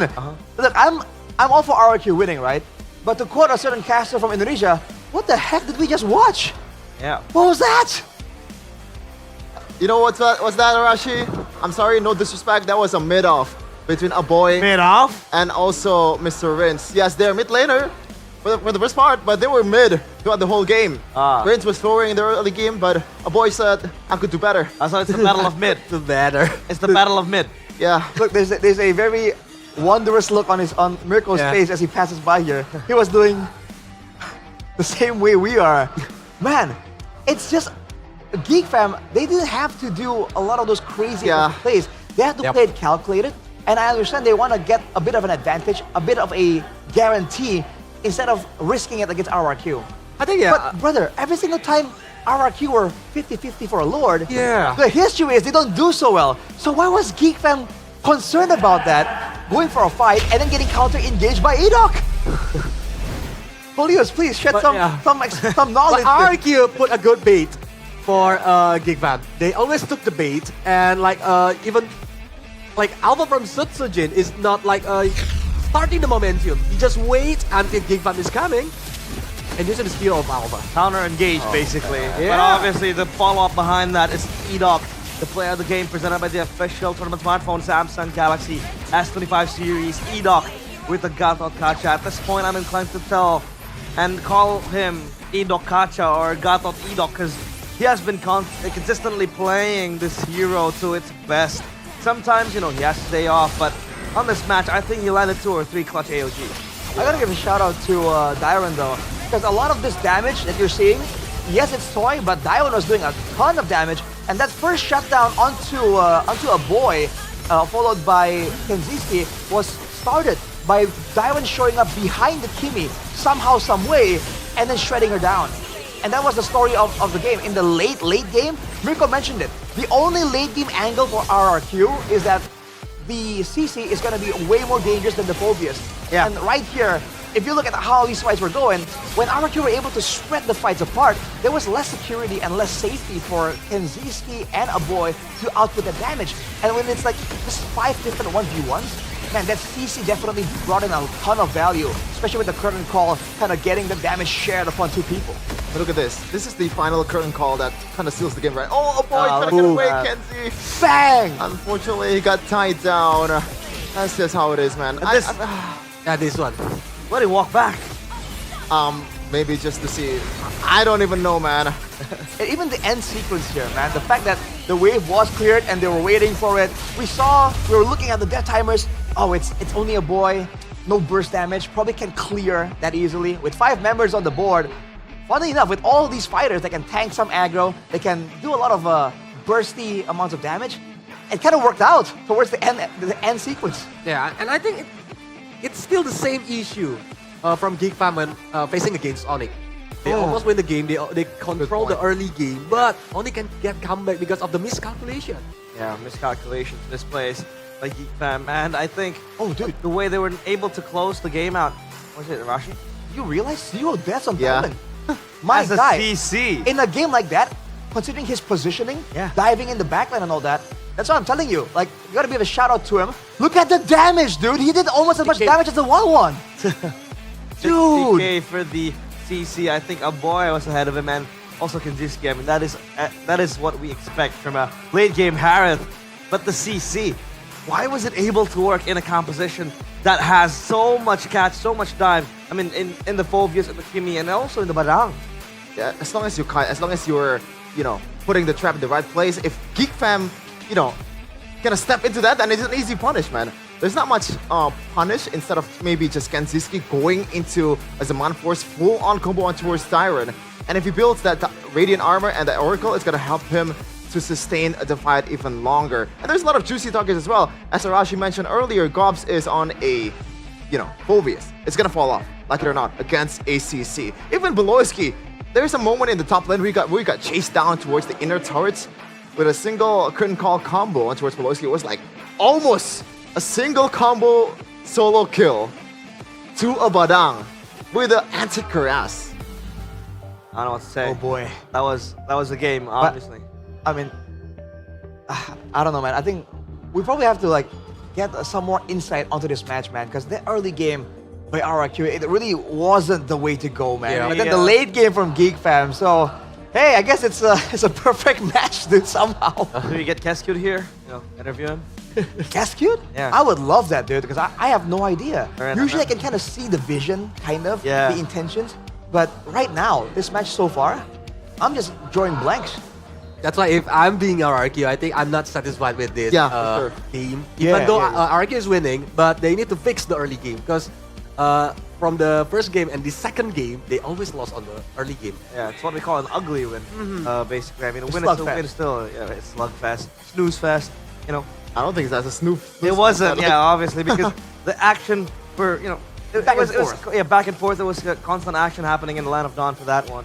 That's 1-1 now for RRQ against Geek Fam. At least RRQ were able to fight back.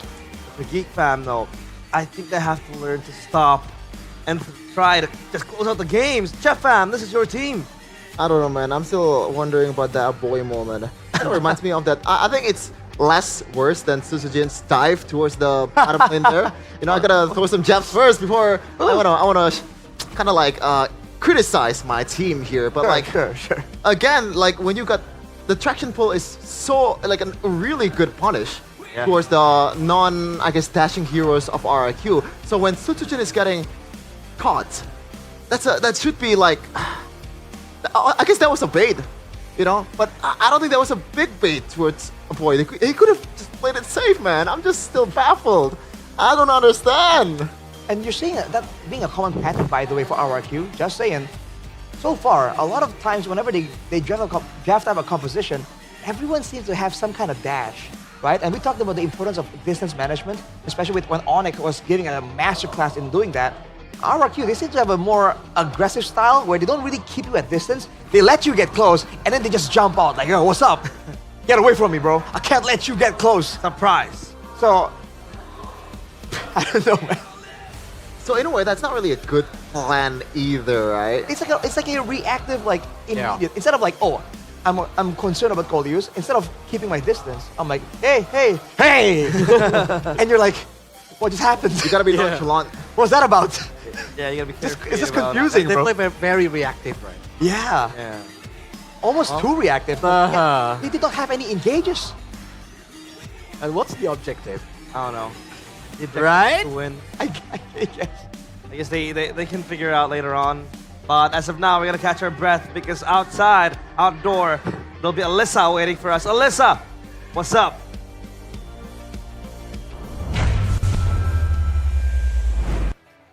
Melaporkan langsung dari MPL Festival, mana suaranya?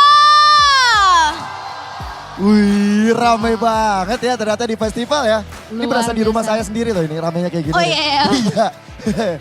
Alisa, tumben datang ke sini ada apa ini? Iya dong, kita mampir karena di sini lagi rame ya. Dan juga pastinya nggak kita berdua aja, nggak hanya ada Alisa dan Kak Gio, tapi ada juga Mas Ade. Wow, halo.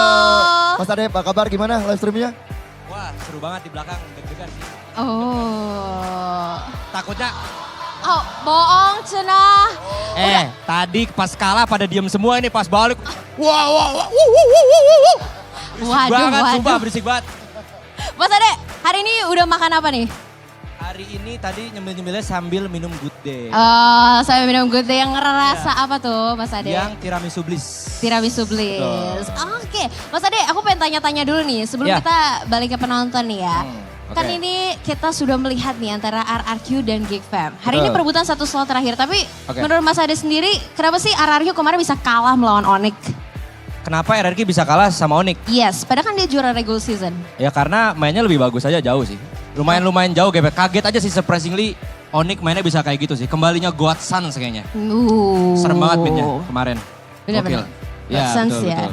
Yang jadi jarang poin. sih punya ngelihat player kayak gitu bisa konsisten tiap season gitu, jarang banget. Oke, tapi kalau ngelihat prediksi skornya nih hari ini RRQ dan Geek Fam berapa sih Mas Ade? Prediksi skor, waduh prediksi skor. Prediksi skor kayaknya kalau dari gameplay tadi ya, kalau ada blunder-blunder gini tadinya kirain bakalan bisa kayak 4-2 Geek Fam. Bahkan nggak ngeliat RRQ bisa menang karena dilihat dari gameplay ya. RRQ tadi beberapa kali memang karena drive juga kan, dia bukan tipikal yang harus cari orang kan. Agak-agak berat di awal, agak struggling juga. Cuma pada akhirnya itu juga dari kalahnya karena kesalahan Geek Fam ya. Kesalahan Geek Famnya sendiri. Jadi ya kalau dilihat sih, kalau misalnya Geek Fam nanti setelah ini dia kayak gitu lagi bisa malah bisa kebalik skornya. Malah bisa RRQ yang menang. Wow, oke. Boleh, silakan Kak Gio. Mas Ade, tadi kan Make It dikasih Suyo first pick tuh. Betul. Tiba-tiba ke comeback gamenya. Apa yang terjadi tadi tuh game kedua kalau menurut Mas Ade? Wah itu Suyonya juga mainnya udah bagus kan si Make It. Cuma tadi ada gerakan dari Aboy sih, beberapa kali dia blunder kan kalah akhirnya. Balonnya juga udah bagus kan, semuanya udah bagus. Cuma tadi ada mungkin adrenalin rush gak sih? Karena dia udah ngerasa bahwa udah 10k gold different. Jadi dia mau coba-coba lagi, mau extend lagi. Cuma akhirnya malah blunder. Itu yang fatal sih. Karena dia yang dapatnya akhirnya dapat 2. Dapat Aboy sama dapat si Kenziski juga si Toy-nya akan dapat. Jadinya itu fatalnya di situ aja sih. Oke, kita akan ngeliat ya.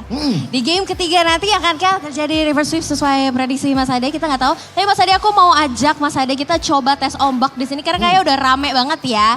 Mas Ade mau manggil Kingdom atau Geek Fam Unity nih? Coba. Mana Geek Fam, suaranya Geek Fam? Oke. Ada. Asalnya kok ya. Coba. Kingdom mana suaranya? Oke. Gitu biasa tadi udah begitu tuh. Begitu ya? ya? Belakang, iya. Oke. Dari kita yang menunggu-nunggu dan mereka semua semangat sekali melihat permainan ini karena ini satu slot terakhir. Thank you so much Mas Ade. Silakan boleh dilanjutkan. Thank you so much. Itu live chatnya gak berhenti-berhenti. Betul, jadi kita live-nya dua sisi ya. Dua sisi. Oke. Kak Gio, kalau kita sudah berdua di sini, kita mau juga bagi sesuatu yang seru nih untuk teman-teman yang ada di MPL Festival dan pasti yang nonton ya para superfans yang ada di dalam Jakarta International Velodrome juga.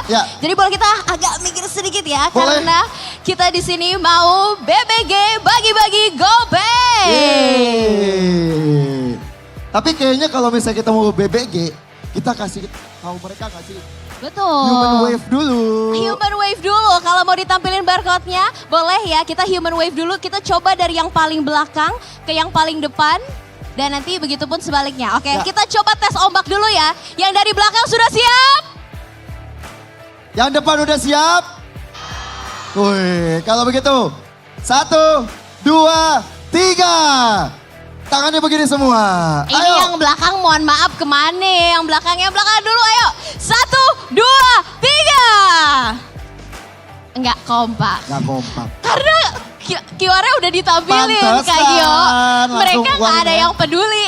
Langsung keluarin handphone semua. Betul. Ya udah nggak apa-apa. Langsung di scan dulu aja QR yang ada di depan. Boleh di scan dulu di aplikasi GoPay langsung aja didapetin hadiahnya karena ada berbagai macam nominal ya yang nantinya bisa didapatkan dari BBG bagi-bagi GoPay. Aku sih kemarin pernah dapat 20.000 ya. Oh ya? Lumayan buat jajan-jajan ya kan. Ada Sukro. Ada banyak ya. Ada Killa Food juga. Dari kemarin aku nggak berhenti makan seblaknya juga ya. Banyak banget kalian bisa cobain langsung di MPL Festival. Dan pastinya masih nonton di rumah jangan cuma ngambil GoPay-nya aja. Langsung transaksi di MPL Festival karena MPL Festival gratis. Kalian bisa langsung datang aja terutama besok karena grand final ya Kak Gio. Besok sih hari penentu ya. Betul sekali, kita akan melihat siapa satu lagi perwakilan kita. Alright Kak Gio. Sudah cukup sepertinya semua sudah dapat. Ada yang udah dapat boleh dikasih tunjuk? Boleh dikasih tunjuk GoPay-nya udah dapat? Belum. Sudah ada? Belum? Belum beruntung. Belum beruntung. Oh ada Oh, yang di ada. belakang tuh. Ada yang udah dapat ya. Mantap, Oke. mantap. Mantap sekali. Kita tes terakhir gak sih sebelum mungkin Alisa mau pergi dari sini ya kan? Silakan. Viva! Viva! RRQ! Geek Fam! Buset. Ya boleh ya. Kita ke tengah dulu kali Oke, Gio. boleh. Karena kita sudah bagi-bagi GoPay, sudah seru-seruan bareng. Dan langsung saja kita akan melihat ya. Kira-kira panelis akan membedah apa lagi untuk game yang ketiga. So panelis, take it over.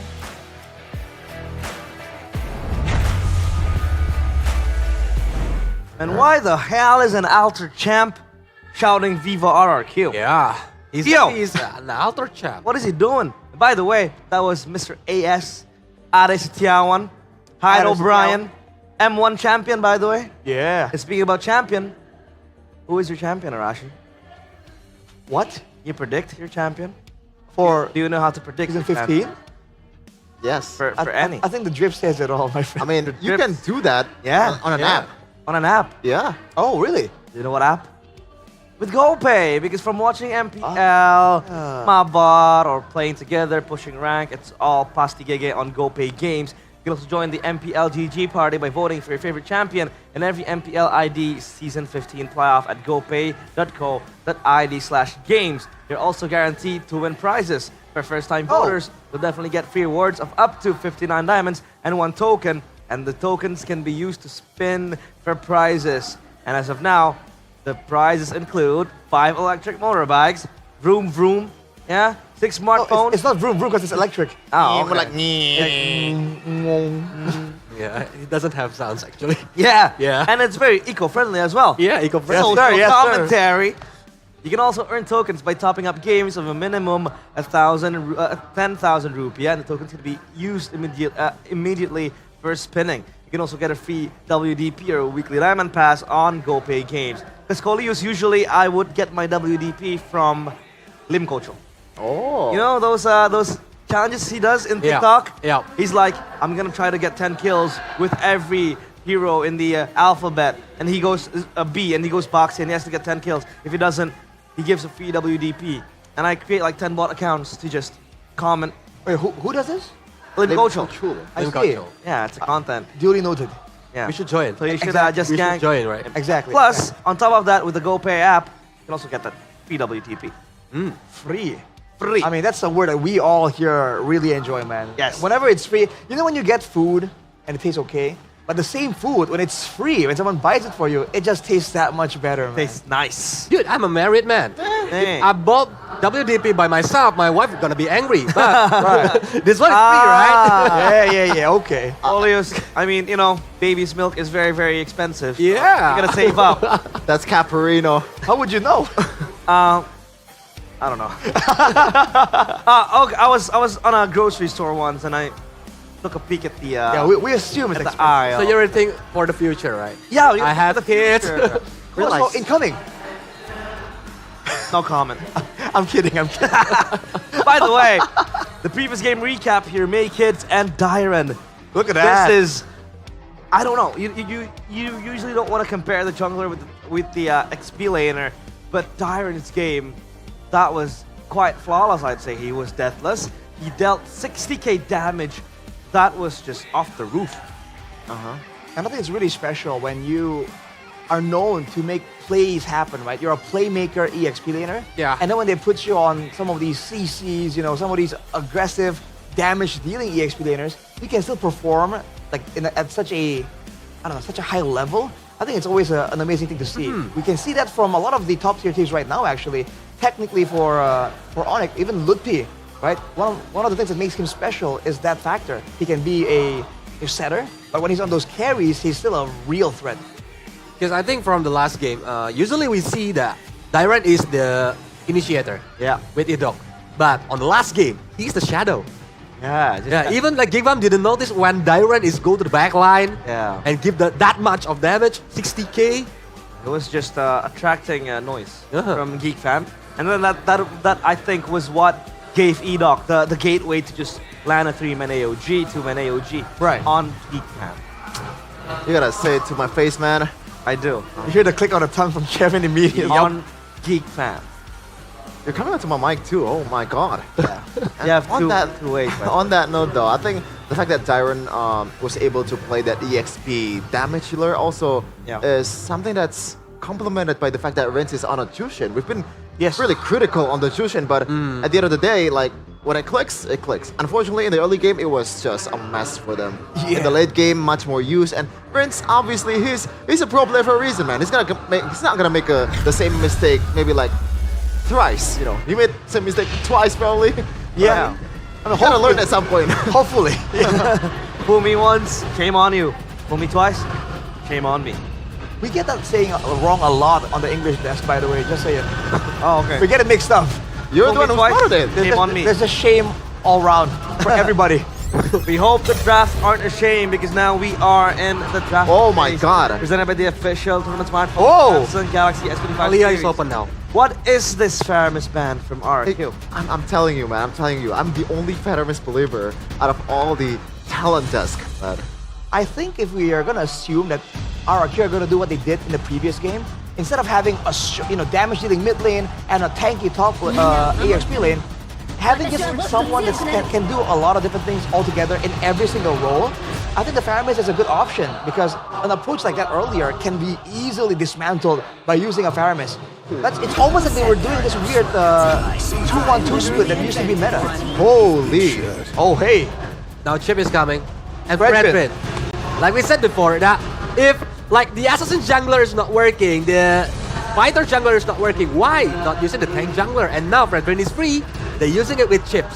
So it's gonna be a combo where Chip can like show everywhere he wants to on the early game and using the shortcut. Aside from being a counter to the Joy Arashi, what does the Fredrin provide to the team, basically? Why would you want to pick it first? Well, it provides everything that RRQ were able to abuse to get a victory in the second game. It gives you crowd control. Oh, yes. Oh, man, Masha as well. Oh, boy. Masha Chip, man. Are they pulling an Onyx? This is a crazy combo. But yes, it gives you front line, it gives you crowd control, and it gives you sustain. Everything that you will want from an EXP laner because you want that damage.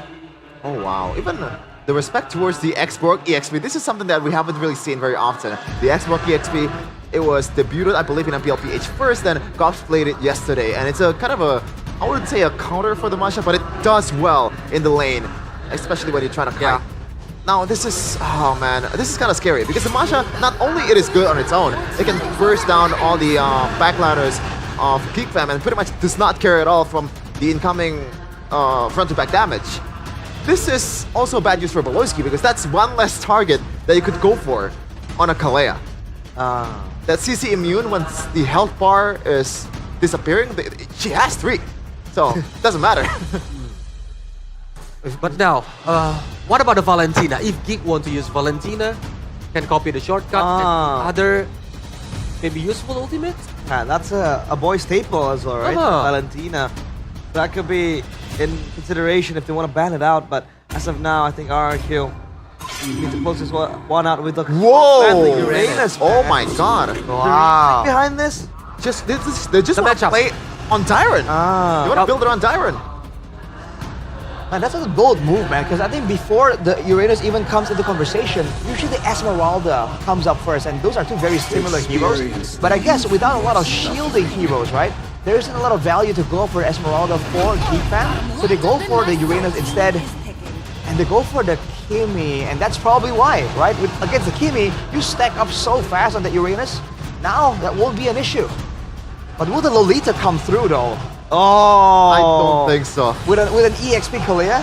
I really don't think so. It was picked up in MPL PH, right? Yes, sir. The playoffs, and I think as of now, a lot of people are preaching for the Kimi, or rather for the Lolita pickup against the Kimi. But again, Mirko mentioned it yesterday that MPL ID is very fast, it's brawly, it's high stakes and high tempo, and that Lolita, I don't think it can really match the pressure and the pace of the game. It's gonna be hard to fit for Lolita, but I like that better actually.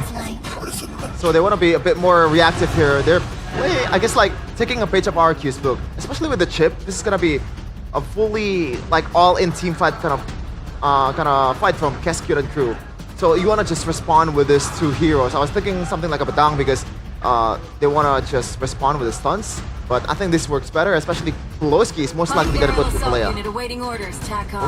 That's what I want to say before. Kari might be the answer because when you're facing against like Suyo and Terizla, the speedy light whale from Kari is very good. Because they have the passive when it can be blown and can give the opponents true damage. So Terizla cannot be too sustainable on the front line, especially during the late game. Makes sense. But now, it'll all come down to this game in which they will able to get a point off of each other's back. And now it's up to Gun and Mirko to walk us through. So casters, take it away. Thank you so much, panel. We're going to dive straight into the Land of Dawn, ladies and gentlemen, for our third game of this series. Remember, this usually is a battle for match point, but we have a whole best of 7 to deal with here. Ladies and gentlemen, welcome to the Land of Dawn for game number 3. 5 seconds. Let's see which team will it be, Geek Fam, or will it be RRQ that takes the advantage? Juicin and Terizla are pretty good. Yeah. I think those picks really seal the deal for me in terms of how I am comfortable with Geek Fam's draft. I like RQ's draft even more though. Masha, Chip, we're starting to finally see a bit more of the Keskyun we know. Took a bit of warming up from them. Could have been a Geek Fam 2-0 had a boy not done those 2 back-to-back plays, but here we are, a boy on a signature pick on the Juicin finally.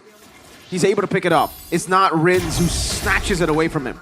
Yeah, it's like throwing a 10,000 gold lead in a lower bracket finals. Must have hit hard for a boy, but let's see here the reset from them. Oh man, Pulowski doing a lot of damage already over to Edok. Wants to go for the chase here. Emblems, nothing too crazy, honestly. Everything seems quite normal. Sutajin has gone for the tank emblem. Edok now the crash course. Pulowski forced to flicker out. Doesn't want to give a first blood over to RQ. Oh! Good save, Mackenzie. Synchro Vision to secure the gold crab.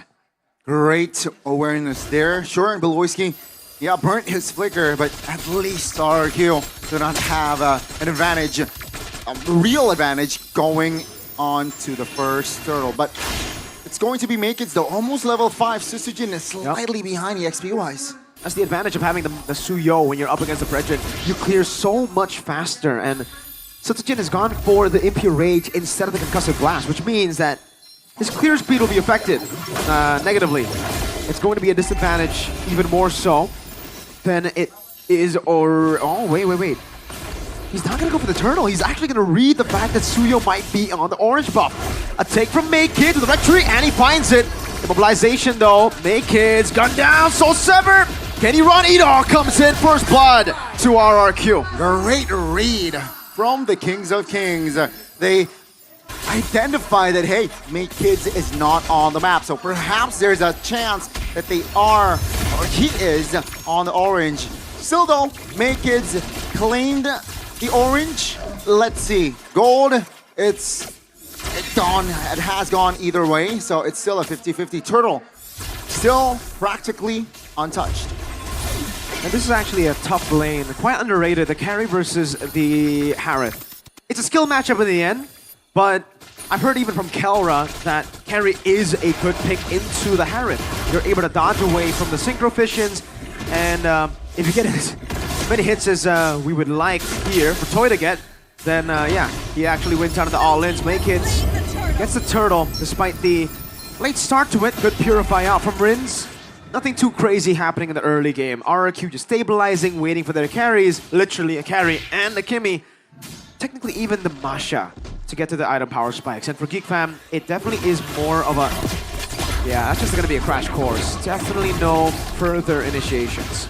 And both teams just again, just touching and going, perhaps triggering spells here and there. 4 minutes in, just to kill. Very, very different if you compare it to our second game where it was quite action-packed. 2K gold lead, remember, 3 minutes for side of Geek Fam, and this time around it's just 500 gold between them. So we get to see a different approach here, not just by one team, but both. This is very Geek Fam-like. Like the slow playstyle, macro builds. RRQ, usually they're the ones that control the first few neutral objectives. So might be a point of comfort that we might have to bring up very, very soon. Azure Blade done for the Harith, so you can expect him to maybe join in some more team fights. If they get it going, Kenzie, no Purify, lockdown, good flicker out from the taunt of Sutsujin. That was the first threat in this game towards Kenzie. Yep. Calmly done. Flicker out.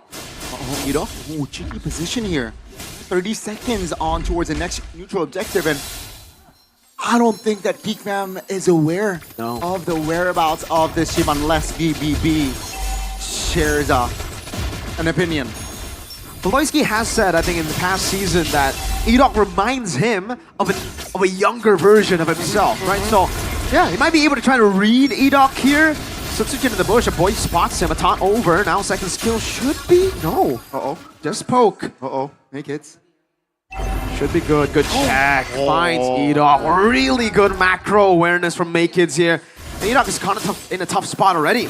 Orange buff being taken slowly but surely. Sutsujin trying to go on the turtle, but boy, the Loisky and Gobs are in position.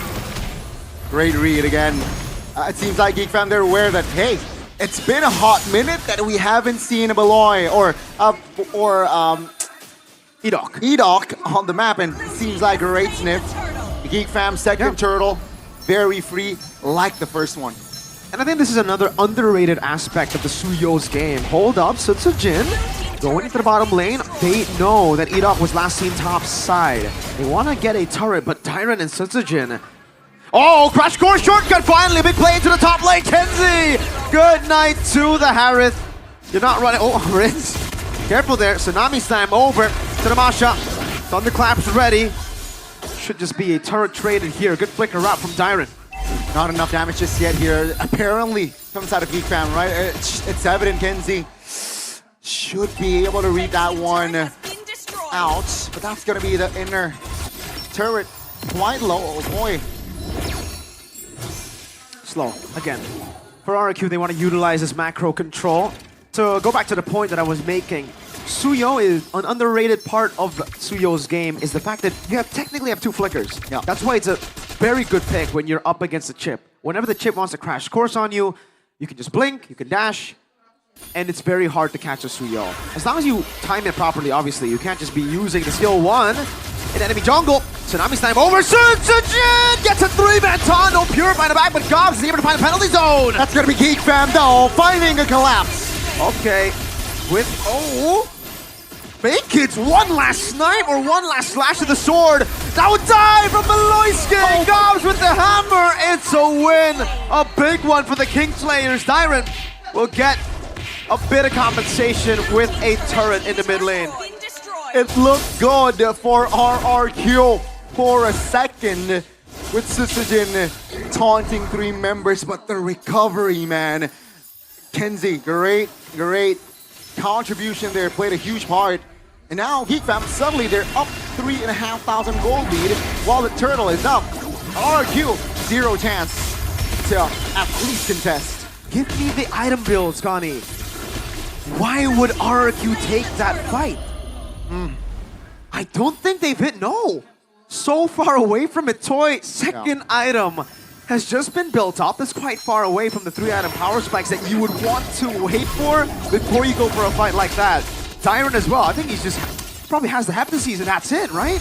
Rins, especially mid lane, you know, he hasn't been getting a lot of resources. Now a trade, tier 2 for tier 2. Geek Fam sticking together, and again, Maykids walking in. Usually as a jungler, you'd be careful, but Lois is going to be engaged on the crash course at the shortcut. Kenzie's able to flicker out the safety. Tsunami Slam knocking them down. Kenzie still kiting Gobs in the midst of it all. That's going to be Fredrin though, taking down Edok. Isolated. 2 for 1 again. Kenzie claiming the gold. Oh my goodness, RRQ, they got to hit the reset button. Uh-oh, Thunderclap! A few big smacks from the Masha. And it is a killing spree for Dyron. Geek Fam, Kenzie's gotta be a bit more aware. You're very vulnerable, even with the Zaman Force against the Masha. You deal damage to her, you give her a free reset. That was definitely on the awareness there. Kenzie, a little bit autopilot after that double. And yeah, great compensation at least, right, Dyron? got that kill. Again, just decreasing the momentum from Geek Fam. And still though, 40 seconds on the next neutral objective. Seems like RQ, they got to be wiser here when choosing fights. Okay, so it's a glass cannon build for Dyron. So yeah, they decided to take that fight with Toy not even having second item and BOD not done yet by Dyron. The fight up top. Now that they have these items, Maloyski looking for the Tsunami Slam, walks up forward, gets a Tsunami Slam, now for the follow-up too. Will it be enough? Demand Force over. Yeah, Dyron, assassinated with the Katon of Makids. That's going to be the glass cannon build for you. Sure, almost finds an angle there for an escape, but Geek Fam was able to, was quick to respond, and Dyron with BOD with Heptases. Whoa. Very low on that AHP. Very easy to shred down. Bottom side though, will still be two members in the bottom side. So Geek Fam, I'm sure they're aware of this, right? With Kimmy showing, can they blitz this? I think the better answer is they have to. Eat up in the back with the crash course, and the short kill gone through. Clap with the crash course, biting in the back line as Rinz is able to count away. Gops goes into the penalty zone on the Toy, but he shreds him down, Dyron. Great purify by Toy Dyron. Very low, taken down again.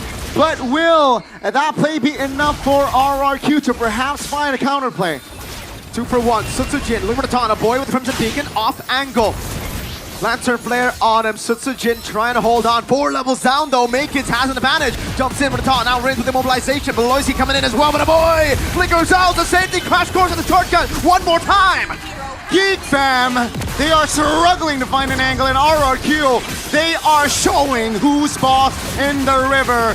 They have found 2 extra kills, and that's going to be the Lord for the Kings of Kings. Oh man, again and again, Geek Fam in these clutch moments crumble to the coordination of the Kings. RRQ, they're really building towards, again, the regular season testudo that we know them for.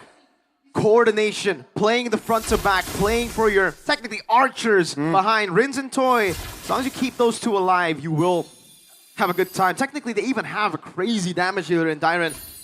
Kenzie might need to go for a defensive item here. Like, usually would go Divine Glaive, but you might need a Winter Crown. I'm not even joking. You don't have Purify, so the moment Crash Course lands and Sutsujin goes in for the taunt, you might have to just win a crown. If not, you're gonna go bye-bye. Oh, Shreds and Ami Slam in desperation! Toy gets the Shred. And RRQ will continue the siege. No Beloyski. The DPS doing work. Trinity also inside of Toy's hands. Now it's going to be Geek Fam defending with 4. That's a 4v5. Could be a 4v6 if you count the portal as a hero. They are able to defend. All the base turrets, tier 2 though, unfortunately will be falling in the bottom lane, and now becomes RRQ's game. With the chip, you have so much more ways to utilize the tempo on the map, and they have all of that, all the tempo. What Geek Fam had in game 2, RRQ have it, but the difference is they have a chip. They have something that can capitalize on it by like 4-5 times. Definitely the X factor here for that chip. Mirok, oh my goodness, different. It's audience prediction though this time around will be the Kings of Kings. And yeah, Mirok, only thing that he needs to do is finding the right angle for that shortcut, right? If that shortcut isn't optimal, perhaps Geek Fam has a counterplay. Let's see though, Geek Fam definitely will be the passive team in the coming minutes. The more reactive, where first 5 minutes seems like 6. It was them on the driver's seat.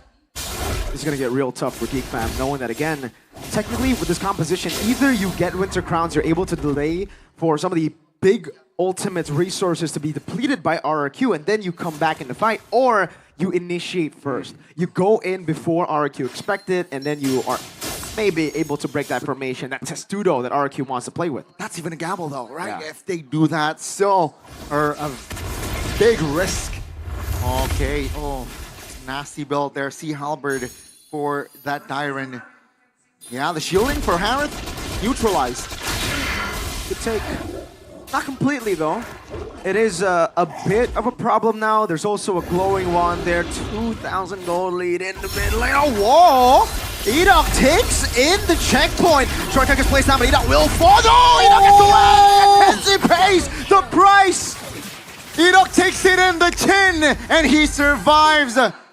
3K gold lead RRQ now. They have Prio on the Lord. A Geek Fam, great initiation, but a better recovery. Instant follow-up from RRQ is what saved them. For Geek Fam, it was not instant. Yes, the Tsunami Slam was. Kenzie was there, but the rest of the team were scattered around, just trying to deal with minions. So yeah, RRQ, the instant recovery. Let's take a look at the replay again. He takes the checkpoint. That was kind of a gamble, knowing that there's no one on the map here. This is why I don't like the utility mid laners, man. You don't deal any damage, especially in a later stage when you're up against this kind of composition. But you said you pick someone up, you die. I think that is where, sure, Harith has burst. But apart from that, that's the only burst component you have on side of Geek Fam, and that is lacking. That is evident that they're lacking in that department. Lord marching, that's a 3-lane push from RRQ. Oh, look at the poke over to Gobs. Sunset gets a massive taunt in the back. Byron in the back, and the bottom lane as well, but Gobs taken down before he can utilize anything in his kid. Beloyski disintegrated by Toy. Jakarta International starting to feel the heat. They want more. Thunderclap by Tyrant again. Makin's fallen. Just a boy left to defend. What can a boy do up against 5 members with a Lord? RRQ lead the series in a best of 7, 2-1. The turnaround, RRQ showing up in game 3. And I gotta say, that was a convincing win from the side of RRQ. Sure, shaky start, but at least coming mid-game, they were the ones controlling the map, controlling the waves. I'm glad they're keeping it simple, RRQ now, you know. That's what worked in the regular season. The testudo of RRQ, just playing front to back, playing for Toy, playing for sometimes Rins there in this game, but also having the proper picks, playmaking for Edok, and game changer, carry for Dyron. Yep. They're back to basics here. No need to go for the gotchas, man. Don't try to play the meta when you have different ways to win. Oh, you've utilized different ways to win in the regular season. Man on your screen, man, that's my MVP, Edok. Another MVP shout is Kescute. What a draft. Yeah, right? Finally. Great read. Having the second pick, was able to find the last pick value very, very well. And I feel like they were the ones dictating from the drafts. If they keep this up from the drafts, we might see a 4-1 for RRQ. Definitely. Kescute finally feeling the jam. Those jitters that he felt in the early 2 games look to be gone. And finally, they're going back to be like, all right, Toy, you can carry. Let's play for you. You've been doing so well. Let's enable you even more. And I think the panel will have similar things to talk about. Let's ask them, what do you guys think about the game? Was that good from RRQ? How did Geek Fam come back?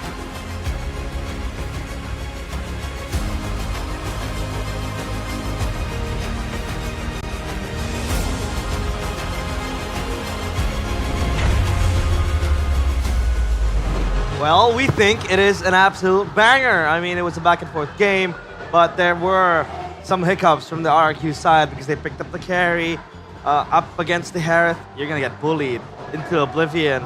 You know, we even had the talks between us that maybe a Beatrix would be better because at least you have that late game angle. But boy, oh boy, that was RRQ just pulling it out. Gobs with the 5-man penalty zone wasn't enough to really save Geek Fam. It's just like follow-up. At that moment, I think the RRQ got a 3-lane push. Yeah. So a lot of players from Geek Fam have a lot of like objective to be seen on their screen. One, they need to clear the minions. They need to aim for the lower, and then no follow-up for the penalty zone. I mean, you saw it, right? They don't have a lot of ways to clear easily. And at that time, you know, if they don't really clear the waves fast enough, RRQ can just go straight in and end. Due to the high damage output, right, from the Masha, from the carry, from the Kimi as well, like it's an angle for RRQ to just end the game without even fighting. So they're just forced into a tough situation, man. RRQ macroed it really well. But with a chip, that's a cheat code. It's harder to cheat code with a chip, but I think the one that enables it all is the Fredrin pick. You couldn't pick a Masha pick without a Fredrin. You couldn't just easily play the carry without the Fredrin because it's just such a, absolutely ridiculous utility tool. The taunts, the knockup, like everything else. Even if you have the damage with the Abraser's Wrath, but the MVP, realize, who is it? I think I know who this is. Obviously, it is. Oh, it is E-Dog, the player of the game presented by the official tournament smartphone Samsung Galaxy S25 series. What can we highlight from E-Dog here, Arashi? We can highlight his assessment on whether or not a fight is feasible. In the early game, he does a great job screening, right? E-Dog, despite his big engages, like we saw over here, good targeting, good decision on when to actually pull the trigger. But there are moments like this where, fun fact, Midnight came along and said, hey, if Geek can play for their gold laner, there's a better chance. And as he says that, this happened, right? It was a great moment for Geek Fam. But overall, aside from that, E-Dog did a great job finding the right targets, the right moments. It enabled Dairon to have an even better game than he was already having. And let's not forget that one play where he got jumped on and fortunately was able to survive. Those kind of moments where E-Dog is a survivor happened like 2 or 3 times throughout the course of the whole game. This is the, oh my god, so good. The flanks coming in from E-Dog and that just enables this fight. But I don't get why Geek Fam was just, they should have just conceded instead of just fighting 3-4. And the avoid mistakes hasn't been fixed yet, Polius. Yeah, it's always like overcommit on the wrong position, offside. That's why I think the utilization of the E-Dog shortcut is very important, like this one. When like maybe Geek already think that, oh, we can get E-Dog, but when the shortcut come and the others are like very fast to following up, it's a disaster for Geek Fam. Was at that moment. Ooh, that was a 4-man, to be honest. Still, it was magnificent. But Kolius mentioned it earlier on in the broadcast that, that 4-man Charisma ultimate did not really matter that much because there were 3 ways pushing in. Top side had Lord, and Geek Fam were, occupied on just dealing and everything. So they are scattering. Yeah, they were scattered, and it was so hard for them to traverse around that. And in a game like this, you gotta feel bad for Kenziski, dude. This was the Harriet we were hyping up. He played it 3 times against in the last match they were in, right? Yeah. I believe. And he performed well on every single of those games. But against a comp like this, dude, I mean, Mirko was saying it already, but with the Masha just doing so well, that Harriet just could not sustain, could not do damage, could not escape. That's why Masha and Chip, I think, it have a good synergy because Masha is always ready for fighting. Yeah. So every time Chip using the shortcut, Masha can just come and do the thunderclap. Battle ready with the Masha, usually other XP laners, even the CC. It needs a few items to go, right? You need War Axe to maybe just, hit even more, or even, the Phobius, who really needs quite a few levels and then that gold in his pocket. But with the Masha, it's very, very quick, very battle ready as well. So I think that was the saving grace for RRQ. And by the way, Pelosi coming into this game, he was 8 out of 9 on the Kalea, 89% win rate, currently 80%. And I feel like this is a hard game for Pelosi to play. RQ just drafted the perfect way to be able to counter this guy from engaging their most important members.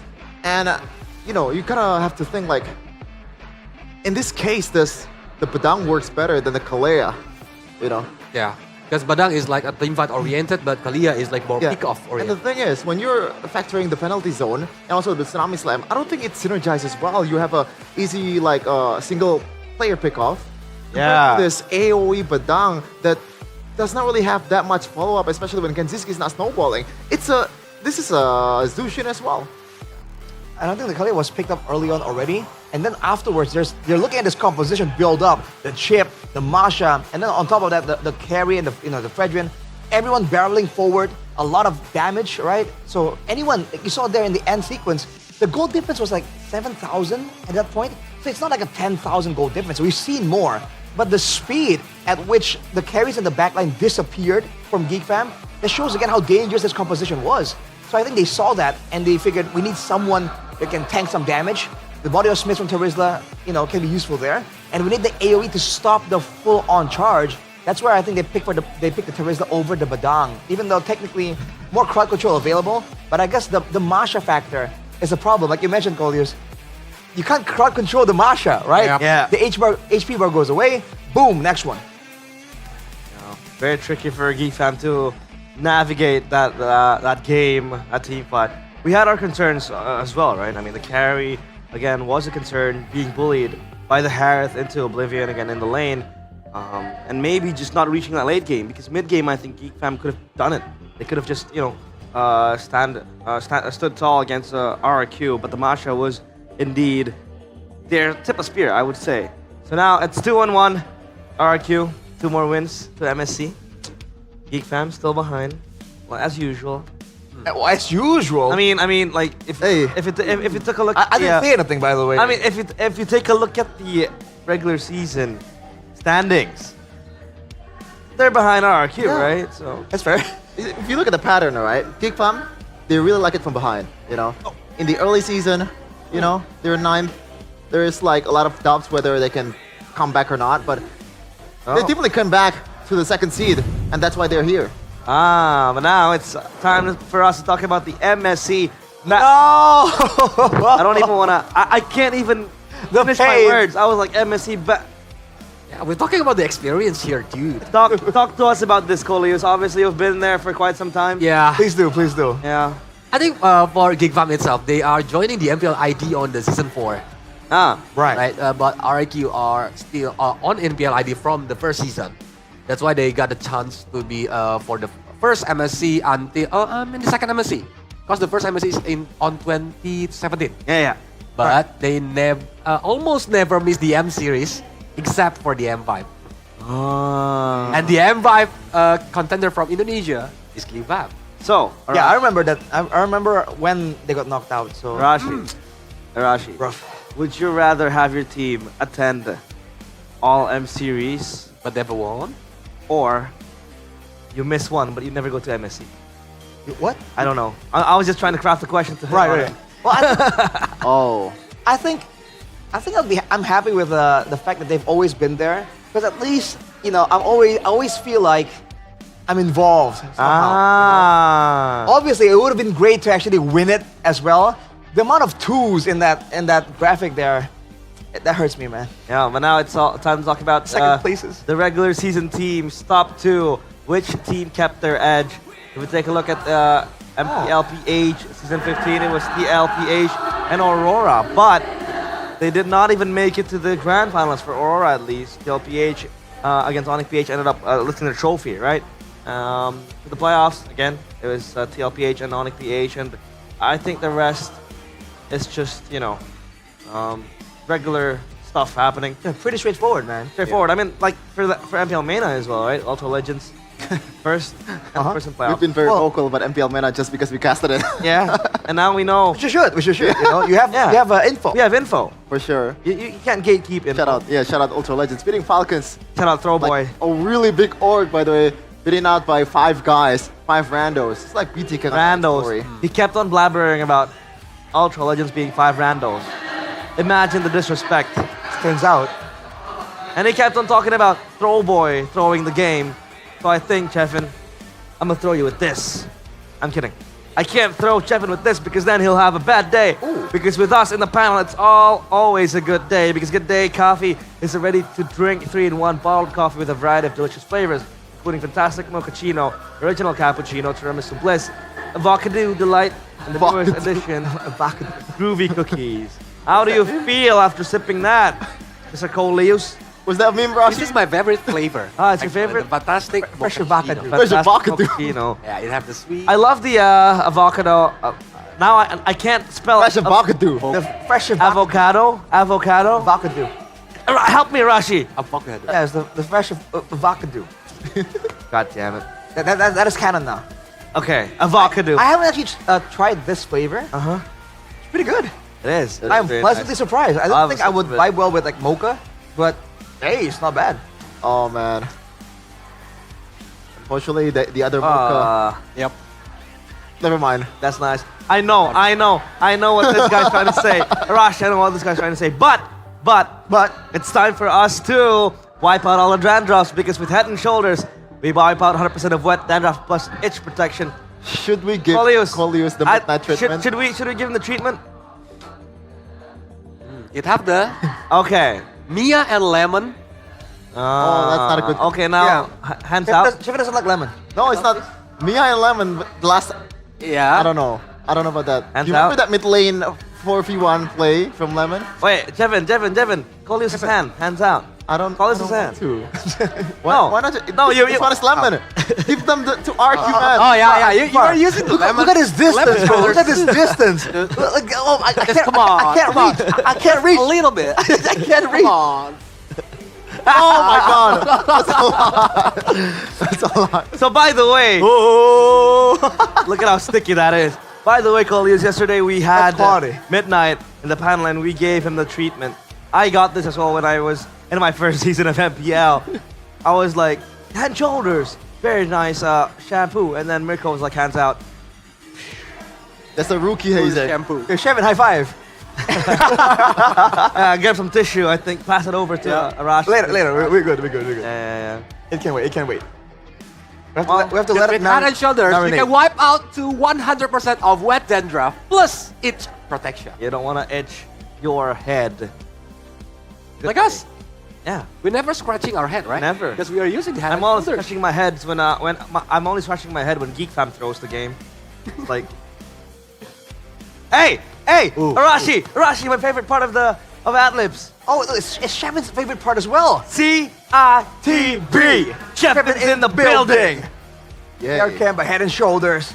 And look at Chevin walking up to the screen immediately. Oh no, it's CI-JIV now. What? CIT-JIV. Chefin in the Jakarta International Velodrome. Oh, yeah. All right. Because we're in the JIV. Because we are not on the MPL arena anymore. Yeah. It's not a building. It's not a building. It's a velodrome. It's more than just a building, bro. It's a coliseum. It's an emotion. Don't do in jokes in front of Coleus. That's not allowed. What do you mean? That's in jokes. Coleus doesn't understand. What is it? Really? Yeah. I don't understand. Yo, I talk a lot with Coleus. Yeah. You're the one distancing yourself. Okay, that's a problem then. Yeah, you The are. fact that you You're know- thinking that I'm an outsider? Yeah. Oh, no. No. Karashi. I'm feeling Coleus, hurt. Coleus. I'm feeling hurt. Tell him, Coleus. Tell him. I love you, bro. Oh my God, Chefin. God. You're treating a senior like him as an outside. That's crazy. Senior? That's crazy, bro. Believe it or not, I'm not that old. if it weren't for Coleus, I wouldn't be here. I'm not even joking. No. Alright, back to the game we go. Previous game recap. It is for match 7, or rather the lower bracket finals of game 3. And if we take a look at the Jusin and the Kimi, obviously the Kimi has higher kill pressure with the traction pulse plus the burst damage you can bring with the Sky Piercer as well. But with the Jusin, in this meta, sure, Jusin is a strong utility mid laner. But the fact of the matter is that Jusin lacks damage.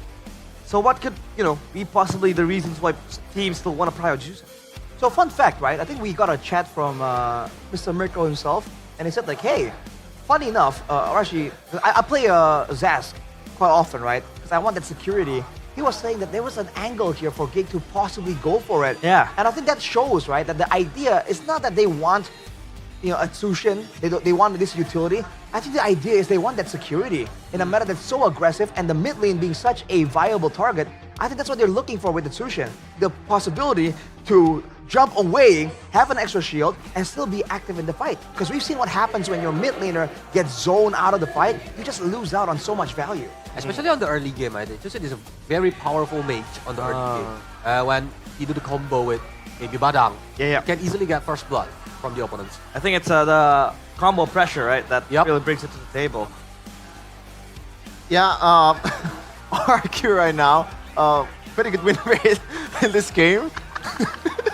What's happening? We had a guest appearance by Mr. DARUS. Don't dox him. No, that doesn't spell out anything. That's our lovely runner. Yeah, we call him. Oh, you don't win like that. No, that's doxing. He's just a cool guy. He showed cool up, guy. Very cool gave guy. us some He's a very cool nice guy. words of Always encouragement. helping us. He Yeah. feeds me with food. Yeah, always helping Gives us. me drinks and All your other needs, like what? like Medicine. like something that you put in your. See? Yeah. Move foot. You put your foot. Look at this guy. He's just always trying to pull the vitamins, something. you know, vitamins, right? Vitamins. Let's see if the teams here have their share of vitamins, because they're gonna need everything. They are going to need vitamin C as well, so they can draft clearly. Presented by the official tournament smartphone, Samsung Galaxy S25 series. And as of now, what are the bans gonna be? We have seen a glimpse of it, the Joy and the Fanny respected, and it's up to the Luke and the Boxia next as well to be blacklisted from the draft. Chip goes onto the ban list as well, leaving RRQ with 1 ban. Do they want to close out the Harriet or the Juicin? Oh, I think it might be the Faramis again if it works in the third game. I think they banned Faramis because they want to use the chip, right?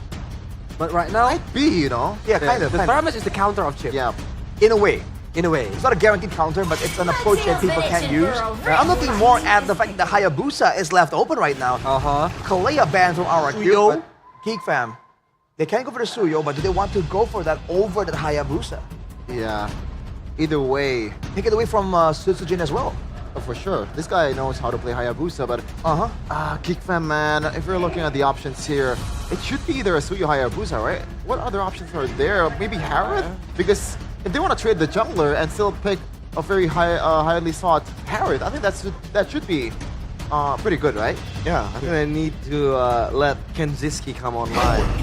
But they'll go for the Badang, so still a priority. Okay. Interesting. And so now RRQ can go for that Hayabusa if they do want to.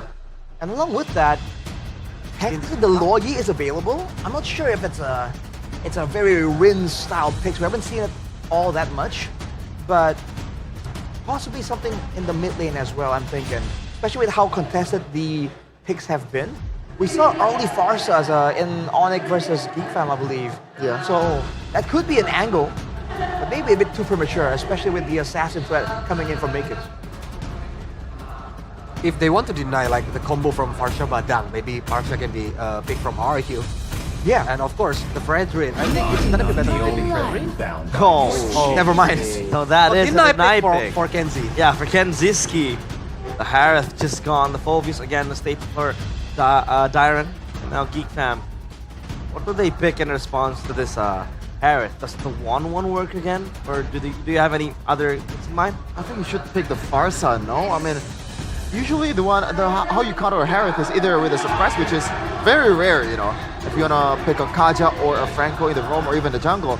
But the other way to do it is just to pick a Farsa and just deplete that HP before the teamfight even begins, so that shield will not be coming in handy when the teamfight begins. But I don't know, if we're talking about the boy, that's not his style.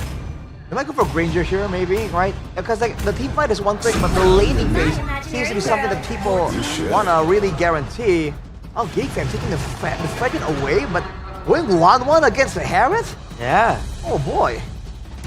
When you have the 2 frontliners, that's already very tanky, and this way it kind of denies the Hayabusa as well, no? Well, but it does not deny the Farsta. Yeah. So that comes through. And again, it's very surprising to me that RRQ are not prioritizing getting something for Citizen, because we saw how it played out in the previous game. The moment they do get that Fredrin for them, it looks like a completely different, more organized RRQ. How about Hanzo? Hanzo. Oh boy. Hanzo can easily melt Fredrin if already got the 3 items. Yeah. Yes, but in a way, you're gonna be stunned up in the air, the taunts, and you're gonna get bursted down before you get to do something. But you can fight though. Yeah, it can go to the back line for the 1-1. I think Mirko mentioned this as well. At the Hanzo, in this meta at least, it's just, I don't know, it's way too squishy. Like if you want to go in, you get bursted down with the Pinnacle Ninja and give it, like you're much more vulnerable in your Pinnacle Ninja form, right? Yeah. The moment you go in, you know, a few slashes, you're already out because you're basically low on HP. That was what Bryn was able to show, right? He wasn't really effective with the Hanzo because of the burst potential. But I think in the hands of RQ, that could be an answer, but again. Well, again, that would depend on what kind of burst damage Geek Fam have at their disposal. Yeah. That example Mirko was making was against a Harith. Yeah. Where one dash and an empowered basic attack chunked a Hanzo down to half HP. Yeah. One basic attack. a 1-1 doesn't really operate the same way. So there is it's more valid, but again, very high risk still.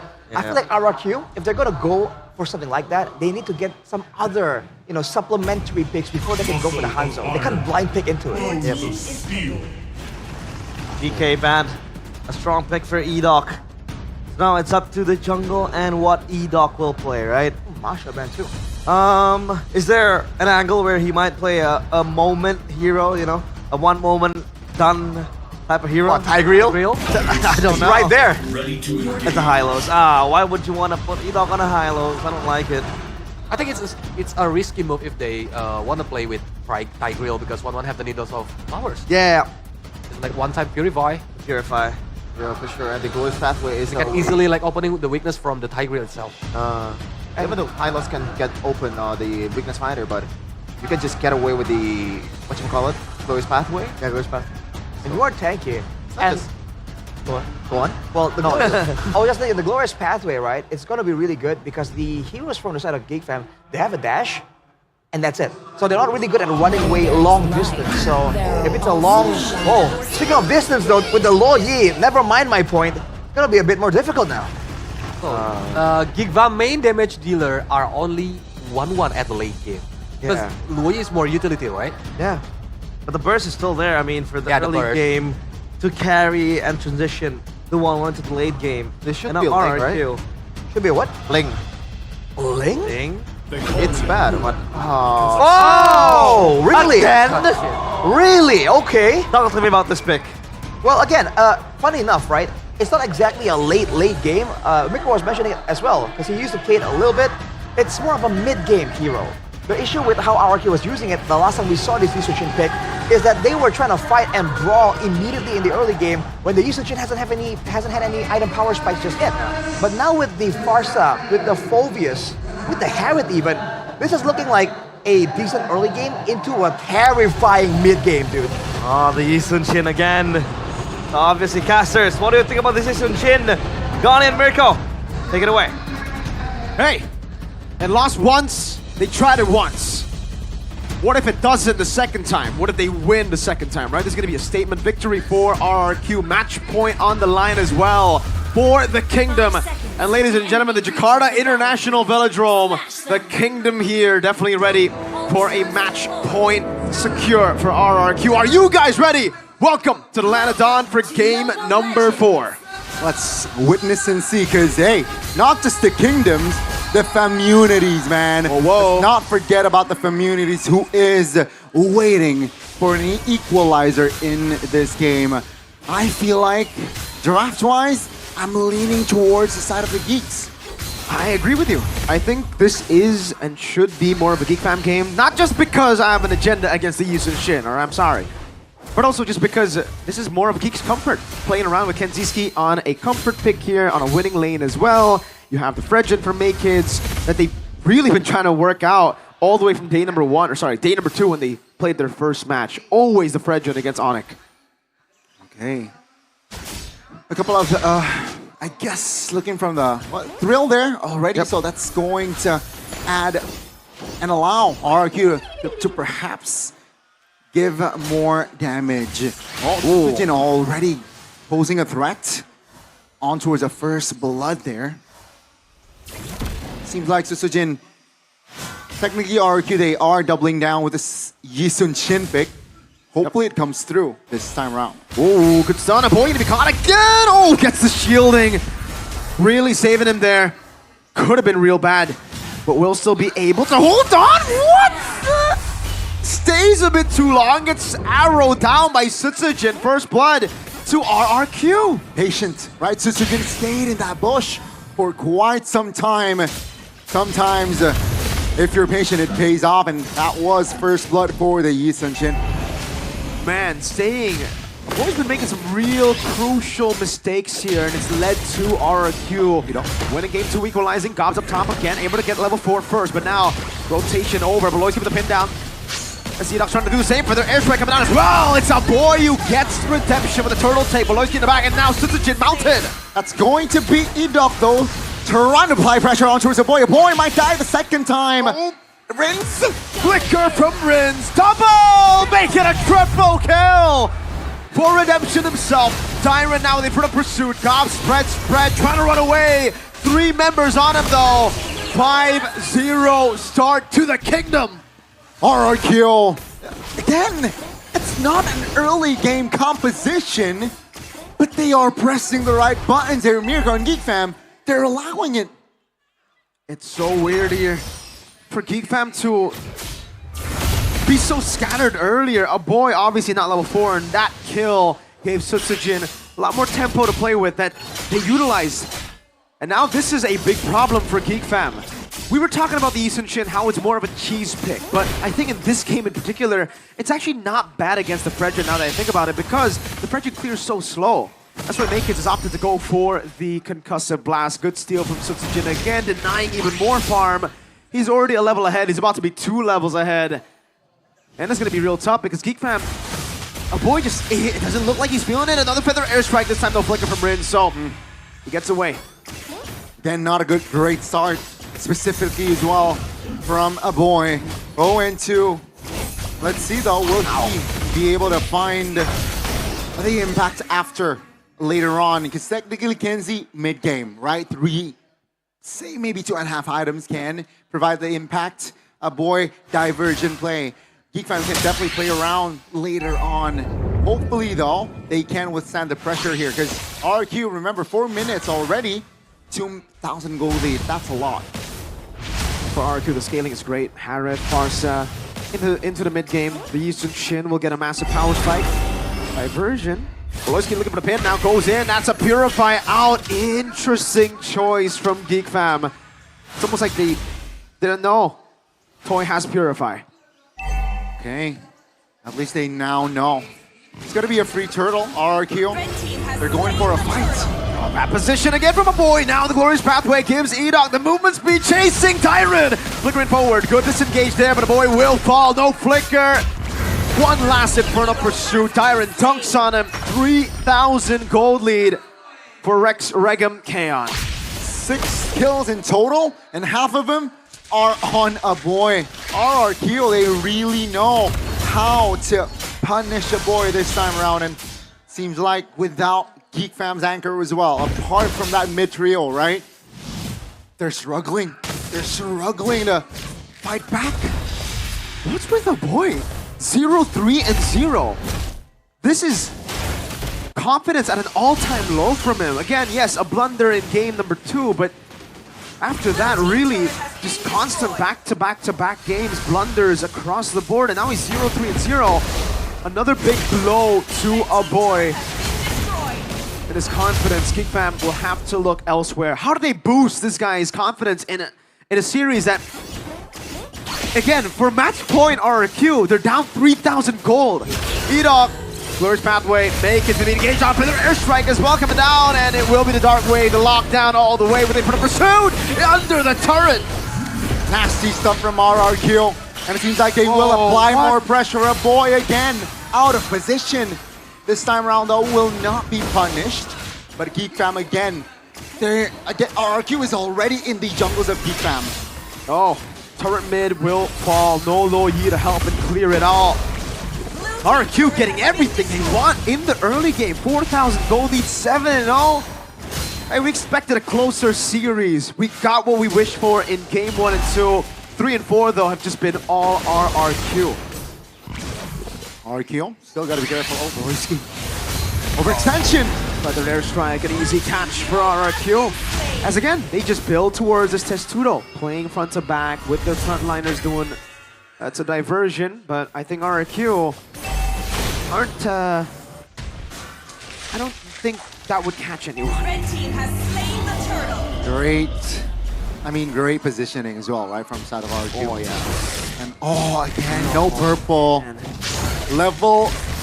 Almost level 12 here, minute number 7 for Sutsujin. Practically now level 7. Oh man. Yeah. 3-level lead for Sutsujin, something we already mentioned earlier. This could be like crazy snowball for Sutsujin, and it has been an amazing game for him against the Fredrin. Once again, ladies and gentlemen, Concussive Blast. Yes, he's trying to make up for that clear speed deficit, but it is not enough, especially considering they lost 2 turtles. With a Fred, you would want to control everything. You would want to win early game, and their composition was built for that, but all of them fell under. Voloisky forced the flicker, feathered airstrike. Now the conceal even burned out. Tyrant is walking towards them. Sutsujin walks a bit too aggressively. Oh, what? Crossbow tang, another trade in the board as a boy. Oh. Again, I don't know about that. Glorious pathway, that's gonna be a boy though, flickering out. Oh my goodness. RQ, they were able to close the gap on a boy, but that is still a big shutdown. 2 for 1. I'm quite speechless, Donnie. This is not the boy that we know. These decisions from him are like, even in his rookie days, he wouldn't do this. I'm so confused. Yeah, again, Geek Fam, still a hill to climb. Glorious pathway dropped. For the airstrike with the fist crack now, Voloisky just trying to survive a toy. Oh! Buy one, get one special. It might be a buy one, get two special. A boy comes in with Makits too. Gob's able to go for the mount now as Makits goes over the taunt onto the back line. A boy, look at the crossbow tang! On towards Adok, but the damage from RRQ. They know that they are strong. Big shutdown with a big bonk on the Appraiser's Wrath. But with Kenzie and Makits down, the shutdown, I don't think it's worth it here. It's still value for the Kingdom. Tyrant gets a Winter Crown, and that is kind of a shut-in of the window that was slightly open for Geek Fam to utilize the crossbow attack to turn the tides of a team fight. But right now with the Winter Crown, it's going to be deadlier for Arcuda. Oh my lord, that's a lot of damage. Reset on the lord at least. So maybe another chance? No, French is too far. Sutsujin securing the neutral objective. RQ, very comfortable lead here mid-game. 7.5. 3 items, Malefic Gun. Do they have a chance for the side of Geek Fam? Yes. But if RQ keeps it tight, if RQ now is, I believe, will start to buy the Winter Crowns, it's going to get tougher for Geek Fam. Make it securing the purple buff. What do they need to do at this point, right? This is an early game composition, kind of a snowball one. A boy will get more damage. Kenzie will too, but the main thing about the Wanuan, ladies and gentlemen, is once you get Winter Crown, Wind of Nature, if I don't even know if you want to go Wind of Nature here. No, probably not. No one. So, Winter Crown Immortality. You're done, right? The crossbow to feathered airstrike too to deal with the Wanuan, and now the stun over to a boy under the turret. 0, 5, and 0. The mercenary. Oh, the angle was tight, but Sutsujin makes it work. A boy 0 and 5. Yeah.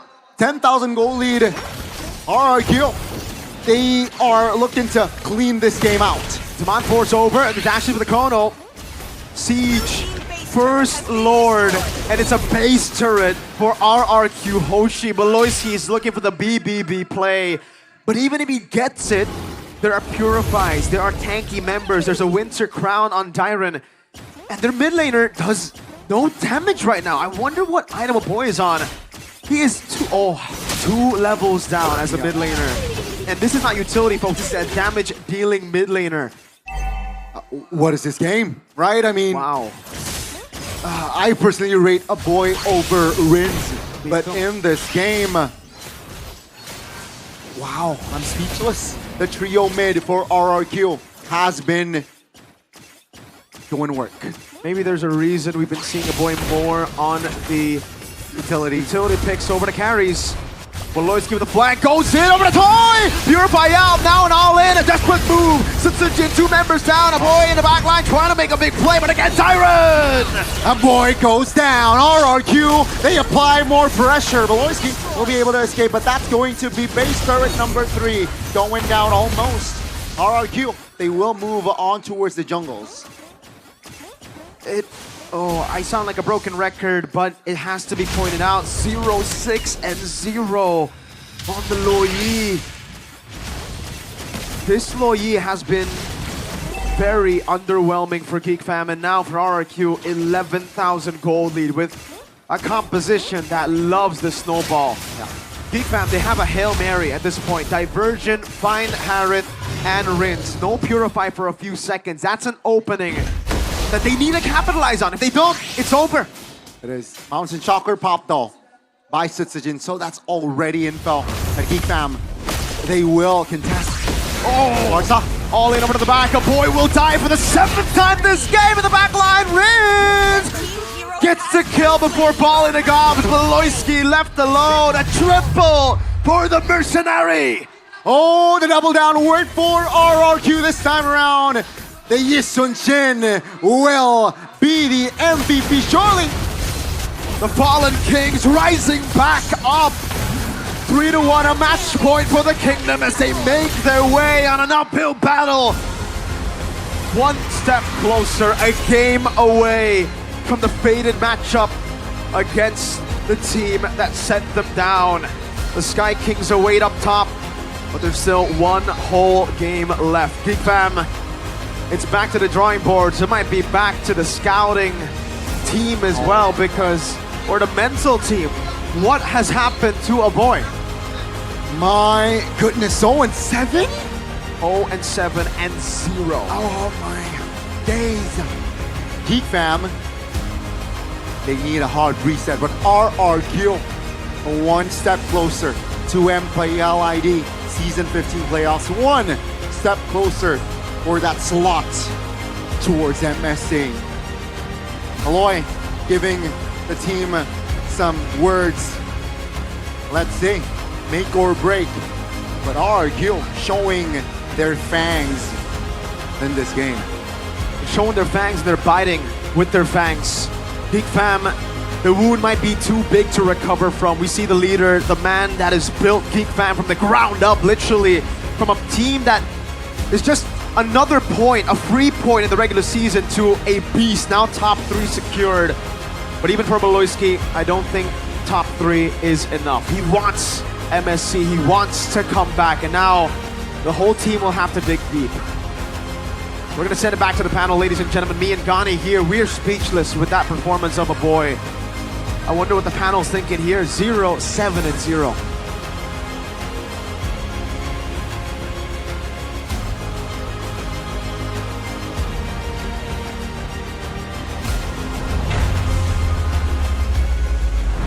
Match point for RRQ Hoshi, as they might just look for one more win to secure that MSC ticket and book another rematch against Onyx in the grand finals. By the way, a puddle of water right here. I'm gonna wipe it off a bit because it's Cheffin's tears.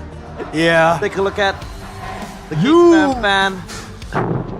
It's just shrouded in that jersey. By the way, you were waving yours. How are you feeling, Arashi? I am very impressed, and I can't shake off the suspicion that they had this like up their sleeves the whole time.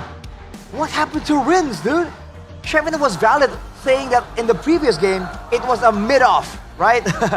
You know, with the context, mid-off. Yeah. Both mid are kind of off. What was Rins on this game? Dude, he was outplaying. He was in the right place at the right time. No. Oh, dude, I can't even wrap my head around it right now. Yeah, he plays very good using this Barsha on this game. Even like we amazed several times when we see like how Rins Magna play this game. But that's so crazy. Even the Yisun Shin, people are clowning on it. Oh, Yisun Shin can't work right now. Sutsujin, what was he doing? And actually, Midnight also came by earlier. One of those moments where Sutsujin was overextending. Midnight was like, what was he doing? But they delivered? Yeah. What? They delivered. Everybody in RQ did. And we are gonna crown our player of the game. It is none other than Rins. Le Captain. The captain, the shot caller, the Farsa. Man, I just can't really keep my... what is this? Can we just get this off the screen? What is this? When this happened, Shevin was like, no! Yeah. Shevin is yelling. I don't get it, man. Then he stole the turtle. I said, oh yeah, all is well and forgiven, but then this happens again. Rins, man, get the hell out of here, bro. I just don't get it, man. Bang! It changes. Bang! I feel like it holds so much weight to how the game goes, because if it's early game Yisun Shin getting snowballed, that you really have no chance unless Sutsujin is making this kind of mistake, then you know, this was it. It's on you to lose the game by itself. Yeah, but he was making a mistakes, but it's not enough, I think. Yeah. And at this point, Beloski, if he were to just open the map, he's just gonna get bursted down by even Renz, man. He was snowballing the hell out of his mind. Even early wishing lantern as well. Yeah. And not to mention, that's before we talk about Toy. It's a Harith that's scaling, that's snowballing, and this is the exact kind of game you want to have if you're on a Harith. Just keep fighting, keep forcing out fights and getting value with the Zaman Force. And this is what happens, man. Oh man, this was a great play by Beloski. Unfortunately, RRQ were able to get out of it. They had the battle spells ready. And dude, it was just a deep dive into the base. Literally a dogfight game. Every time they saw where Geek Bomb is, right here. He just damage, lands the better airstrike. Dude, so much value. Even when he's down and out. It's not direct, it rinse and play to the back line. Exactly.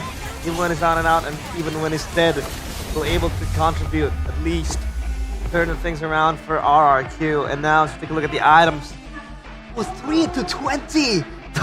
Oh man, 13 minutes, dude. 13 minutes. That's rough. That's a 17 kill margin then. It's really rough when you consider that both frontliners from Onyx, or for RQ Hoshi, is Onyx. This is just disastrous. And a boy doing his best Rin impression with 007. Mission Impossible. Rin impression. Oh man. Mission Impossible? Yeah, 007. That's Bond. James Bond. Oh, is that not Mission It's Impossible? the wrong James Bond. It's the wrong thing. I'm sorry, bro. I don't watch movies. Okay. All right, accepted. Look at the gold, though. 12,000 on the Eastern Shin. Again, when you have the space on the map, this hero just farms like crazy, dude. And Sutsujin, he likes this style. This is what he was criticized for. Just trying to fight again and again, keep brawling. When he is just forced to think more about the pathing, avoid the fights, and then fight only when he knows he can win, this is the result, man. 12,000 gold. That's just so far off. And make it, unfortunately, on the Fredrin, in this kind of situation, 7,000 gold. Dude, man was struggling. Man was broke. We almost see this like Yusanshin shining yesterday, but I think it's almost the same draft. I think it's Onyx. It's similar. Similar, right? For RQ, for the opponent, or for RQ? RQ. Because they had the Yisun Shin as well with an early game composition. Early game composition, but it didn't work well. Yeah, you knew what happened to the Yisun Shin yesterday, right? 1v1 by a Farsa. Yeah. So what do? They pick up the Farsa for themselves. I mean, that's Gil Asan's the original Yeah. YSS god. I'm kidding. You know, I mean, I guess that's why Sutsujin has to accept defeat right there. Oh, but man. speaking of Gil Asan himself, usually we mock, people mock Rins and say, hey bro, I know what you're trying to do, but you're not him, you're not Sans. But with a performance like that, whoa, you're looking kind of close. Yeah. So close. Look at how close the items were in Sutsujin. Then you see a boy. Just Man. We talked about it. Item man. He doesn't have the Ijata Talisman. That was only a one-item game from the boy. One item game. He got his glowing wand on the 7th minute. And I think we talked about it on the 11th minute, right? 11th minute. We discussed amongst ourselves together that he only had a glowing wand by the 11th minute. So by then, how would you try to make plays when you don't have the Enchanted Talisman to have the cooldown reduction to refresh that ultimate, right? That's a problem then. Yeah, we saw the plays attempted, but unfortunately, despite the good plans here, I mean, without the right resources, it's just not possible. The logistics doesn't check out. And all eyes on a boy. If you look at 050, dude. Yikes. Let's talk about the MSC battle plan again. We have 3 of them today, and now it is going to be us discussing the player with the most MSC appearances. Let's talk about it. We have on top with 18 matches, it is JPL, the Walk SG, and IP Flash. Oh yeah, my bad. Diablo. I thought we were out of frame. All right. I had to walk up and read it. My bad. I'm struggling to recognize the faces as well. I'll be honest with you. Does anyone have better eyesight? I have. Please go. Cut for us. Go again? Yeah. Nah, I'm kidding. Diablo, that's RSJ and Nip Flash. Right, Diablo. 15 matches. Okay. Yep, Shaknu. Execration and Omega, 14 matches. Izzy, IDNS, and with 14 matches, and Kelra, Execution, and Omega, 14 matches. Man, it's kind of crazy that Kelra has been around for like so long. His longevity is insane. And we're still saying like, hey, he's a young boy, he's a young player, he has a long career, and his career is already so highlighted. Aside from that though, yeah, Diablo, man. Like such a familiar face at this point. Diablo. Easy from IDNS. This is a throwback, man. I don't know if you guys been around for a long time, but this is a very OG guy, you know? Ever since MSC Season 1. With Emmy too. With since Indo, like all that. Almost like a different era. Also. Elite 8. Oh man, what a throwback. Seriously. It's a shift now. It's a shift now. It's up to new gen now to surpass these feat. And Chaknu's there too, man. Chaknu. I still remember Chak Mamba like it was yesterday. Chak Mamba. That's crazy, man. He won, yeah. Based off those crazy plays. Those were the days. Those were the days. That was like our first like international event for me, Mirko and Eterna, I believe. And Goni. Who do you think will be the next player to surpass those appearances? I don't know, man. Scattered statistics. Especially with the regeneration we're seeing, there's so many new faces popping up. Like the whole concept for this season, there's a lot of talks about, oh, rookie this, rookie that, right? So I feel like unfortunately we might not see that kind of record getting overtaken anytime soon. Yeah. Well, that's the MSC battle plan. I'm still flabbergasted by my by walking out to the camera. walking out to the camera. I didn't expect the frame to still be there. People at home like, whoa, he's approaching us. Because usually, you know, it'll zoom out. Completely forgot about that. My bad. Apologies. It's okay. That hop. We gotta see. Yeah, we have to see, right? And I think it's out there now. Hopefully, we have more Indo players that might have a chance to taste MSC. Because I think for RRQ, this new lineup, they haven't been to MSC at all, right? I think they skipped directly to M Series because it was Onyx and Evo. Right, yeah, I think so. So that'll be a great opportunity, you know, a great experience as well. So you can say the same thing about Geek. Exactly. Now, we want to have an interview upstage with Bude Clara Mongstar. So who is the guest you're going to interview, Bude? Take it away.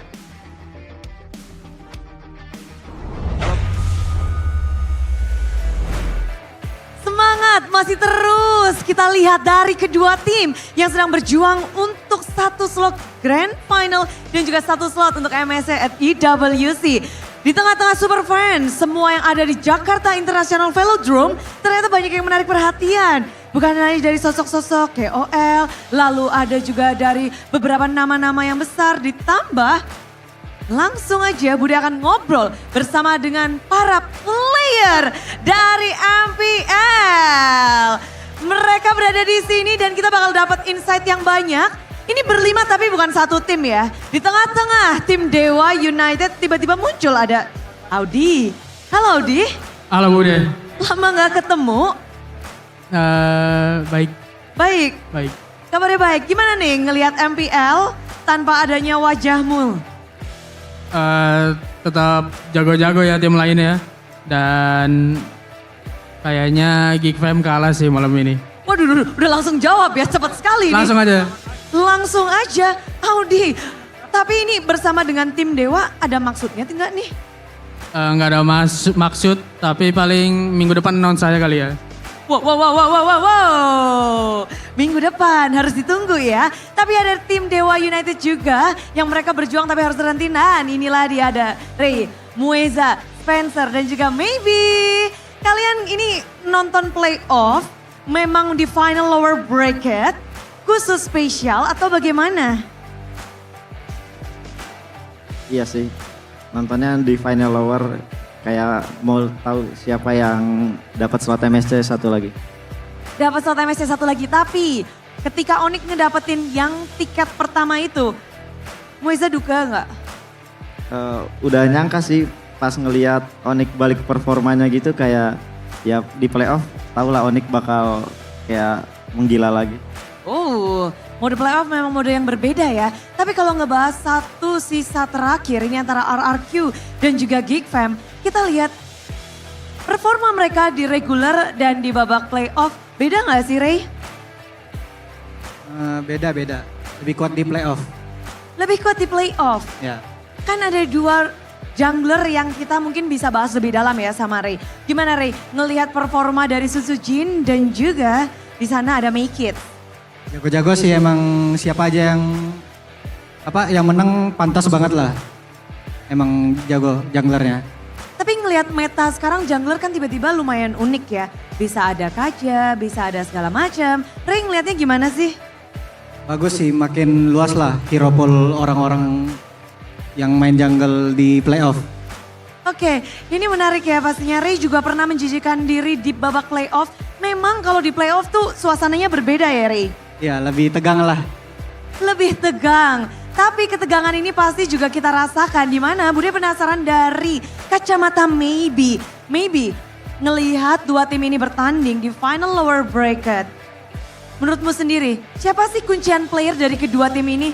Atau winning condition dari kedua tim ini tuh seperti apa sih? Kalau dari GFM ya, kalau dari GFM Baloyski sih. Kalau dari RQ si Rins. Oke, jadi memang berbeda ya. Kalau pergerakannya porosnya berarti ada di Rins, kalau di GFM itu Baloy. Dan ini kelihatan dari game-game yang sudah berlangsung di lower bracket ini apa dari kemarin-kemarin juga seperti itu? Dari awal-awal juga kelihatan sih.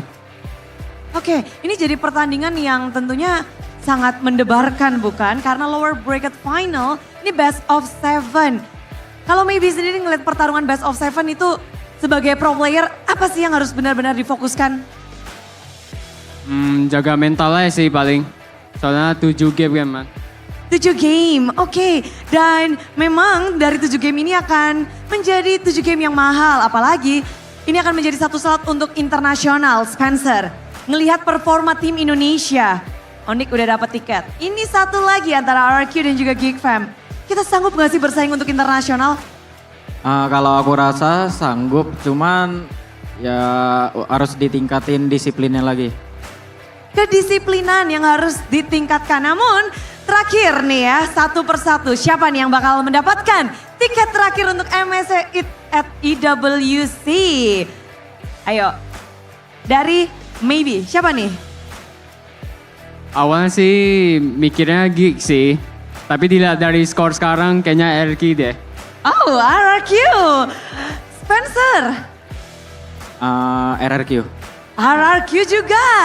Dari Moeza? GeekFam. GeekFam, beda sendiri. Kenapa nih? Padahal lagi ketinggalan. Ya aku percaya aja sih sama mereka. Soalnya ya aku ngerasa mereka kuat lah mentalnya. Harusnya bisa bounce back. Bounce back mental dari GeekFam yang dipertahankan. Namun gimana halnya dengan Ray? Mantan tim atau RRQ nih? Mantan tim dong, GeekFam. Oke, dia yang harusnya paling tahu. Kenapa nih GeekFam? Karena ada Baloy.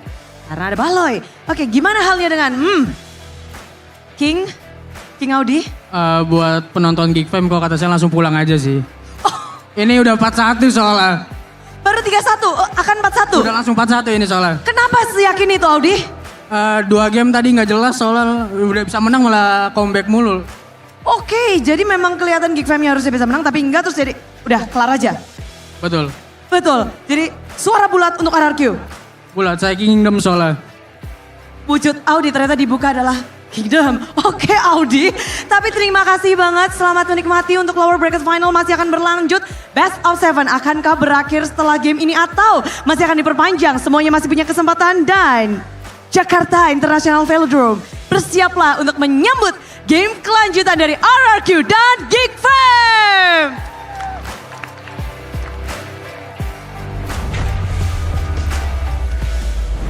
That was the whole day with squad pulling up to the Jakarta International Velodrome alongside Audi TZ.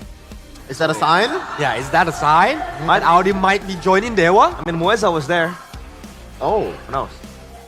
Kind of interesting because I mean, I don't know. We were talking about this just earlier, right? But the Dewa squad, that one combination with where they had Sorizo, along with some other members. I forgot the exact combination. It did pretty well. And the next time we saw them in MPL, they just revamped the whole thing again. So we're like, is this a next season angle or what? Yeah, they beat RRQ 2-0, right? On the... that was, RRQ playing with Chen, right? Yeah. Oh, playing with Chen. Oh, I guess I erased it from my memory.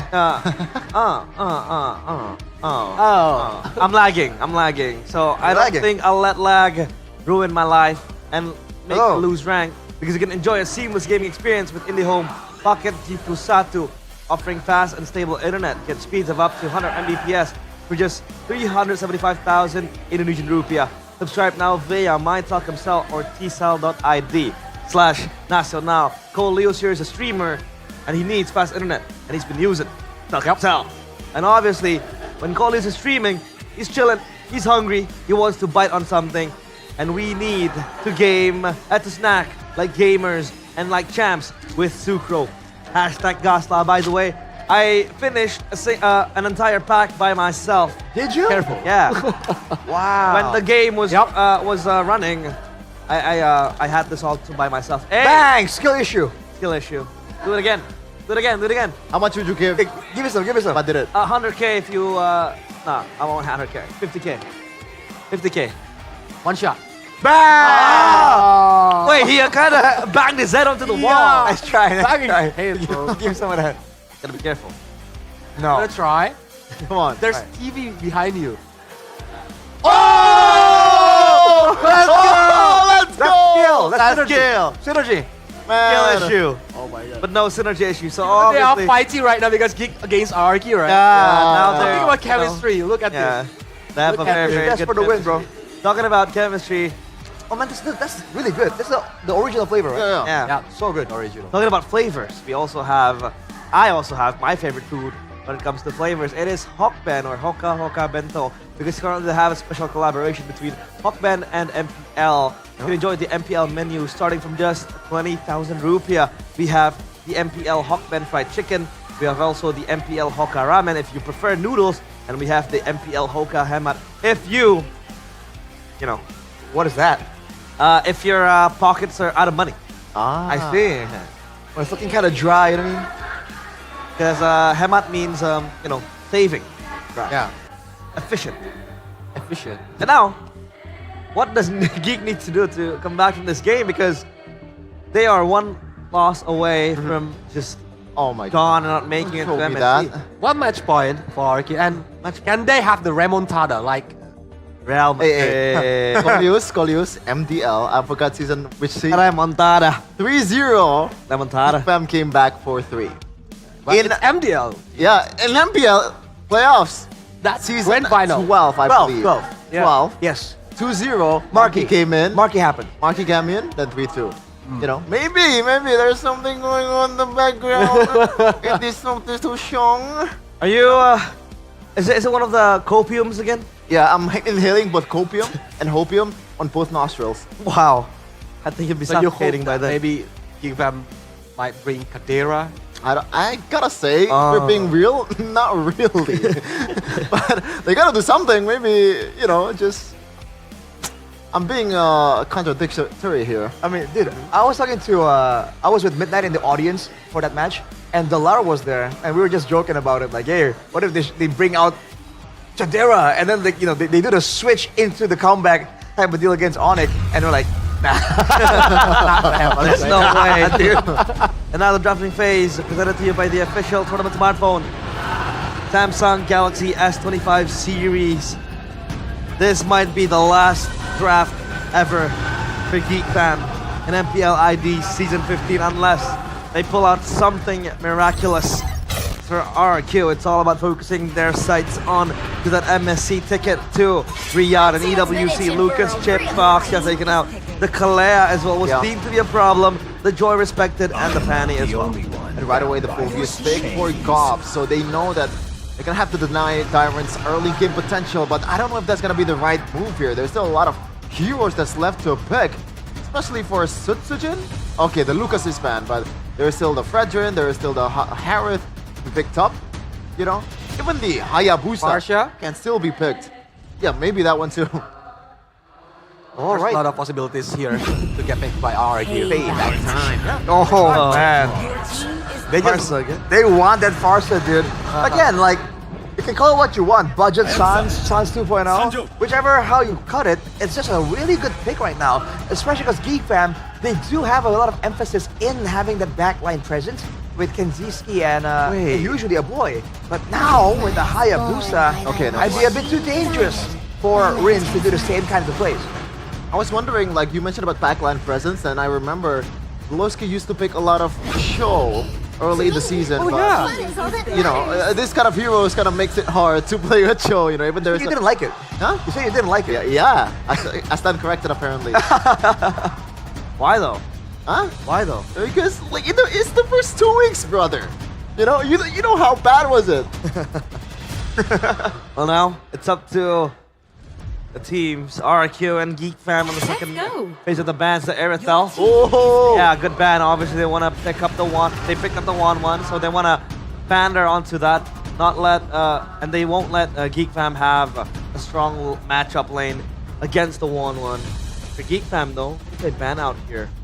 Something to or jungler possibly catch, cut down or catch, like the Franco and Edoff. Man, I mean, because RRQ right now still already have the Hylos as the front laner. That's why Franco might work for RRQ if they want to pick it. But if you look at the head-to-head, it's 50-50 for Suxin against Martian. Oh boy. Yeah, they have a different gameplay, right? Play style is more like play style. Yeah. Martian is need like bursting the damage, give the damage to the opponents, and Suxin is for the utility. Utility mage. Obviously with the lift off and all that. Ranger banned out. Are they trying to cone down the options for Geek Fam? But I think the Harith is still available, right? Yeah, I don't think they're really that worried about the Harith, especially when you have this front line and also a good punish in 1-1. And by the way, speaking of punish, this Phobius pick, the more that I take a look at it, you know, the Hylos, the 1-1, this is gonna be a really hard game for Gaussman. If you pull this off, like, hats off to you. Yeah. RRQ need to wait until the mid to late game, right? Yeah. They need to wait until 1-1 and Farsha have the damage. But I think it's possible for RRQ using another Freya Drain on this game. Well, hey, the Badang is still open, by the way. So if RRQ wants to try and stop all this dive coming in, wants that big AoE teamfight ultimate, the Badang is still on the table, despite the Franco anti-grill being respected very wisely coming in from Geek. And that is Glue. So obviously a very strong matchup for the Glue against the Phobius, right? Does that mean RRQ now have all the aces in their cards? I don't know if I would go that far. By all means, there's an assassin threat against the Farsa. You know, even though the lanes are winning, overall so far, we have to look at the final 2 picks before we can see and kind of predict how the first hurdle is going to go, how the 3-man rotation is going to go from the mid lane. This might be a Cho, by the way. One of the main problems that Pulowski had in the previous game was he can't really get away from the Glorious Pathway and he gets punished really easily. And how do you counter that with a hero that can screen way better than a Badang? But yet again, it's still gonna be hard for him to be able to catch Toy that built in Purify. So there's pros and cons there. Let's see what they have. Yeah, it's gonna be a Cho. So you call justice in the world. Right, Choloyski coming through here after we did again. Oh man. Again though. Oh no. It's almost like RRQ are rehashing the same kind of strategy, whereas Geek Fam now having a different solution, a different attempt at trying to solve the same problems. The aggressive chase potential here, and the burst coming in, physical and magical from the Farsa and Yusun Shin. Wow, the Yusun Shin popping up again. But with the Cho now having that potential of screening, that might be a different case. Fool me once, shame on you. Fool me twice, shame on me. Will this YSS bear fruit for Geek Fam? Tassers, take it away. The mercenary has been paid in full by the captain in Rins. Yisun Shin to seal the deal. 4-1 is the deal at hand right now for the Kingdom. Ladies and gentlemen, perhaps the final game of the series.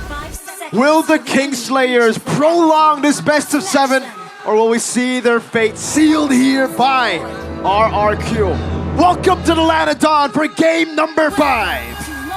Let's watch and witness. RRQ, they may take the MSC slot. They may take the grand finals of season 15 right here, right now. Let's see how Geek Fam will handle this game with Aloyski. Going for comforts. Yep. Like regular season-wise, Loyski is back. but it's the way they played with the Choloiski, right? It wasn't just a random Cho. It feels like a random Cho for Geek Fam, and you can already see him getting, I was gonna say killed. Good flicker out from Beloy, but it's still reactive here. The Cho in the regular season, Gani, it was paired up with the Moskov. It was paired up with even Claude, you know, something that can split in the side and then you will just screen across the map. You have a Harith now, so you're much more of a team-fighting Cho. And that doesn't fit Choloiski. Like, he's not known for mechanics. He's known for screening, macro. Oh, he's gonna have to have like a really good mechanical game on the Cho. I mean, Force is a juicy target, right? And he is confident in popping the and using the flicker. He is confident that, yeah, there will be Dyron, there will be Doc that will cover me. Let's see if Cho or Beloyski finds that tight angle to provide the impact. Oh man, Quad Shadow already used up. Oh, make kids, gotta respect that. The thing about the Cho as well, yes, you can go onto Rins, but I think most of the times you want to go onto the enemy jungle. Yisun Shin has CC immunity with his first skill, and that actually helps a lot when you're up against the Cho here. Beloyski going in, he doesn't have the flicker, remember, so he's gonna have to wait. Oh, walk the whole way, taking 2 turret shots. RRQ steady in control. Rins and Tyron at 4. A boy. No mana already.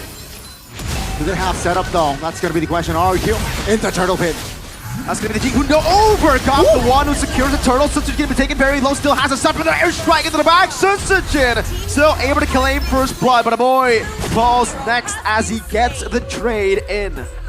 I think it's equal. 2 for 1, but Geek, they got the turtle. But again, RRQ, they have mobility with Rins, with Edoc. It's going to be tough for Geek Fam to react towards the rotations perhaps, right? Sure, they have a Cho, but yeah, with the wings by wings, the Rins can definitely move around the map. Oh, make it. Rins still has flicker, but the Jikundo helps make kids get the shadow kill, and Rins wasn't able to pop the flicker just in time to get away from the shadow kill. Good trades for Geek Fam. Beloyski now trying to help Kenziski clear this wave, knowing that the Swan One will have a better time in lane. Now Zaman Force over as well. Into the turret they go. Really wanting to get a few more shots at him. Gotta be careful though. Don't get too greedy from the side of Geek Fam, but as long as Make It connects his quad jet onto his right target, like that earlier skirmish, all good for Geek Fam. Because then, RRQ will have to deal with that quad shadow, right? So let's see here. Make it go. Jikundo, away the dragon, Lancer Flare, pure CC. But unfortunately, Beloyski is the one who gets the kill. It's a win though still for Geek Fam. How do they capitalize? It doesn't seem like they can. It'll just be a pick. That's it. It's a back-to-back kill on towards Rins this time around. A different story. It came, the previous game, it was a boy who saw the dark screen most of the time. Oh, Kenzie, very low. Oh, Zaman Force! Onto the other side, that's a back. Oh, hold up. Sutsujin gonna be knocked up now. Lantern Flare throwing him back. Govs rotating already. Doesn't have the flicker. Diamond coming in as well as a boy gets caught in the tough spot. Now his Toy goes in over to the back. Crossbow attack ready. A boy goes down. It's Beloyski now very low as RRQ. They have answered back. Make Kids Quad Shadow on the shadow kill coming down as well. Still though, it's Edoc who takes the beating. Kenzie wants the kill, but is it even worth it to go for Edoc? Oh! Zaman Force and Edoc will fall. Kenzie looking for the outplay again, jumps onto Rins. This will be Kenzie getting a double, but he is mounted on. He will try his best to go under the turret, and he will be able to do so, surviving. Calm, collected by the young blood Kenzie. But Tyron, their experience comes in and finds the kill. Way of the Dragon ready. Lantern Flare to knock him up. The Way of the Dragon can be used here, but they decide not to. They know that it's a free kill anyways. Make Kids taking a while. Spread. He might be able to get a second mount on. No, gets it in the end, and there will be no capitalization. Just RRQ with a turtle. This is the thing. They always have avenues on the other side of the map. They're always trading. And when it looks like Geek Fam find a good trade, RRQ comes in and says, no, I got a turtle. I got a turret. I got something on the other side of the map. Very great macro indeed from side of RRQ here. First 5 minutes. It's just 1,000 gold though between them. So counterplay should come. For now, okay, Make is already sent towards the far lane, right? You can see Geek Fam already moving as a unit, 4 members. Let's see how RRQ does this. 3 times taken down though. Rin's got to be more careful later on. Beloyski rotating up top. Rins needs to be good on that flicker. Good Shunpu out. A point in mid lane. Stunned up despite the Crimson Beacon and the flicker out too. Bravesman coming down with the Lantern Flare, but Edok is still going to be marching in forward. Dyron slam, putting him down again. Gobbs mounted on. Toy jumps in, looking for the crossbow attack. Gobbs isolated. Gobbs taken down. Rins picks up the kill. Beloyski opening it up again, but pay attention to Sutsujin, ladies and gentlemen. Whenever these fights are happening, he's just farming. And that's why he's been able to, get a level lead, I was about to say. Stun ready for Sutsujin, no quad shadow. Odds are good for him. Oh, good quad shadow back there. Luckily for Maykids, there was no one to follow up, no one waiting on that shadow. Yeah, I mean, Sutsujin seems like he does not care. Yesterday there was a 1v1 against Sans, and Sans got the better of him. It's gonna be RRQ though, still controlling the turtle area. I wonder, can Maykids find a steal? Toy. Looking for the play feather airstrike, baiting up Crimson Beacon! Beloyski, Jeet Kundo on the way to Dragon into the quad shadow, Maykids! Getting the killing spree! Crossbow attack! Finds the connection and will claim the double. Oh, Maykids stranded without the quad shadow! Now it's Kenzie on him, but Toy will continue the chase. Gobbs gets a big play! A maniac for Toy! He's looking for the Savage, and he will find it! Jakarta International Velodrome erupts as in the lower bracket finals, Toy claims the Savage. In the past, RRQ has relied on one man alone to carry them. Here, Toy is displaying, I would say, that level of play, but also the rest of the team plays it just as well. The enabling of Toy, what a great play this was. The crossbow attack and also just the coordination of the rest of the team to let the crossbow attack fly.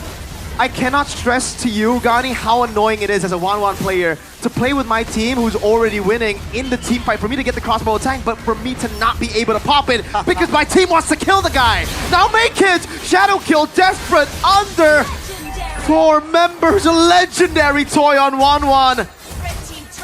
We're 8 minutes in, it's already 8 kills for Toy. This is not the land of Dawn at this point. This is Toy's playground. When the kingdom was shaky, Toy was the only one stable now. In the bush, Sutsujin! And a 1v1 up against Kenziski now. It is going to be a solo kill from the mercenary. Beloyski in the mid lane too, forced to back away. My, oh my. Geek Fam, how the rates have fallen. It's going to be RRQ now, again applying pressure in the mid this time round. They have all the time that they need. Revitalize is there. Oh, no damage from Geek Fam. Absolutely none. They have not been able to secure Farsa in the first phase, and that has really costed them. 1-1 becomes free for the taking. Even the Yisun Shin that was dealt with by Onyx with the Farsa. This is the reason the damage-dealing mid laners have found so much value. If you don't use it in your lineup, you can see crazy picks like this just go all out. Even with the Hayabusa, usually will be enough to deal with the 1-1, but not this time. RRQ are en route, ladies and gentlemen, to secure the final ticket to MSC at EWC. Kenzie! Isolated, and that's going to be RRQ taking Kenzie down. This is not good for Geek Fam as RRQ. They're reading them like a book. An 8,000 gold lead to the kingdom. My goodness. The Kings who have fallen from grace. #1 in the regular season. We thought possibly a guaranteed slot through upper bracket finals. But Onyx put them down. Geek Fam looked, at least in game 1, to be the ones to slay them. Now Rin's fallen. But Maykids is caught stranded again against Sutsujin, who was waiting. The recalls from Sutsujin as he watches Maykids to take his own life under the turret. That was Sutsujin saying goodbye to Maykids, saying goodbye potentially towards the journey of Geek Fam. Let's see. Way to drive! first skill from Sutsujin. Combo Tang! Oh my goodness, RRQ. They're toying Geek Fam as they push and look for the final push. The rookie falling, the mercenary! Going wild with a maniac! The Ballin Kings have risen from the depths of the lower bracket with a statement victory over the Kingslayers.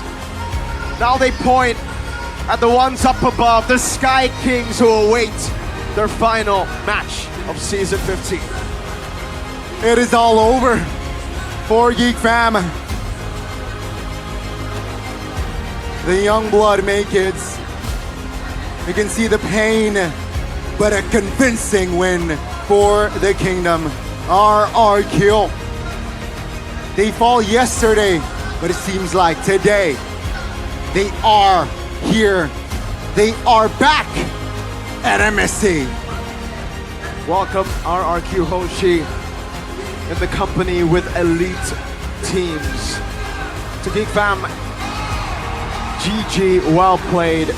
Jakarta International Velodrome is orange tonight with a win for RRQ after a devastating loss in Game 1. The comeback, the composure. You can see the fans celebrating here in Jakarta International Velodrome, what it means to them to finally, once again, back to back, make it to the grand finals of MPL Indonesia. It is gonna be, it's official. RRQ on it again. The Royal Derby / the Royal Bestie will meet once again. Will they have their final revenge? Let's watch and witness tomorrow, but that is Geek Fam saying their goodbyes. A fist bump, last one here to show the sportsmanship from both these teams, competitors. Amazing performance from RRQ. A less than stellar performance for Geek Fam, who a lot of analysts, a lot of pundits predicted to be the ones to lift the trophy, to be the ones to at least make it to MSC. A Hail Mary play. Sutsujin was too cold with that one. This play in the end, that first kill to deny the way of the dragon and then to wipe them out. In cold blood, Sutsujin was paid to deal with the Kingslayers, who've always been RRQ's kryptonite, and he did the job well. Next contract on the list for the mercenary is the God in the Jungle.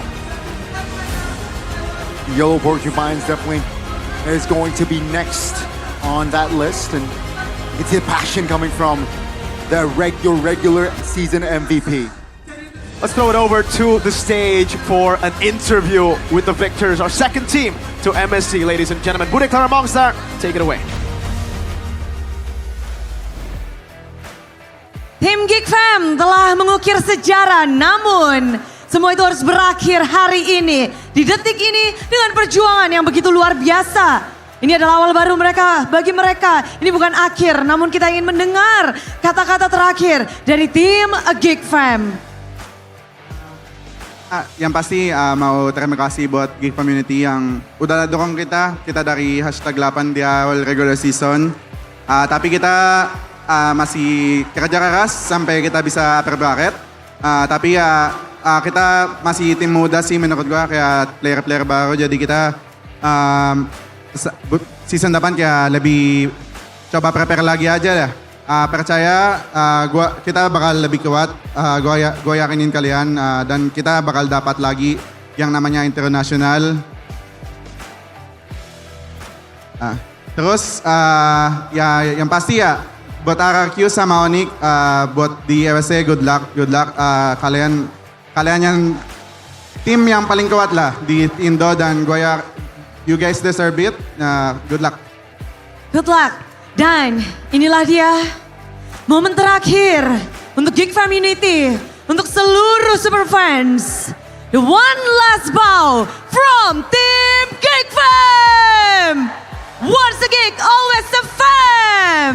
Terima kasih atas perjuangan tim Geek Fam. Namun kalau kita melihat perjuangan pasti naik turun, dan inilah dia momen yang dinantikan oleh Kingdom kemenangan dari tim RRQ OC.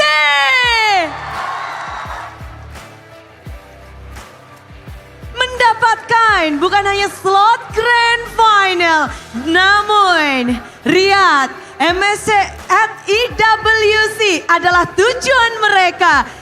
RRQ, congratulations! Berangkat dari lower bracket, berjuang di lower bracket final, kemenangan ini. Mungkin ada yang ingin disampaikan atas kemenangan hari ini?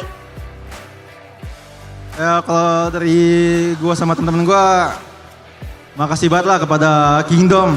Berkat kalian kita bisa jadi semangat lagi mainnya. Jadi makasih banget. Terima kasih terus berlanjut, namun Toy, momen ini lower bracket final. Di saat kemarin kalian sempat terhempas ke lower bracket. Kamu hadir terlihat lebih perkasa dan mendapatkan Savage. Ini Toy, di hari ini apakah ada motivasi berbeda? Ya motivasi sih kalau dari aku ya harapan gitu. Harapan dari teman-teman aku, dari Kingdom itu yang bikin aku semangat banget.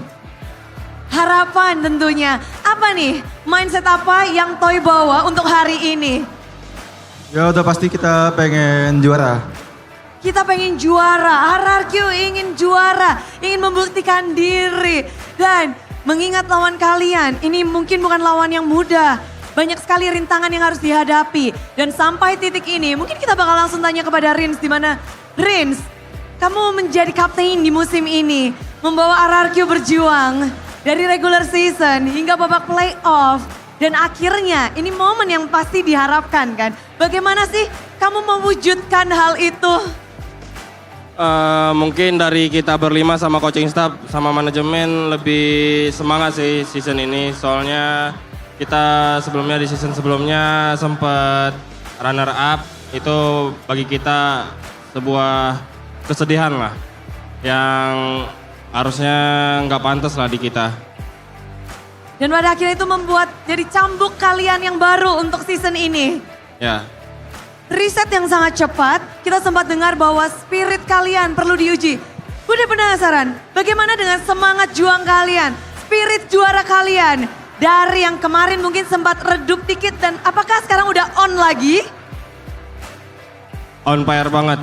Soalnya kita sekarang udah merasakan BO7 dan besok di Grand Final kita BO7. Semoga kita bisa menang juga lah dengan skor kayak gini. Well, best of 7 sudah mereka jajaki. Mereka sudah icipi. Dan kalau ngelihat kemenangan hari ini, tentu yang paling dari tadi kita penasaran bagaimana Idok bisa untuk bertarung di Land of Dawn melawan sang mastermind Baloyski untuk di final lower bracket ini. Seberapa intens untuk Idok sendiri di lower bracket final ini? Ya pasti sangat intens lah. Ya match panas juga, lawan yang kuat. Ya ada berasal dari upper juga yang sama kan. Ya gua juga kuat-kuatin mental juga dan percayain sama mereka semua. Menguatkan mental. Jadi menurut Idok untuk di lower bracket final ini memang mental itu adalah yang nomor satu? Ya kalau dari BO7 ya mental dan fisik. Mental dan fisik. Dan bisa dibilang ini RRQ lagi prime juga ya. Udah siap untuk best of 7? Siap. Siap. Dan mereka membuktikan diri. Dan kalau kita bilang tentang best of 7, tim RRQ, Dairen, kita ngebahas tentang best of 7. Banyak yang bilang dan dari history RRQ di best of 7 itu menjadi tantangan besar. Untuk season ini apakah best of 7 bukan lagi menjadi tantangan besar? Enggak lah, kan kita juga udah sering grand final kan. Jadi ya bukan tantangan juga lah. Kita udah sering ngadepin BO7 juga sih. Sudah sering menghadapi best of 7 dan kalau membuat hasilnya jatuh ke tangan kalian, kalau Dairen sendiri apa yang kamu fokus ini? Khususnya untuk lower bracket yang best of 7 ini baru banget, sebelumnya nggak pernah ada. Mungkin kita ambil semangat Kingdom yang ada di sini kali ya. Kayak kita Kingdom di sini semangat, jadi kita harus lebih semangat lagi.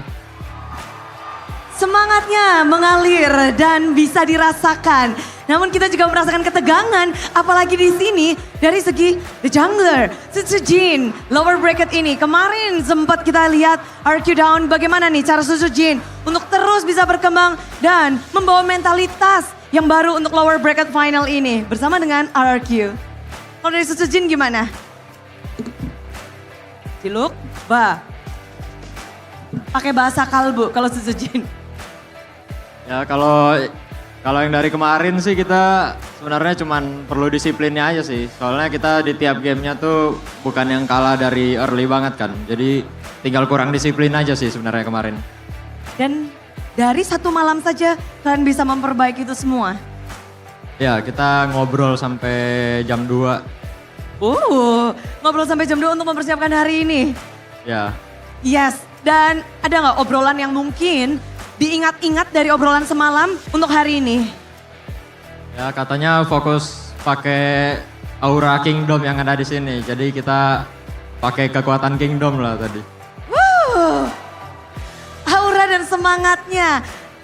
Apakah kalian siap untuk ke MSC? Siap. Siap. Coba dong kasih kita kata-kata untuk masuk ke MSC. At EWC dari tim RRQ. Vamos! Dan ngomong-ngomong tentang MSC ada yang spesial juga. Kedatangan dari salah satu sosok yang pernah membawa RRQ juga ke MSC. Siapakah dia? Langsung saja munculkan. Mana ini? 1, 2, 3. Spesial. Hadiah spesial untuk tim RRQ. Wow, R7.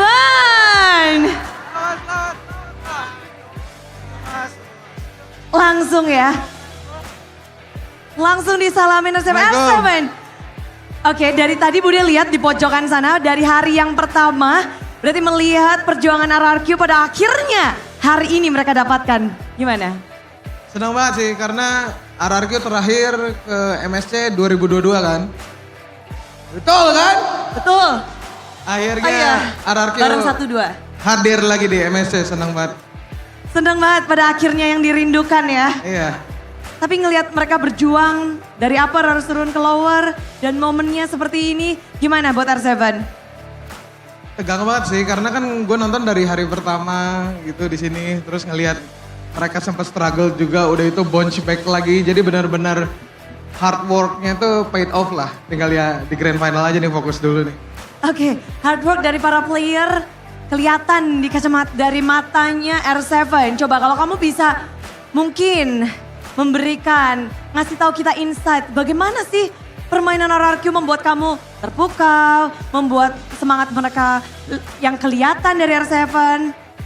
Di bagian mananya tuh? Boleh mungkin satu-satu dari Sujin playnya. Banyak banget sih sebenarnya kalau misalnya dari segi tim playnya sempat ada kayak blunder-blunder, udah itu di next gamenya diperbaikin langsung terbukti gitu. Dari segi coachingnya juga dari draftnya udah mulai kayak berani nge-pick hero kayak 1-1 langsung dikeluarin di ketiga. Udah itu counter di akhirnya kayak mereka gue liatnya belajarnya sangat cepat sih. Ya seneng lah. Pembelajaran RRQ yang begitu cepat dan kita juga ingin mendengarkan dari R7 apa nih yang harus ditingkatkan terus RRQ buat siap-siap ke MSC karena MSC terakhir bersama dengan R7. Aduh MSC gua terlalu buruk bu deh. Gak dong. Ya cuman ya untuk mereka ya semoga mainnya as a team aja.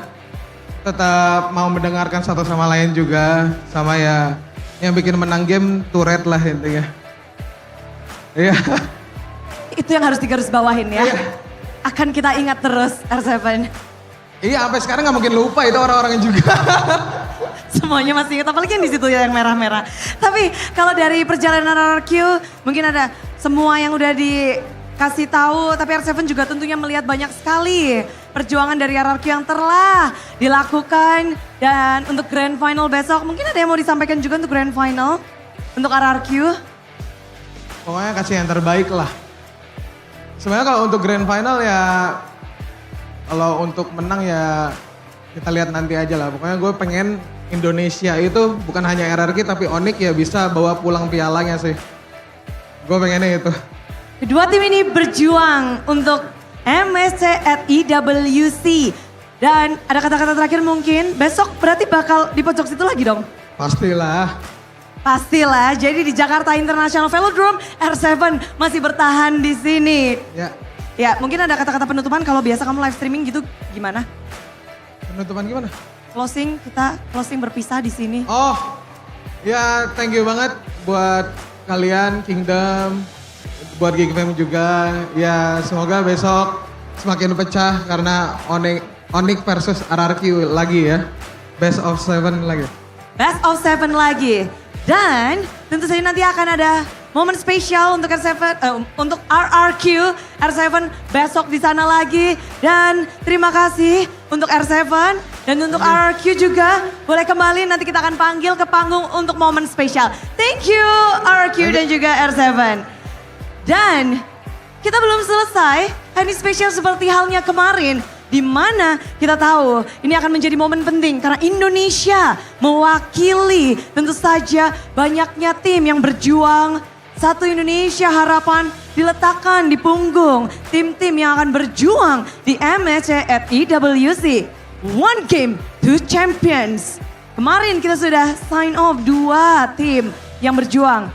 Brother sister dari tim Onyx, mereka sama-sama terbang. Namun hari ini ada yang spesial juga karena kita akan secara simbolis untuk sign off, untuk memberikan penghargaan pula untuk kepada tim yang akan berjuang di MWI. Untuk tim ladies kita ada tim Vitality. Kita undang mereka ke atas panggung MPL.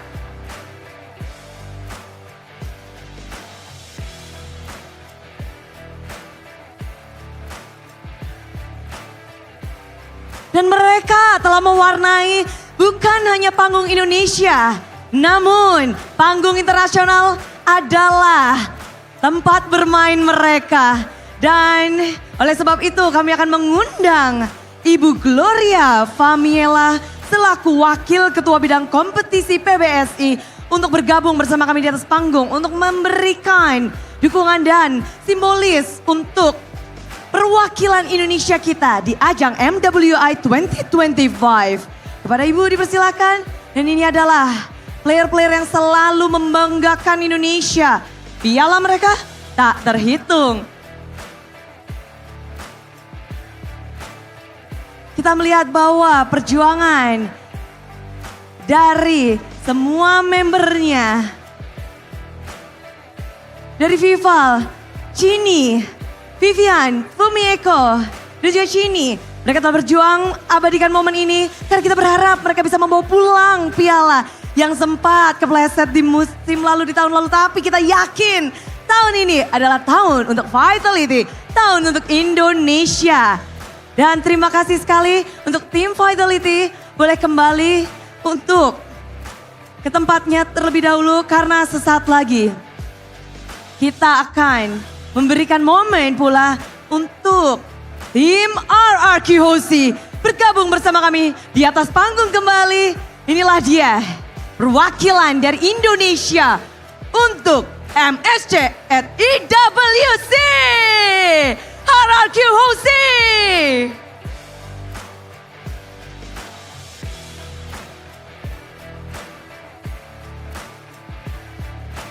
Dan Ibu Gloria Famiela akan memberikan simbolis juga. Ini adalah momen, ini adalah suasana yang harus kita abadikan. Di mana Indonesia benar-benar menaruh harapan terhadap tim RRQ. Susujin, Dairen, Idok, Rins, dan juga Toy. Mereka akan berjuang demi nama RRQ dan juga Indonesia di ajang internasional. Jersey telah diberikan. Sesaat lagi kita juga akan ada momen di mana mereka menandatangani kunci yang akan mereka miliki di MSC at EWC. Ibu Gloria boleh di atas panggung untuk juga menyaksikan momen ini. Kita akan mengundang kembali nantinya tim Vitality ke atas panggung. Dan tanda tangan satu persatu. Nama telah disematkan. Tanda tangan, tanda di mana mereka akan menjadi bagian dari MSC at EWC Riyadh.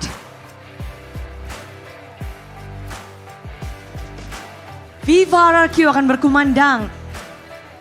Mereka benar-benar memiliki kunci ini dengan perjuangan yang panjang. Bukan hanya dari hari ini saja. Namun mereka telah berjuang dari babak regular season. 9 minggu mereka benar-benar berjuang menjadi juara regular season. Ditambah kali ini berjuang dari lower bracket. Best of 7 telah mereka jalani. 4 game mereka menangkan. Sempat 1 game mereka harus kehilangan momen. Namun semangat juang ditambah dengan gameplay. Semua telah mereka kerahkan ditambah Savage juga mereka berikan. Inilah dia kunci yang akan mereka miliki yang harus mereka pertahankan di MSC at EWC Riyadh. RRQ akan bergabung untuk musim ini, untuk tahun ini. Inilah dia momen di mana Indonesia harus dikumandangkan. Mereka akan berjuang sekuat tenaga. RRQ Hosi memiliki kunci untuk MSC at EWC. Dan kami akan turut mengundang kembali tim Vitality untuk naik ke atas panggung. Karena 2 tim Indonesia untuk MSC, untuk MWI. Semua mata, semua dukungan dari Indonesia tentu akan tertuju kepada kalian. Ibu boleh berada di tengah-tengah. Inilah dia momen untuk tim RRQ dan juga tim Vitality.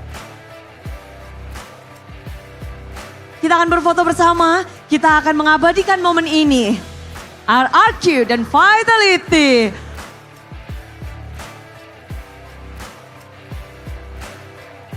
Dan lengkap sudah perwakilan Indonesia untuk pertarungan di Riyadh, MSC dan juga MWI.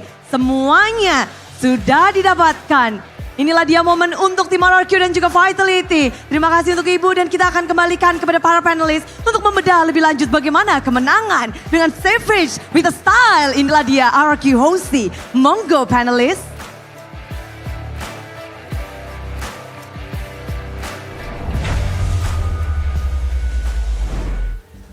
Well, yeah. My oh my, I think I'm gonna try to look for tissues over here. Mr. Chefine. I think I'm gonna need him. He already used 1 pack actually. He's angry. That's a wrap. You know what? By the way, when the awarding or the send-off was happening, all he shouted was, "Can we wrap this up already? I'm done. I'm tired." Fake news. I'm not faking anything. I ain't a liar.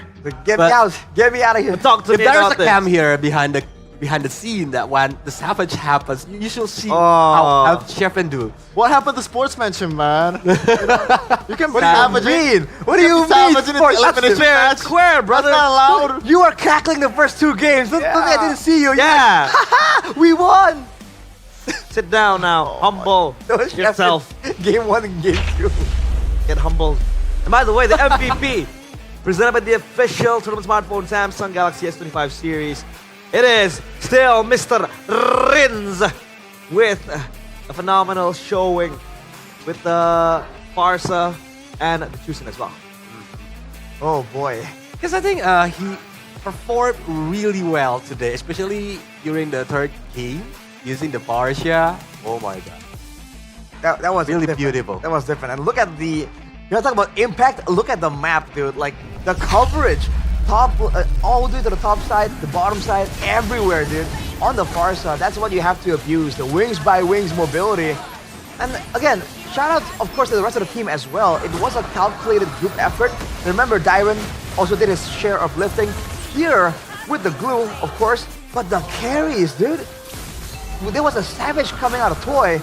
And then afterwards, they ended up the game with a maniac from Sutsujin. I mean, come on. Yeah, it was just them meddling around with Geek Fam. But how good can you be? Like, Toy got a Savage, but still, the POTM, or the player of the match, is still Rins, right? The impact he has is so good. And this was it. That Savage that blew my ears off. and the whole stadium went wild. What can you talk about in the Savage, Chefin? It was alright. Whoa! Like you can. Boom. Boom. Well, Is that supposed to be we have to remind you guys at home as well. Rins was doing all this, not just focusing on just playing his own game. He is the shot caller. Yeah. As of right now, we haven't heard any other info, any conflicting info with that. He is still indeed the captain and shot caller. And despite that, having this kind of performance, this level of, look at this, dude. I mean, May kids, they waited for him. They read through exactly what he was gonna do. That has to be demoralizing as hell. He gave up. He gave up. Yeah, he gave up because no way to run. And it's like, I believe during this last moment, Rin's gonna say like, this is your captain Rin speaking. Prepare to go to Riyadh. Prepare to go to Riyadh. Where will you be going, Chefin? I'll be going home. But Yeah, I'll be for going real home to though- solo. For real though, in the first pick of the draft, the Phobia is just kind of like, I was like, maybe, you know what, tonight I pick towards Tyron, you know, that's alright. But when I see the picks that's coming through, it's like, oh my god, this is gonna be a really, really tough cops game. And my god, I am right. 0-5-2, and I'm hoping I'm wrong, man. You know, if I doubt sometimes, a lot of times I'm right. Man, times like this, you remember Midnight just yesterday saying like, Gobs, it's been great, but there's some moments where he just does not deliver, and you know that sentiment gets echoed here again. Yeah, I mean, he was indeed, I think, one of the candidates for the most improved player. Yes, sir. Although it ended up falling in the hands of Nino. But speaking of improvements, a lot of improvements we saw from RRQ Hoshi. I mean, Geek Fam were able to at least got a chokehold on them in game number 1, but I think the rest of it is just, you know, RRQ steamrolling on Geek Fam. The items though, Maykids only was able to acquire 2 compared to Sutsujin, who was able to get 4. In the end, getting the BOD as well.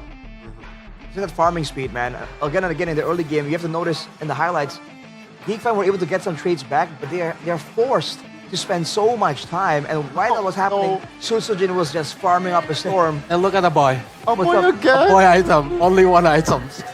Well, I mean, it's time to tune in to the mic check of RRQ versus Geek Fam. Here it is. 18 ulti gue ya, Satu sabar dulu ya. ya guys. Nah, aman. Di lore ini bisa berang nggak kita? Bisa gue coba cari flank guys ya. Ulti game. Lihat nih, Dok, ada ulti, Dok. Sudah di sini, sudah di sini. game. Mati game. Oh, Saret. Baca.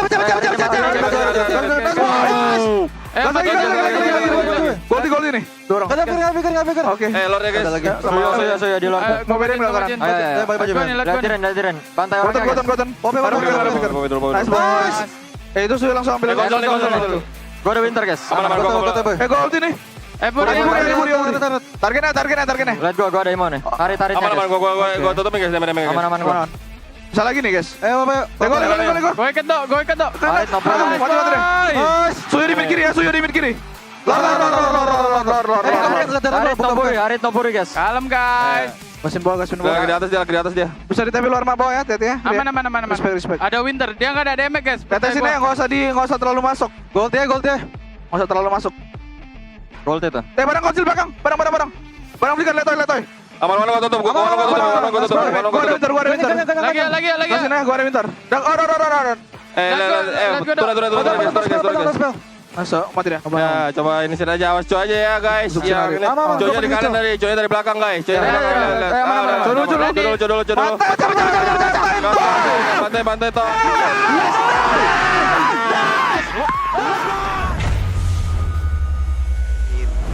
Let's go. Did you hear the our producer saying, yeah? Is he a kingdom as well? Maybe. I mean, Hey, Mr. Bomb. He's Is this game rigged? He's a EVOS fan. EVOS fans. I know Bomb so well. Yeah. Okay. Oh, you're doxing his name. Yeah. I think it's out there. Anyway. And yeah, obviously. Dude, you saw the energy, dude. Like, I think E-Doc, he was like, yeah! He winded up a full slam. Yeah, he was slammed the table. Just bang. He winded it up, dude. He wanted to slam it. He had the energy for it, dude. Because they go to Riyadh, man. Riyadh! Yeah. Riyadh! I don't see why they're so excited, man. Oh, now we're talking. So you wouldn't get excited to play against the likes of Onyx PH, Onyx ID. That's more, by the way. TLPH. You want to play against them? You want to be stuck in this small pond of big fishes? Huh? I can't even counter, bro. Like, Yeah. It's okay. We all know. Yeah, EWC, man, what an experience it's gonna be. So, congratulations to them for sure. And you do feel for Geek Fam though. Let's be real here, right? We did mention that storyline was impressive. Beloyski. Would have been perfect, you know, especially with the rumors of Beloyski really struggling with his physique, with the health, kind of, more or less. People are concerned that people are saying this might be his last run actively being in the roster. He might transition. So there were a lot of thoughts, a lot of drama surrounding this situation for Geek Fam. What could possibly be their final run? So unfortunately, just wasn't it just yet. But it was a nice try. Might still be able to see him as a coach, right? I mean, he has that, he has that prowess on just scouting players, making monsters. He's basically Mr. Frankenstein, Dr. Frankenstein, excuse me. He was there. Yeah. Respectful. Yeah, I am respectful. Doctor, by the way. But let's be real though, they're in good hands. I think they are. These are the cores that you could build. Even a boy, despite him kind of underperforming in this match, overall he's still probably one of the most consistent mages that we have in this league. It's just one series, man. But unfortunately, it happened at the most critical time. Hey, Chef, in which phase are you in right now? Huh? Denial? Nah, It might be I guess grief. Acceptance. Grief? Here's the thing though. That's quick. If we were just putting away all the biases, I said it before the playoffs, my prediction was Onyx versus RRQ. If you ask me, should I give you my bias prediction? It's Geek Fam gets anything 4-0, 3-0. I don't care. But this is my initial prediction, so it still hurts, but it's not. It's okay not to be okay, man. Yeah. As of us, it will be hard. Yeah, it will. Deep down. But yeah. Moment of silence for Chefin. Some words for Geek Fam, perhaps? Yeah. Thank you for being my light in the day. Yeah. Thank you for being my source of happiness. It's not the end of the road. That's true. If the world was ending, I'm gonna be next to you. I thought you were gonna say something snarky like, well, for season 15, it is. Hey, graceful in victory, graceful in defeat and humble in victory. Get the hell out of here. Once we get to the hotel, you're gonna be on my face the whole time. I'll help you. What's his face? What? What? That's a weird saying. Oh. No, I'm pretty sure, like, usually, I mean, especially with the context, right? By all means, if Geek Fam made it, I would have been happy for them as well, So, no, truthfully, I don't plan on, being snarky about it. At the end of the day, like, we are all part of the Indonesian squad, right? We want the best for the whole Arashi. region, so- Be like Coleus. We asked him what's his favorite team. He's like, I'm Team Indonesia, baby. Red and white. Red and white. That's why we need the best team. Yeah. To represent the Indonesia at the EWC. Aside from that, we also have the upcoming SEA Games, right, for Team Liquid ID. Yep. Who are also going to play. So there's a lot of Indonesia agenda. We have to. Oh speak. my lord. But now it's time to bid farewell to Geek Fam. Let's press the buttons, Bude.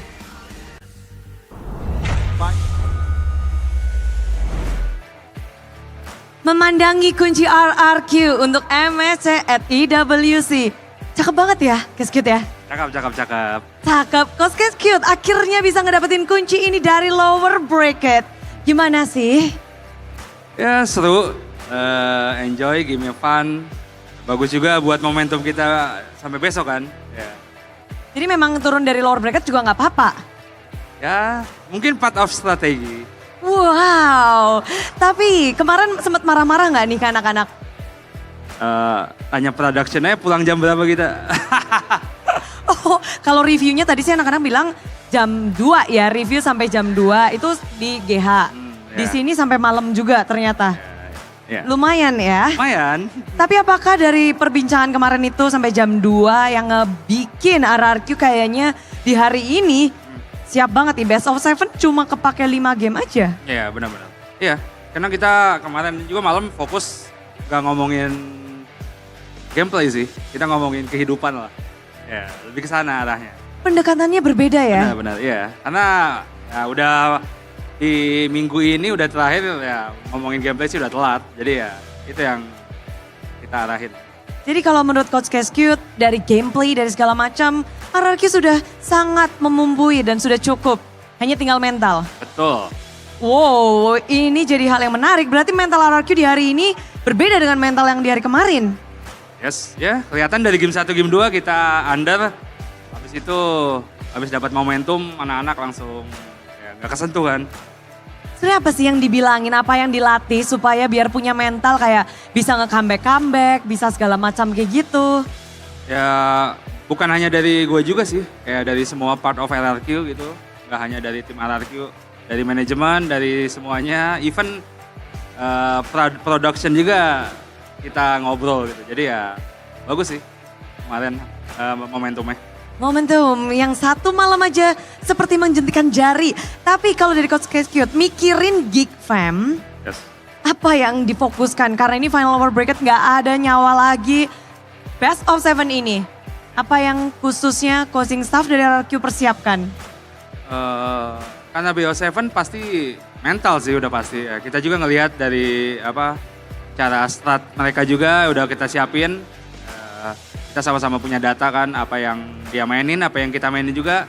Dan ya respect band juga, ya semuanya lah. Kita sih tinggal fokus sama diri sendiri sih. Seperti yang semalam sebelumnya kita omongin, jadi itu aja yang diterapin, nggak overthinking banyak. Karena data untuk tim Geek Fam sudah didapatkan, jadi persiapan untuk ngebaca game mereka juga sudah cukup. Pokoknya hanya mental. Betul.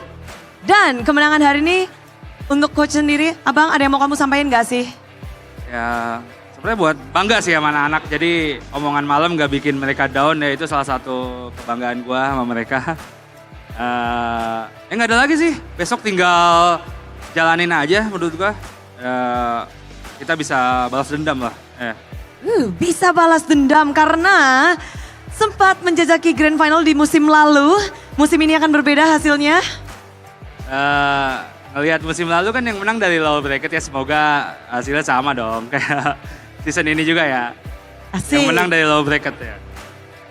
Yang terbaik posnya yang diharapkan. Tapi hasil baik ini didapatkan oleh RRQ dan RRQ berhak untuk menutup jalan dari Geek Fam. Mereka berhak untuk mematikan api semangat dan tak ada lagi. Dengan demikian perjalanan untuk tim Geek Fam. Silakan kita akan ke Geek Fam di sini. Rupanya Geek Fam tepat berada di sebelah RRQ, jangan matiin yang sebelahnya ya. Yang ini Coach Keskut. Inilah dia kemenangan atas RRQ untuk Geek Fam. Kata-katanya apa nih? Sorry Geek Fam, mungkin kalian kurang beruntung di season ini. RRQ sama Onyx lagi kuat.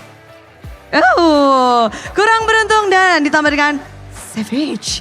Penutupan yang manis dari tim RRQ. Kita akan langsung lemparkan kepada para panelis karena kita sudah cukup di sini. Silakan.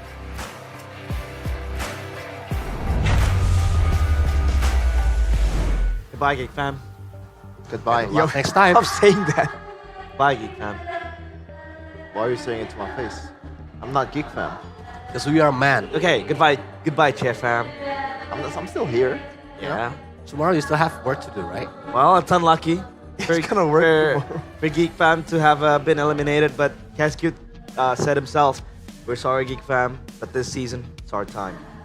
Yeah, we're on fire right now. On fire. Honestly, I think RRQ do have their sights set on Onyx, looking at how it progressed, but it's time for the bracket, man. The final reveal. Bracket. I mean, people know, but we gotta show it one more time. It's been 4 taxing days, and now it is down to the final showdown. Who will be etched on towards immortality and get the Immortal Cup of MPL ID Season 15, the grand finals of Best of 7 tomorrow, 15th of June 2025, is Onyx against RRQ Hoshi.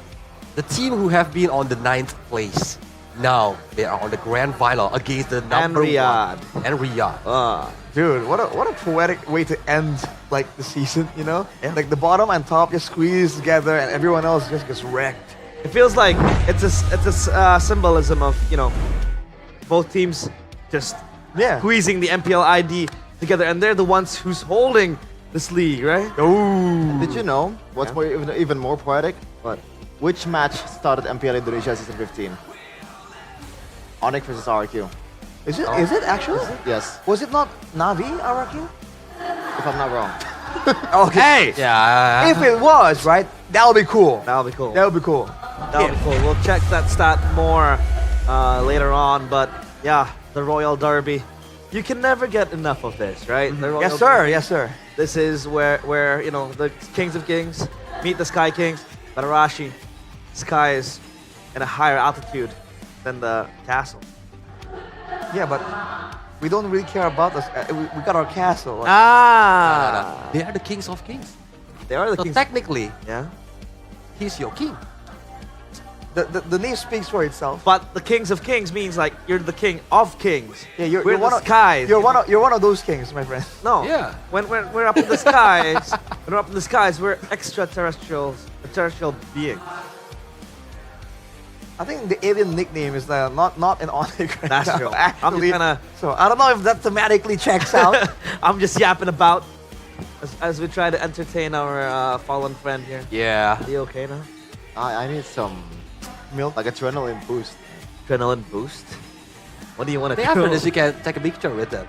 If you want. Yeah. Yeah. Take a picture with them. Yeah, take a With picture with who? Geek Fam. Fam. Oh, I mean like They're in the mood. again, like I don't wanna just. I don't think I should do that. I You can understand. encourage them Maybe tomorrow. Maybe tomorrow. as a fans. I guess. They would love your encouragement. I Yeah. mean, you were there. It's always. important to actually like get out your support to the players. Yeah. Because like me personally, I struggle with this as well. I'm like, oh yeah, I believe in them and all that, but I won't say it to them, you know. Even though, you know, realistically, right, you want to get that across, you know, because it helps them out. Yeah, if it's me, I say it to their face. Yeah, I can't really guess the mood of Geek Fan players right now. Yeah, Clearly that's they're fair. heartbroken, so I feel like they would prefer to be left alone. If I were in that position, I'd prefer just holding out my room actually. Bawling your eyes Maybe. out. So, Yeah. We'll wait and see. We'll wait and see. a word. One word for that series, Arashi. What, tomorrow? No, that series. Oh. One we played out. One word. Oh man, it's unexpected. Colius, one word. Extraordinary. Extraordinary. Ooh. Devin, Fumble. fumble. Come on, man. How are you supposed to? Come on. How are you supposed to support them if you validate their throws? Well, you can Was it be even a fumble though? game 2. You know, oh man, Indonesian teams they like to build the momentum and all that. So if they got 2-0, I think it would be much harder for RIQ to come back from that point. So like, yeah, I think that's the start of it all. Okay, so now projections for tomorrow. You know, the Royal Derby. Let's do a quick prediction on what you think will happen in that match. Arashi, obviously. Man, a back and forth. We're gonna see all the weird drafts, all the strats, all the stops, man. This is for everything, right? And we're gonna see a full series 4-3 for our Oh, okay. Colius? Honestly speaking, I think RQ need to fix their homework. Like when Onyx and gotta come back from the team fights. If they do the homework, I think still Onyx will gonna win. Onyx. 4-3. 4-3. Kevin? I honestly, you know, I'm as subjective as I am right now, so I don't really care who wins. But if you were to ask my prediction, it's probably Onyx 4-3. Onyx 4-3, okay. Unless And there's- RRQ put on some protection. Protection. Protection. Protecting themselves from the speed of Onyx Yeah. playstyle. That can be obtained with RSB helmet.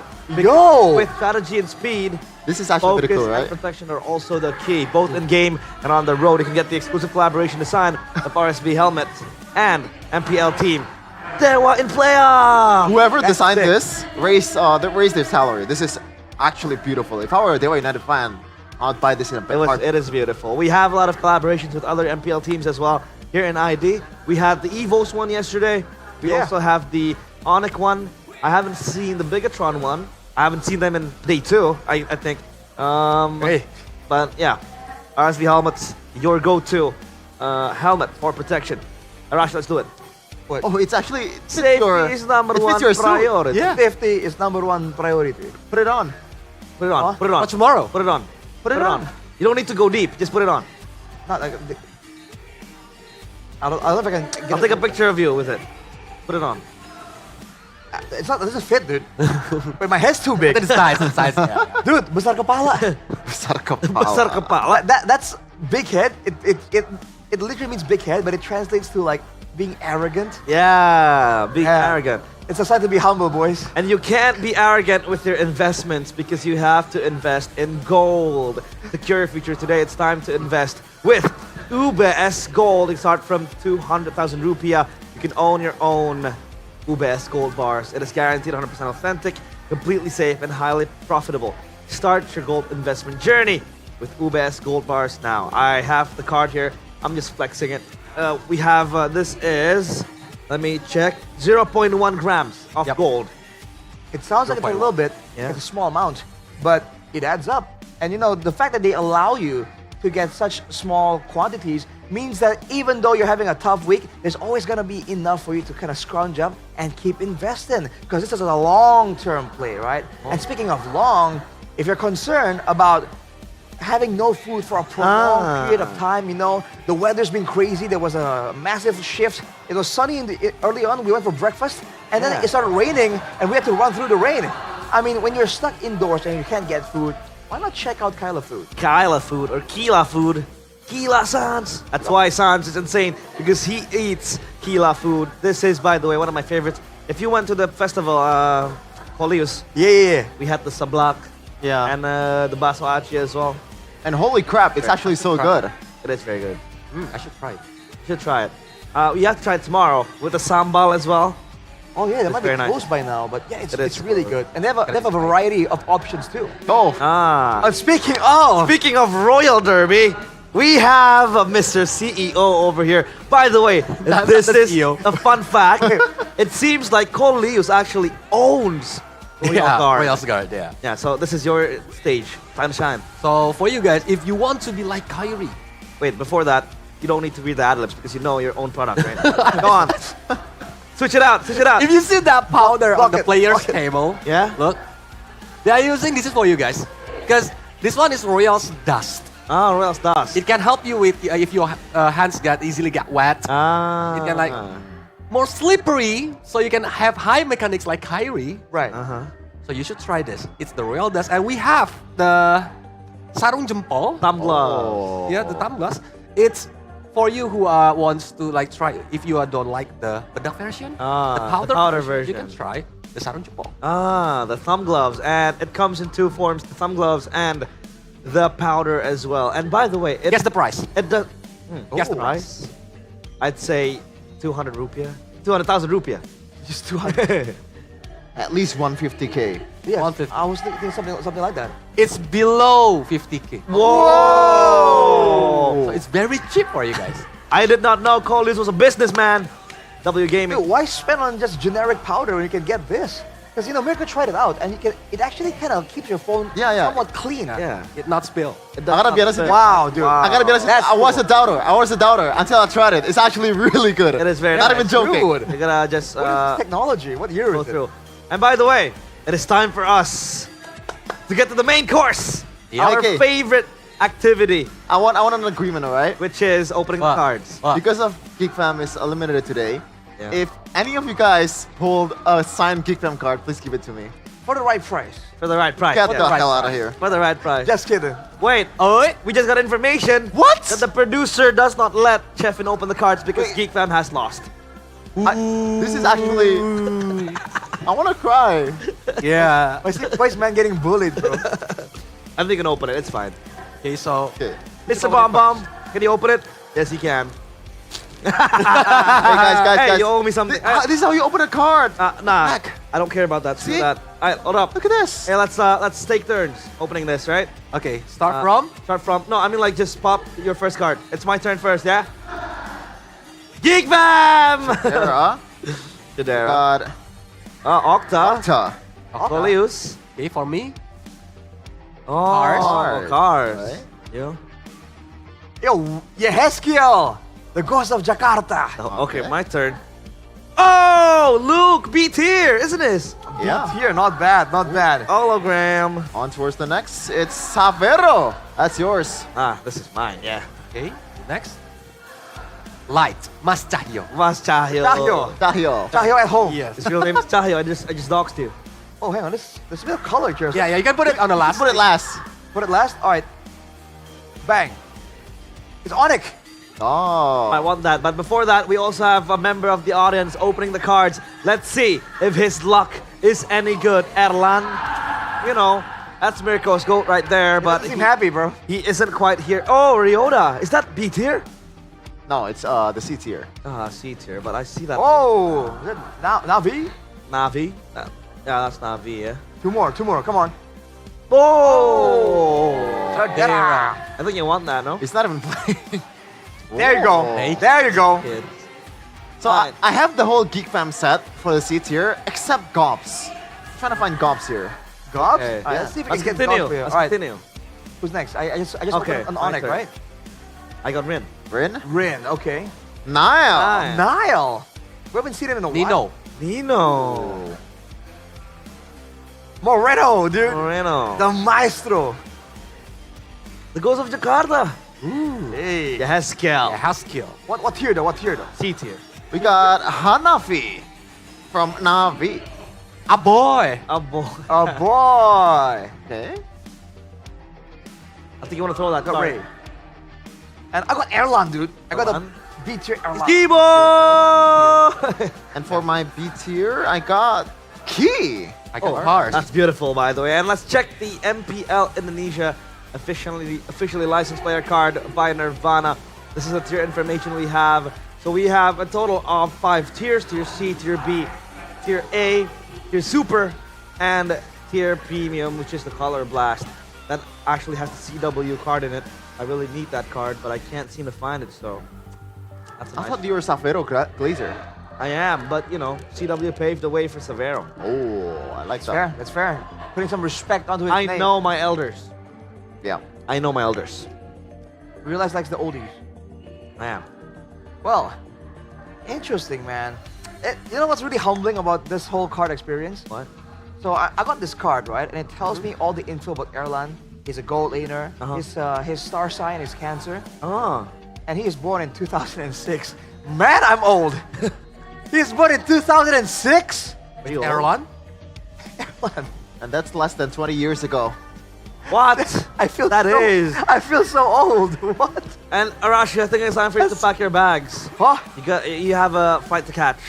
Because you're going to Obviously, From July 10th to the 2nd of August, it's one game, 2 champions. MSC, MWI, united as one for the biggest MLB showdown ever at EWC 2025.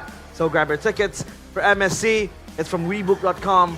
From MWI, it's actually free. MWI is free of fee entrance. For the MSC tickets, you can buy the tournament pass tickets now because they're on sale. Grab it from Webook.com and you can watch the world's best Clash in Riyadh. No Geek Fan. No Geek. Necessary? Why do you have to keep rubbing it into his face, bro?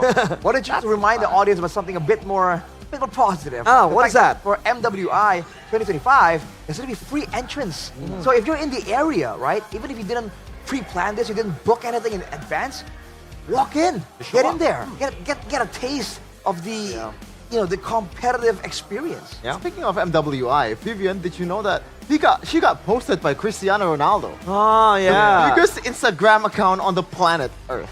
Really? Yeah, Yes. so Vivian, so like in the announcement, by the way, TR7 is the brand ambassador, global ambassador of EWC. And that's crazy. And that poster, that was Vivian's face etched on it. So yeah, she's down in history, She made it. obviously. And aside from that, to prepare ourselves for the up-and-coming superstars like Edok, Rins, we also have an ongoing tournament that was shown below that asset previously. It was the Samsung Cup for the collegiate or the campus players. So Right. you are there, you can sign up. And while you're at it, it's gonna go soon. The Ninja collaboration. 2 days, yeah. 2 days left. Yeah, 3 days left. It's a last call. So Naruto skins are Before it's available. gone. I mean, I have the Naruto color Outfit. scheme, kind of. With the orange, the black. Yeah. Like a whip. You did the headband, dude. the Konoha head. Oh yeah, but this is like RRQ. It was RRQ, not Naruto. So I wasn't like geared in to look all Naruto like. Yeah. And blue. Coleus, what's your favorite battle emote? I bought them all. Bottom all, okay. He doesn't care. Every single team, bro. Yeah, he supports them. If you're Indonesian, you're good in the books of Coleus. For me personally, I think it's Geek Fam. Just bro, santai bro, santai. Yeah. I have So, to be Santai Kevin, as well. even if you lost, it's okay. Santai, yeah. Santai. This is the Even Geek if you Fam don't way. go to MSC, it's okay. Santai. Yeah, Even if you don't go to the grand finals of MPL ID Season 15, it's okay.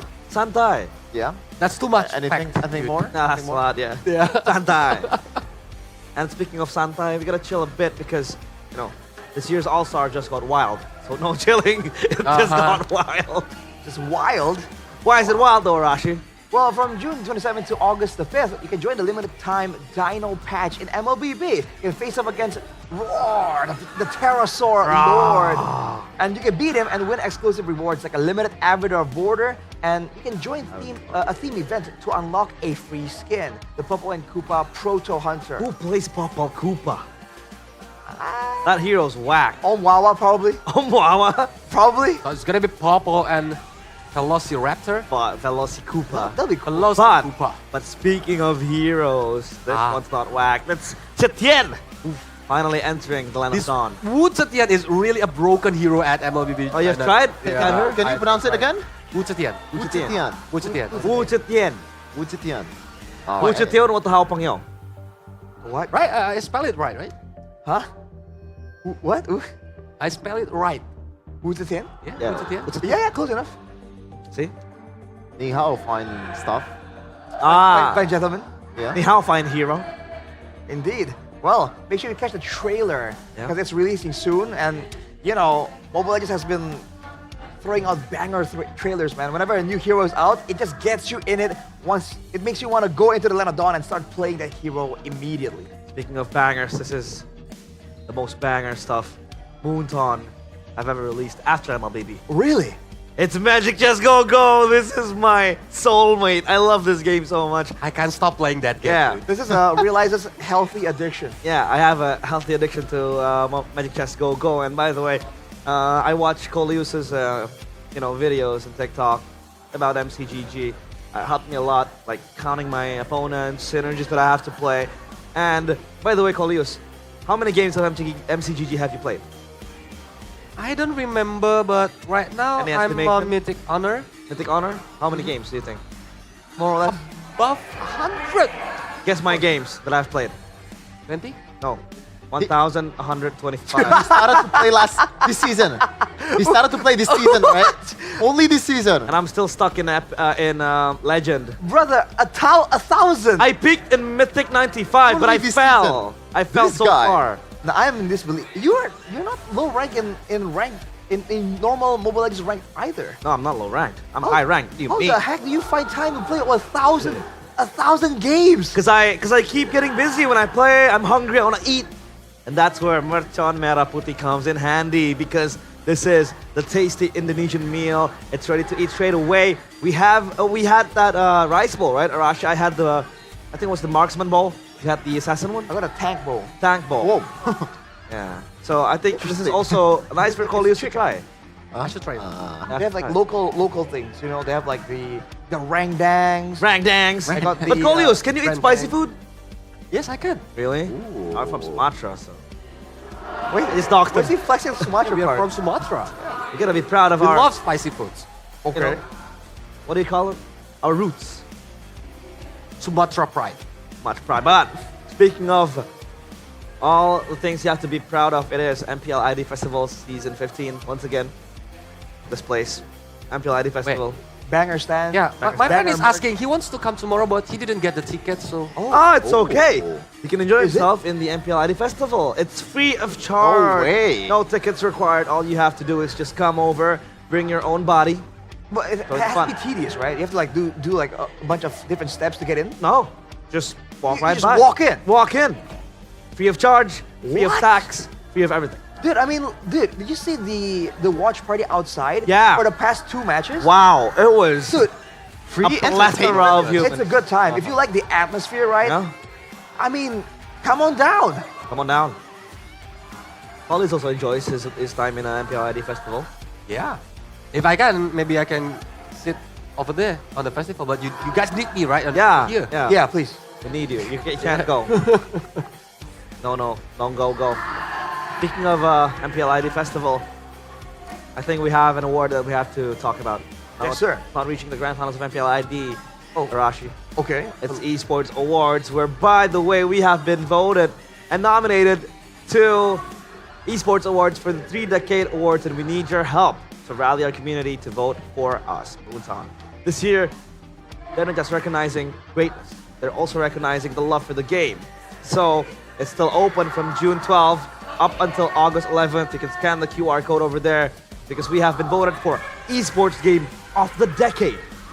The decade. Wow. Worst game. Voting process is split. The public vote is worth 25%. And we know Mobile Legends has a lot of views. Yeah. This is where the strength comes in. Strength in numbers. Whilst the panel vote accounts for 75%. So let's get our fans to vote. Panel vote? Whoever you want. That's us, right? Panel vote. Let's vote in now. 75%. I'm not sure if that's how it works, but hopefully yes, especially on broadcast for the ongoing MPL MY and MPL Indonesia. You can vote here, see the barcode there. By the way, this is the game of the decade, right? Kolius, you've been with this game for quite some time now. You've even worked inside of the game. Any memories you want us to share, particularly about Mobile Legends that has changed your life? Wow, there's a lot of memories. There's a lot of encouragement for me to be here until now. Yeah. Because I cannot say anything. Like, Mobile Legends is the best happens in my life. Yeah. The best thing that has happened in everyone's life. I mean, it changed my life too. Changed my life. I was unemployed before I got involved. That's actually true, and this guy helped me, man. Hey! How wholesome. That is emotional, but I think we are on the end of the road now for today. The MPL ID Playoffs Season 15 lower bracket finals has wrapped up. It's not what you hoped for, Kevin. It's okay. Yeah. Kevin, do you have any last words you want to say? Why me specifically? Oh my god. Yeah, just say it. This is a bullying section, Because this is my desk. Yours, And you have to follow. Yeah, you are Chef Fam. Exactly, Kolius. And you're emotionally invested right now. Yeah, you're I'm emotionally invested and unstable. You're unstable. Okay, so you're like... That's a mentality issue. mentality. Yeah, just stable up. Okay. I don't care who wins the next match, but it's gonna be a banger. It's gonna be a banger. Kolius, any last words, Kolius? That's true. I think you're still gonna be here for tomorrow, right? But any last words before we wrap up? Yeah, it's gonna be a banger, of course, and supercalifragilisticexpialidocious. Whoa! Must skip your Rashi because that is it. MPL ID 15. Enough said. We own this.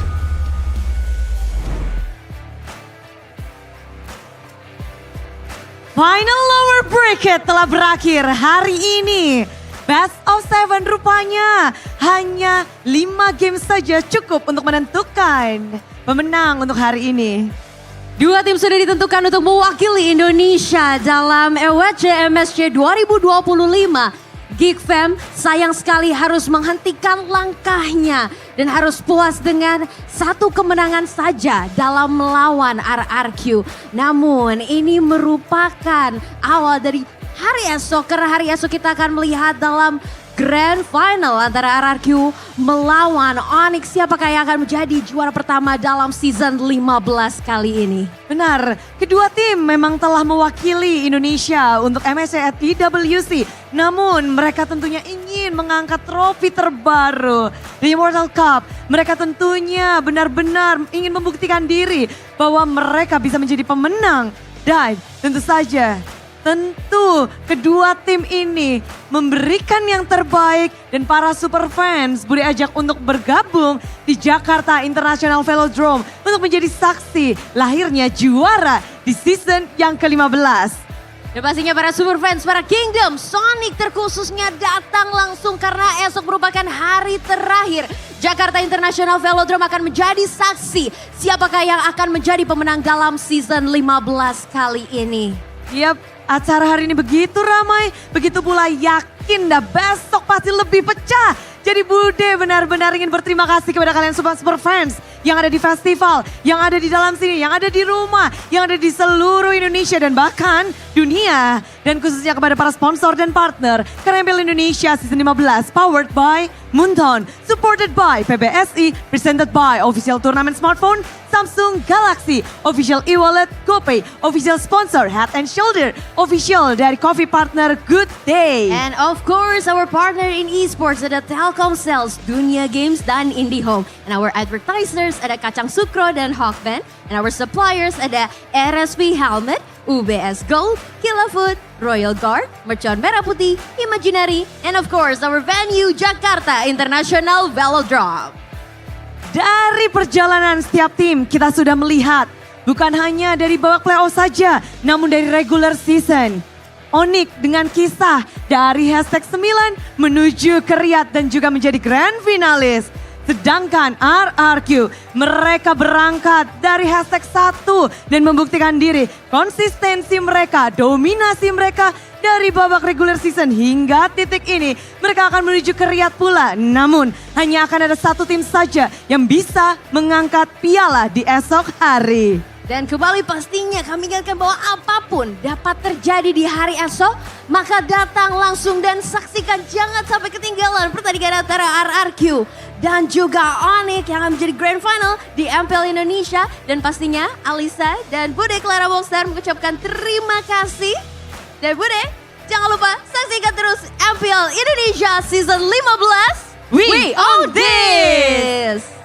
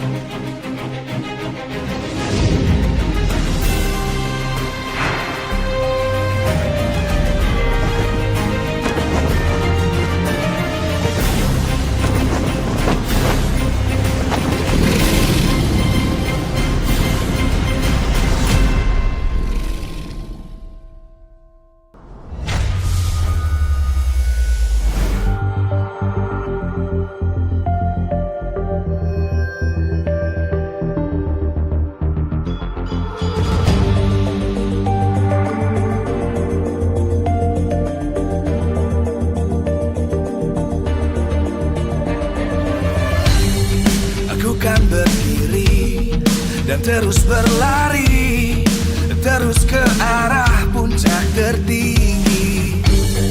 Ku takkan berhenti, hanya sampai di sini. Kemenangan abadi menanti. You know we won't miss if we unite our focus. And if you haven't noticed, we all live. Nyalakan apimu, hadapi semua tantangan, hadang semua serangan, jatuh bukan halangan. Bakar semangatmu, janganlah engkau menyerah. Kita akan buat sejarah.